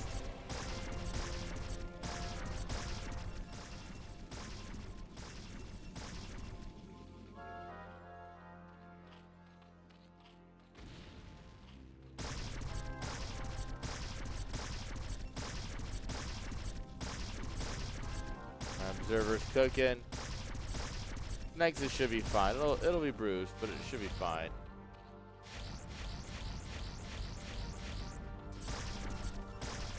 Did it really only go one Sair?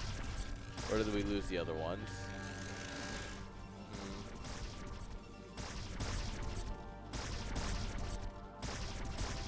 Oh, the Nexus is a lot lower than I expected it to get. Let's go with that. I did not expect it to get that low. Alright, adding on more mutas.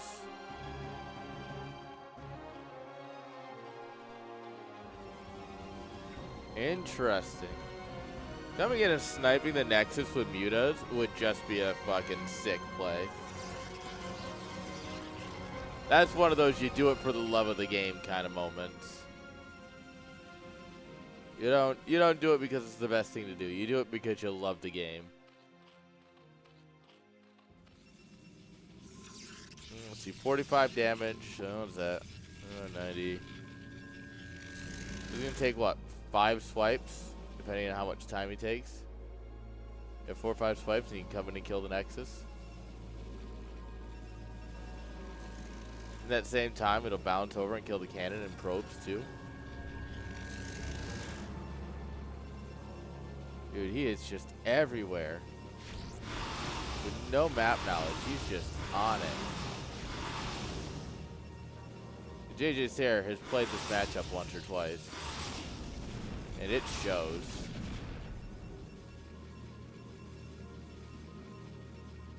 I think you gotta go for the Nexus. You gotta go for the kill.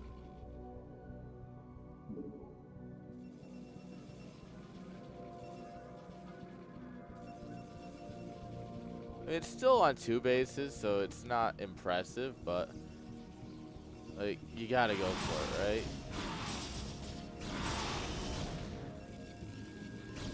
How we doing, Mick?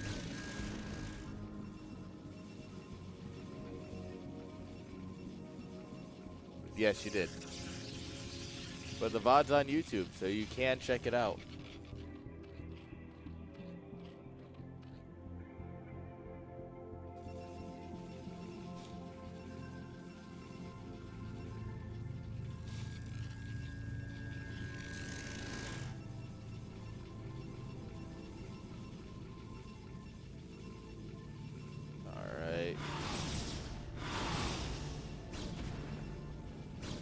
Whoops. This is the problem with Overlord speed. Kind of ruins the magic box effect. But honestly, at a point like this in a game, going burrow and just like put a Ling over here or something, right? Somewhere it'll never die.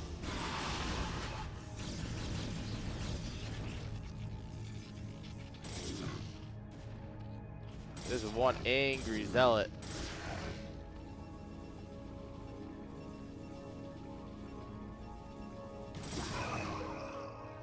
You got 2 drone kills. I was counting.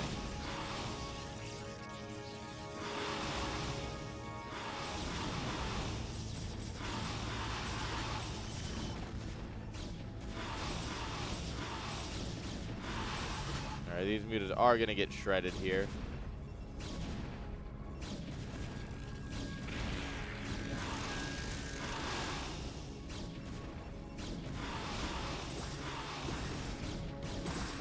Alright, a lot of Lings coming in here, but this isn't really a fighting army for the Zerg. Like, Muta Ling is a Starcraft 2 comp for a reason. That's because it doesn't work in Brood War. You need to be able to F2 in order to play Muta Ling properly. Oh, then I got nerfed to Hell and back because Heart of the Swarm. We don't need to worry about that. Alright. You can dive on the Zealots. Dive on the Hydras is probably a more accurate term here. They will all get routed. That's faux show.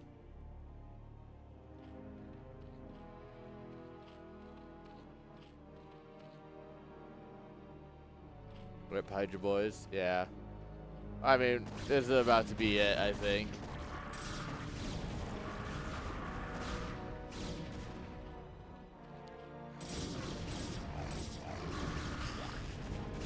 yeah, we're just kind of. What if I A move?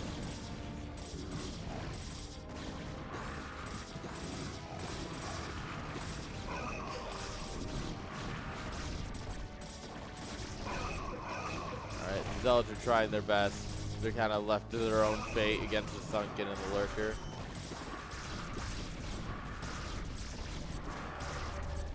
Alright, yeah, we're gonna need that Observer back up front. But yeah, Tolly, what are you looking at, girl? It's the rug. Little crackhead.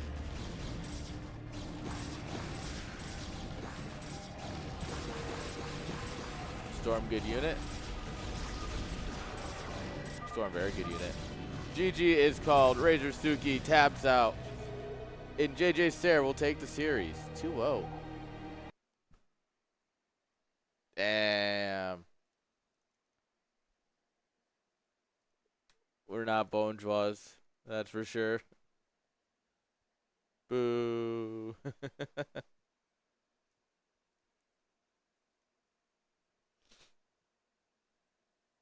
Nope. Wrong button. All right, we got one more series for y'all tonight. We're gonna start this the same way we. We're gonna end it the same way we started it. With fucking PvP. One more series to go. The internet is a series of tubes. No, we're not. Tolly, why are you laying on the floor? What do you think's down here? Crack. There's no crack in the floorboards, Tolly. I gave it to all the Zerglings. I'm sorry.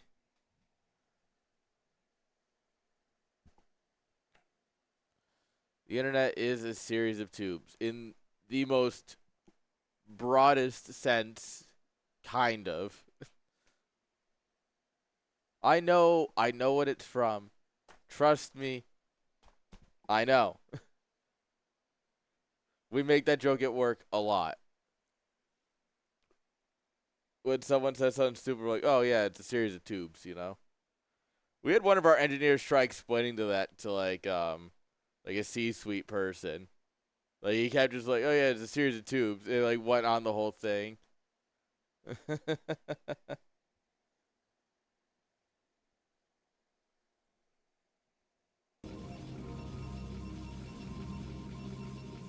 But it works.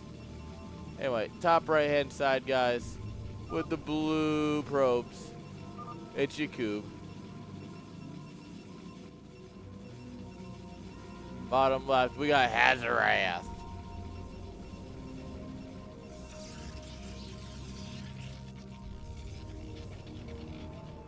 Alright, 2 gates versus 1 gate. The gentleman's PvP.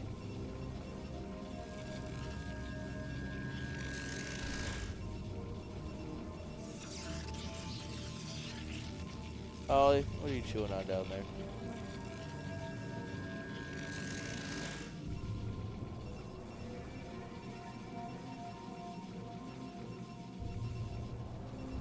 Alright. Cross spawn, which immediately means 2 gate is just a worse build. Like, when you're cross spawn, you just make Satty face. Yaqoob's gonna come in here, scout it, and go, oh, ding, ding, ding, ding, ding, ding, ding, happy noise. I think there was a split second where Yaqoob thought about the gas steal. Or at least Hazorath assumed he was gonna think about it, and I would have thought about it, to be honest. Alright, this is how you PvP, guys. 1 zealot into 1 goon. We get range. This is ideal with a 2 gate as a 1 gate player.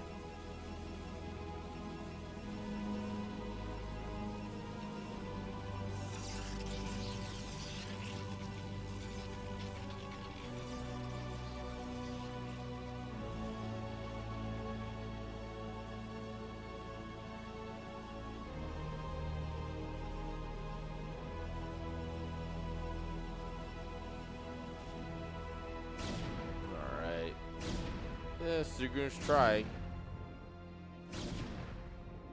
Poke. Poke. You gotta hit the shot, Yaqoob. You gotta hit the shots. I mean, to be fair, the fact that Hazorath is letting you get back with the goon is nuts. So the problem with this is that you should always keep the Dragoon in your base, because otherwise this happens. You just kind of get locked out of your own base from your Dragoon. Oh, good drill. One probe will go down. Both zealots are hurt, though. Another probe goes down. So you lost 2 probes. That's it. And 2 guys that are on union break, but that's fine.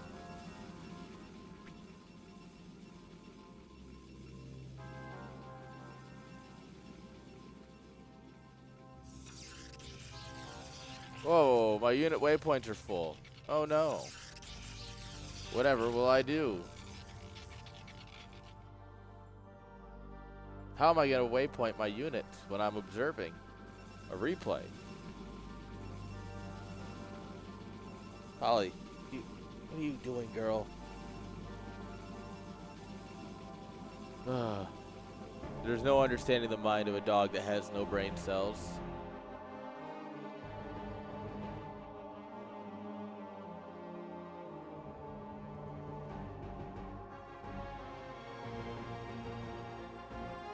Is Yaqoob gonna go for the Nexus? I think he is. That's kind of crazy.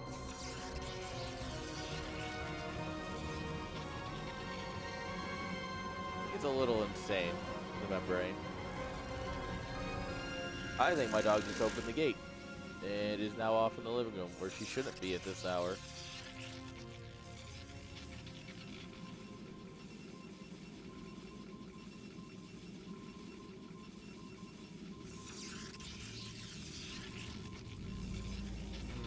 I don't like that at all.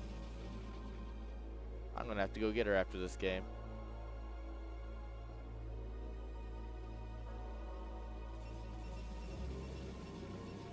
Like, I don't know how, but she learned how to open the gate, I think. Jinx, did she open the gate? Are you the girl and you came back? Or are you just lazy and want to get in bed? Alright, we try pushing. Does not work. Defender advantage is too good.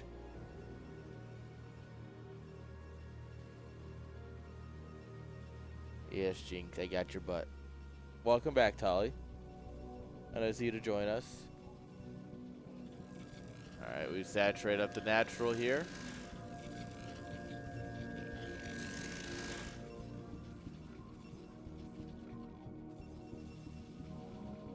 Alright. Your Nexus is only a third done, and your opponent's is mining off his. Ollie, hey. Stop. Just lay in bed, girl.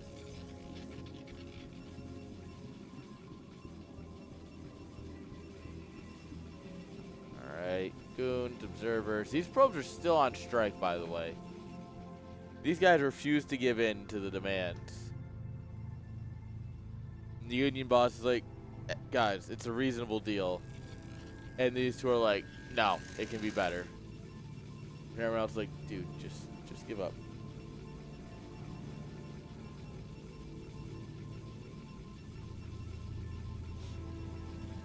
Oop. What are you doing there, Mr. Probe? I don't think he knows either, to be honest.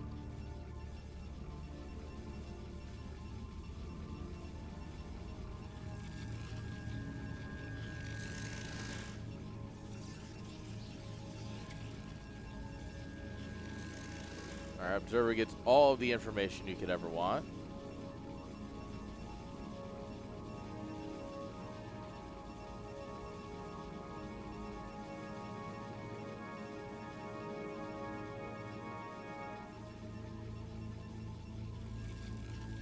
We have a Robo Bay, but we're not using it. Oh. We are. I'm just slow.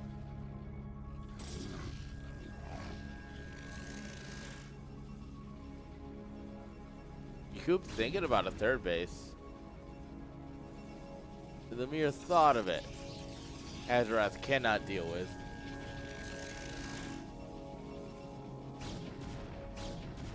You gotta walk up the ramp, then shoot. Yeah, like that.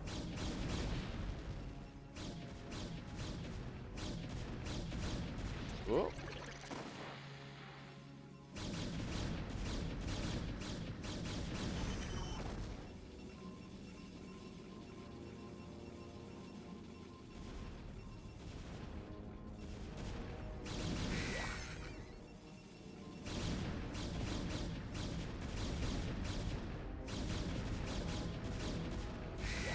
Alright. Neither player ready to commit to anything yet. Both of them just kind of looking around.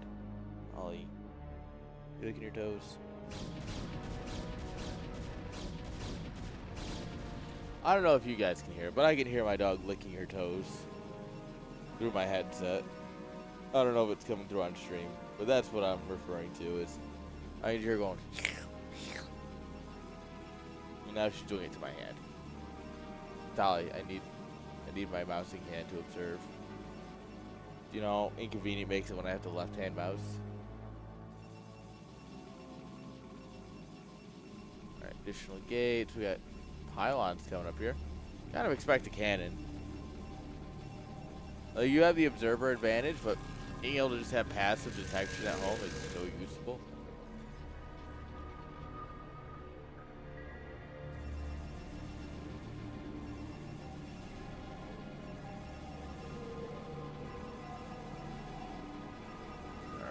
Shuttle's finishing up.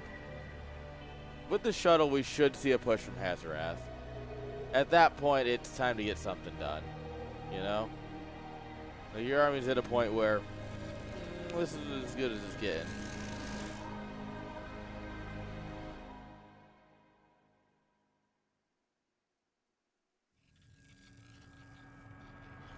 Here we go. Ooh, we're going to go for a backstab with this, too.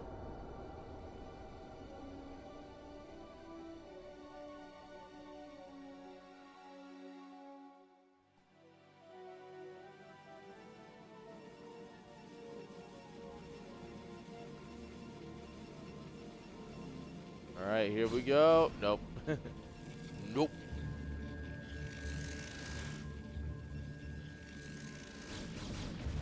Alright, Dragoon's gonna get caught out.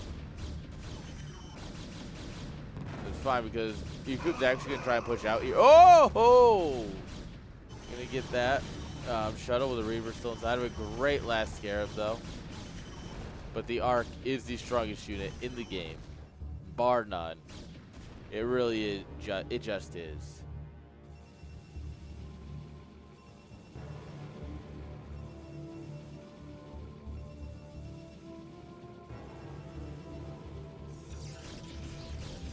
Oh, come on, girl. Oh, you don't look all sad.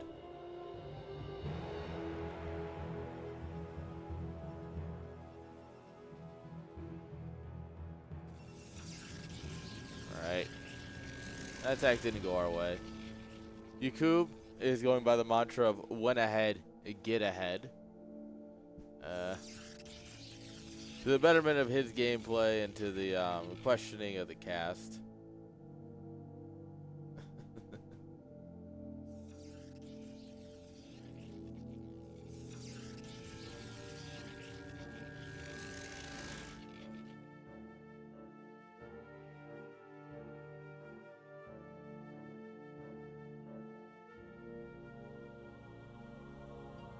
Alright, we got a good army though. We got storms. We have a lot of intel. We have a little bit less intel.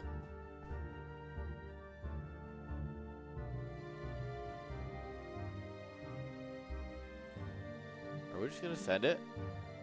Are we just gonna send it, chat? We're just gonna send it.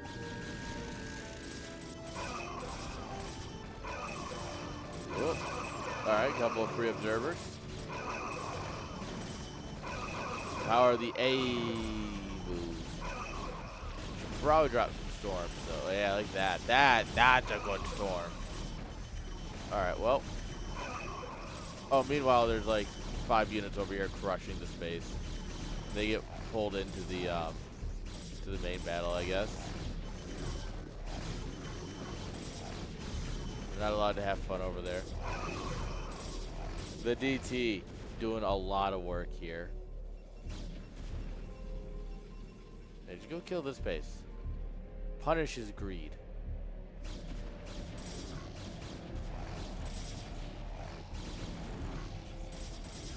And then just macro the crap out at home. Look at this. We got plenty of...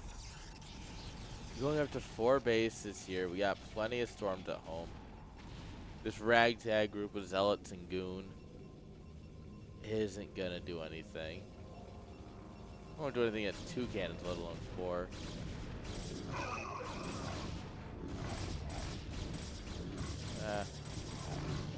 There's plenty of time.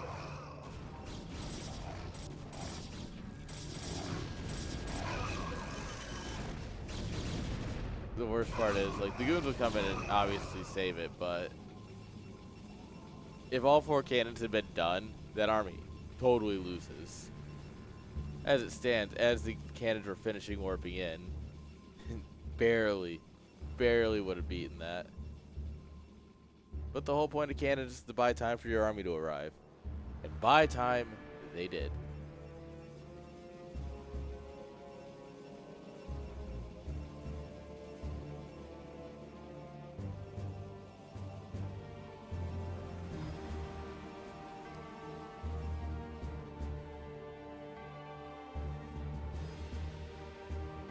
Our probe's coming in here to check for bases. Psych. There isn't one here.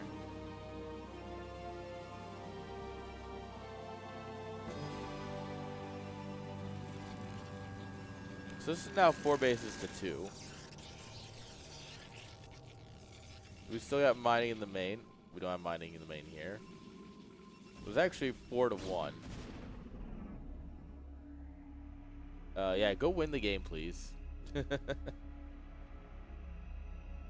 And this is something that I think a lot of people struggle with, is realizing when you can close the game out, right?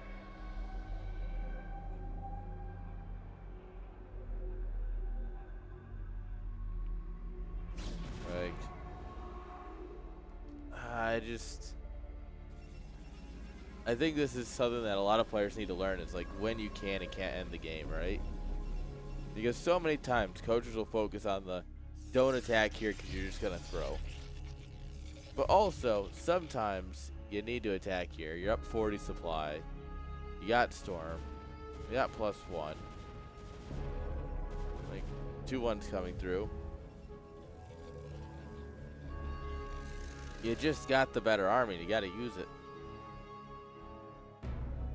Especially before he gets another mining base up and running. No rush 20. The good old days, man. The good old days.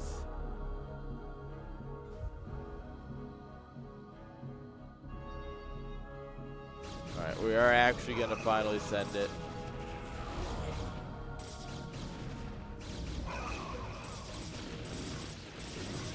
Alright. Storm will go down. We have plenty of storms on our own side, though. It's bad weather here. It's not a good time to be wearing metal. What is this High Templar doing? This is a blue High Templar, deep in the red territory. You have like 2 more storms, brother. All right, Yaqoob. Come on.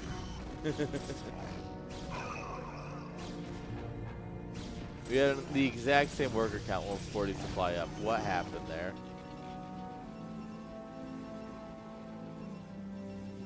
Looks like it attempted Reaper drop. Didn't get actually anything done. I don't see any piles of dead probes.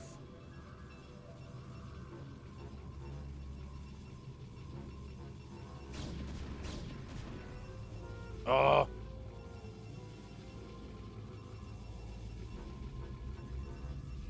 I don't really know what he's trying to... Oh no, the Union boys! Go, boys! These guys have been on break for 16 minutes or so.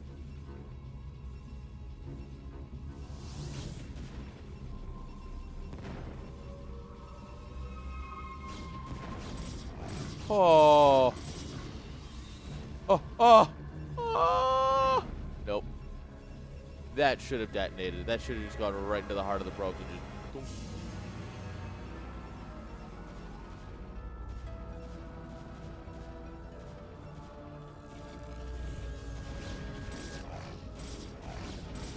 Alright, we're going to set up to take a 4th base here for Hazorath. Meanwhile, we already got base number 5 down. Yaqoob is just consistently 1 base up.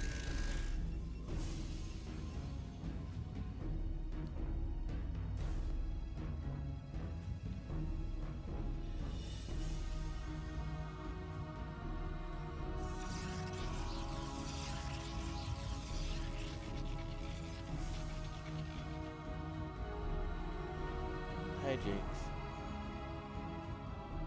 Get in bed, girls. I'll be there soon, hopefully. We might have another hour of PvP, though. Casting PvP until 2 a.m. Let's go. I guess it's only midnight. So it'll be 2 hours of PvP. I don't think this series is going to go 2 hours. It's going to go long, but I don't think it's going to go 2 hours long. Oh, this is not good. Oh, all of our High Templar. Oh, just hit the storm button everywhere. Oh, God, he does. And, oh, God, it works. Oh, my Lord. That was some hot storming. But, yeah, that's the end of this game, for sure. All right, now you take what you have and just 1A, 2A, 3A, 4A, 5A.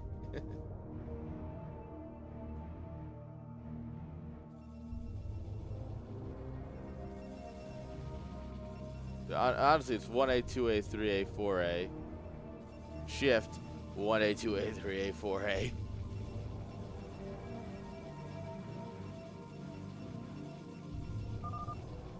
GG is called.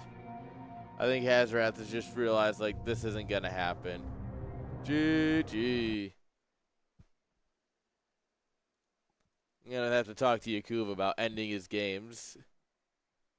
Hi, Jinx. Tolly, what are you up to? I got your butt. Butt scratches. Oh, yeah. You gonna bite your tail? I got your tail now. What are you gonna do about that?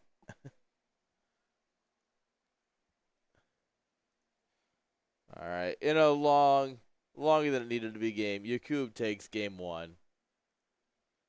And the question is, can he roll out a clean 2-0 so we can get some sleep tonight? Or are we going to game number 3? To be honest, I kind of want game number 3.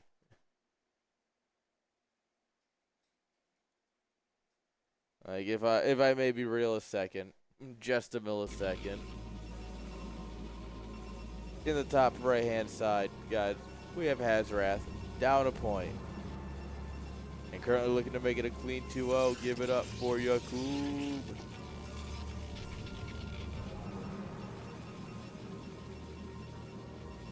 Alright, guys. Another PvP. Let's go. Oh, Yaqoob got first scout. GG's. Easy 2-0. Of course, right?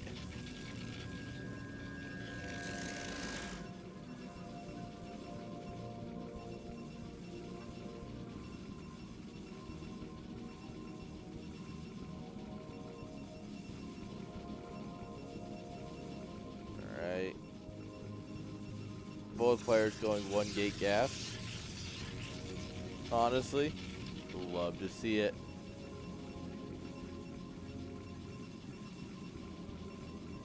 We're going to get the good macro PvP that we deserve. Round 2.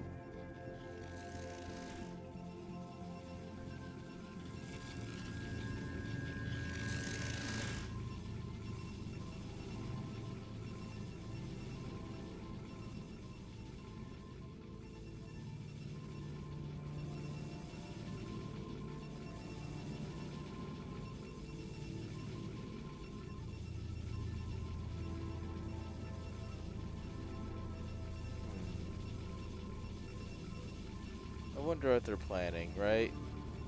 Because I feel like the thing is, I think game 1 is very, very Yaqoob favored for a lot of it.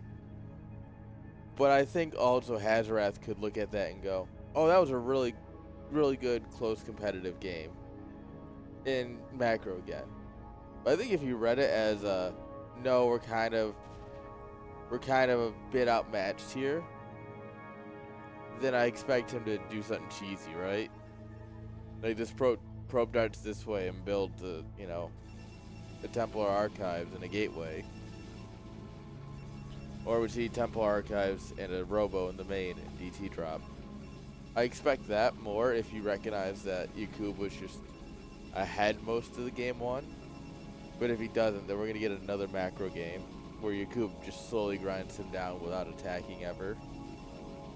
And we might be here a few minutes. That's my interstellar prediction. For legal reasons, it is no relation to the movie.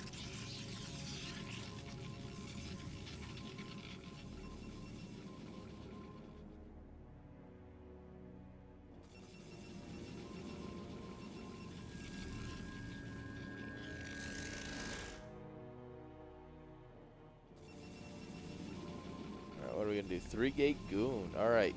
If you're not aggressive with this, you're doing it wrong. So I guess there's potential. There's good potential for this to end.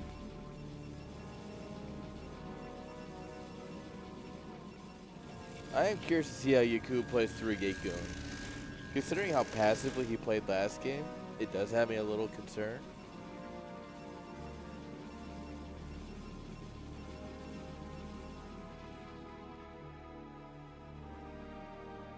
But I guess we'll see. Soon enough.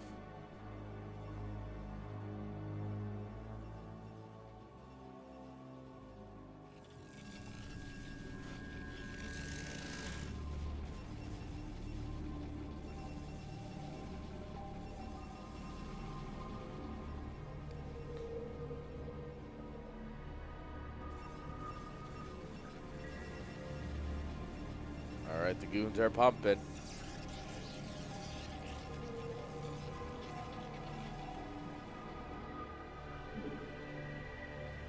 You're gonna have to push the issue soon. You have more. You need to. You do need to. Yeah, start another round. Yeah.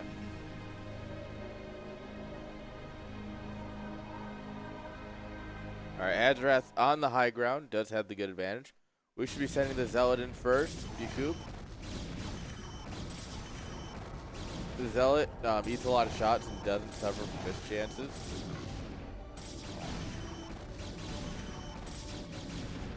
This Zealot for Hazorath has been part of the fight for the entire fight. And Yaqoob just wasn't.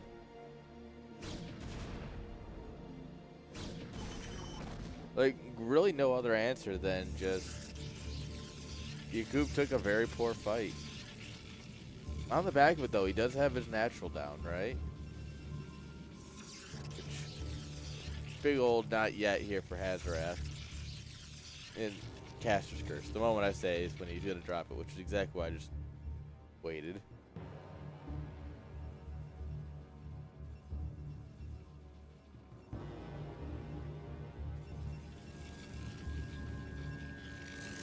I mean, 5-gate production. We're going to have our observers pretty quickly. Spotter pylons. Hazorath thinks maybe he can push the issue here, but I don't really think so. No, he's definitely got less, and there's defender's advantage, and it's a whole lot of unlikely. Should probably cancel that pylon. Nope.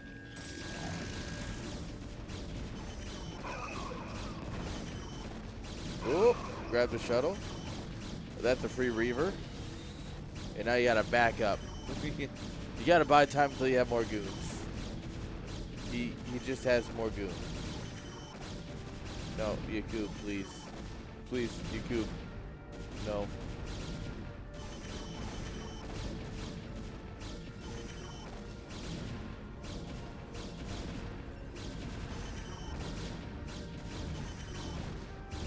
Alright, we gotta pull some probes here to help buy some time. But goons are coming out. We do have 5 gates worth of production. And we are actually using it, which you'll love to see.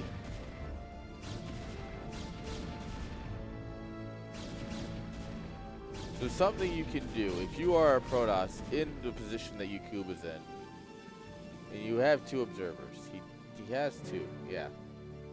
Send one over here, right? Or like a little bit more over here.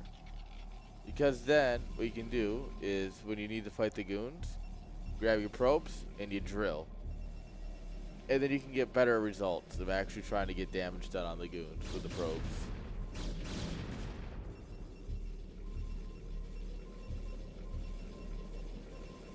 I would also like to point out that Hazorath, only on 2-gate production, was keeping up with 5-gate production. Because Yaqoob is missing some macro cycles, it feels like.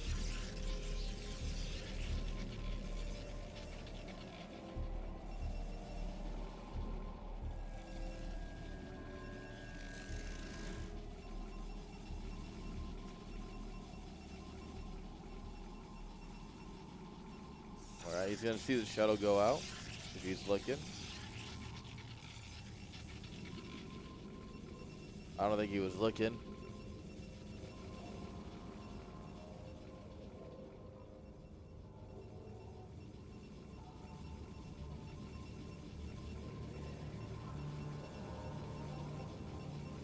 Alright.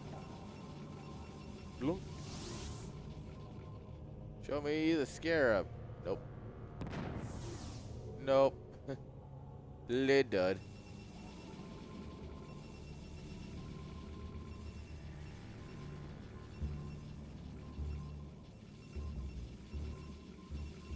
Alright, 3-gate robo, 4th gate coming on down. Oh. Oh no. Well, that's a hit. That's a 2nd hit. 3rd hit. We're not making it out alive. Don't get me wrong. But oh boy, we did our best along the way. Oh, no way. He's going to thread the needle. Oh, if he had sent it, it would have worked.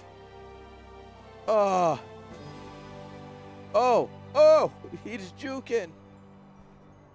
Consider yourself juked.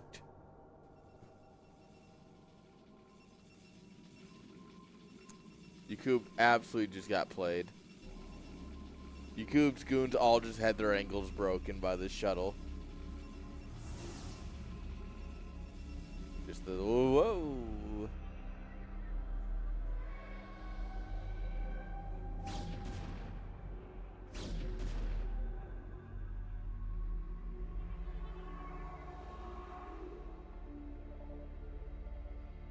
Alright.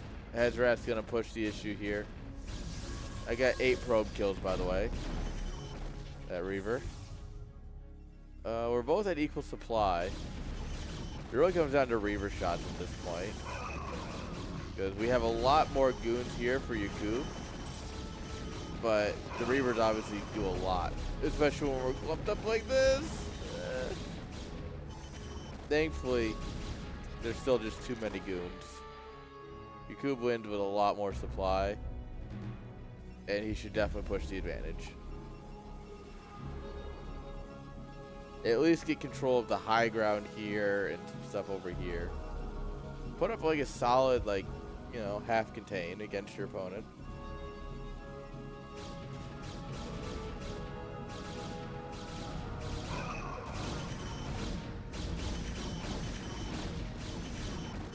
Alright, yeah, I don't think we need to be doing this kind of sending, but it's a great way to let our opponent back in the game. Very kind of him. Yaqoob is Canadian after all. He will be very kind to you. He's also just a great dude. But he's Canadian, eh? So if you want the MMR points, he'll just give them to you, eh? Oh, sorry. Didn't mean to take your MMR. Here, have some.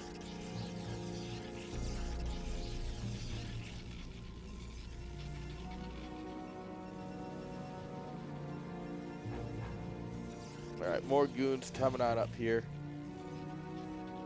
Both players pretty even in worker counts, which isn't great when you're up a base. You should have at least a couple extra. Like you can be heading towards that 60 probe mark now.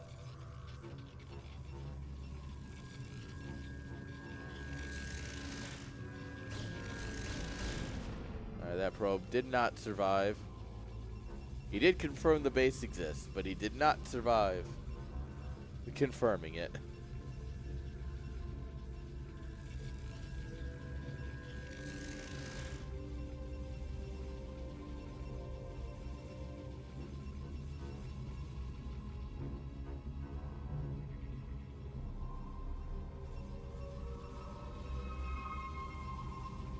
Alright. They're just gonna stand here menacingly now. Wait on upgrades. Oh, Hazorath's gonna buck the trend. Like, no, we're gonna be aggressive. We're gonna get something done.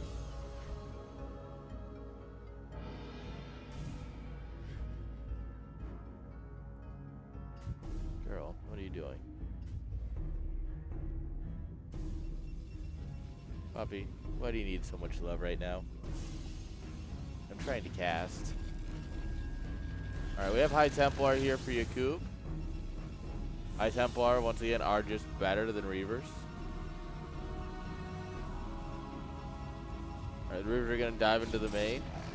We do have cannons. We have, like, everything we need to deal with this, though. Oh! Oh! That dud. Meanwhile, sorry, Tolly. I need my hand back.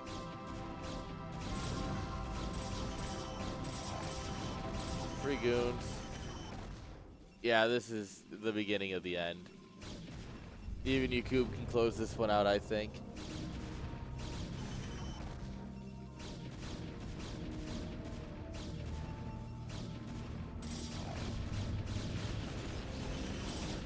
Alright, the storm goes down. It is good. Another storm goes down. It is also good.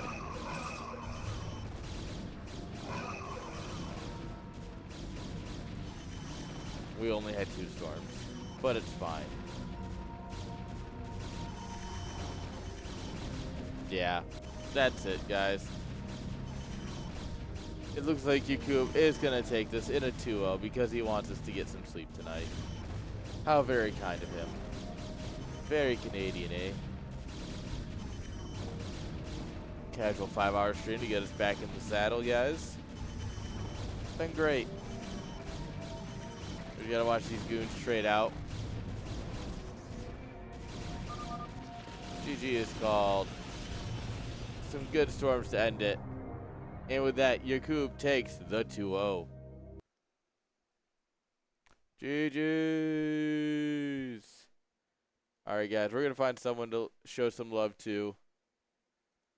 And then we're gonna go to bed. Moonride's streaming. She's been streaming a while though. Is he still gonna keep going? Let's take a look. Yeah, he's still going. We're gonna send it on over. Moonride's a great dude, guys. Everyone show him some love. Thank you all.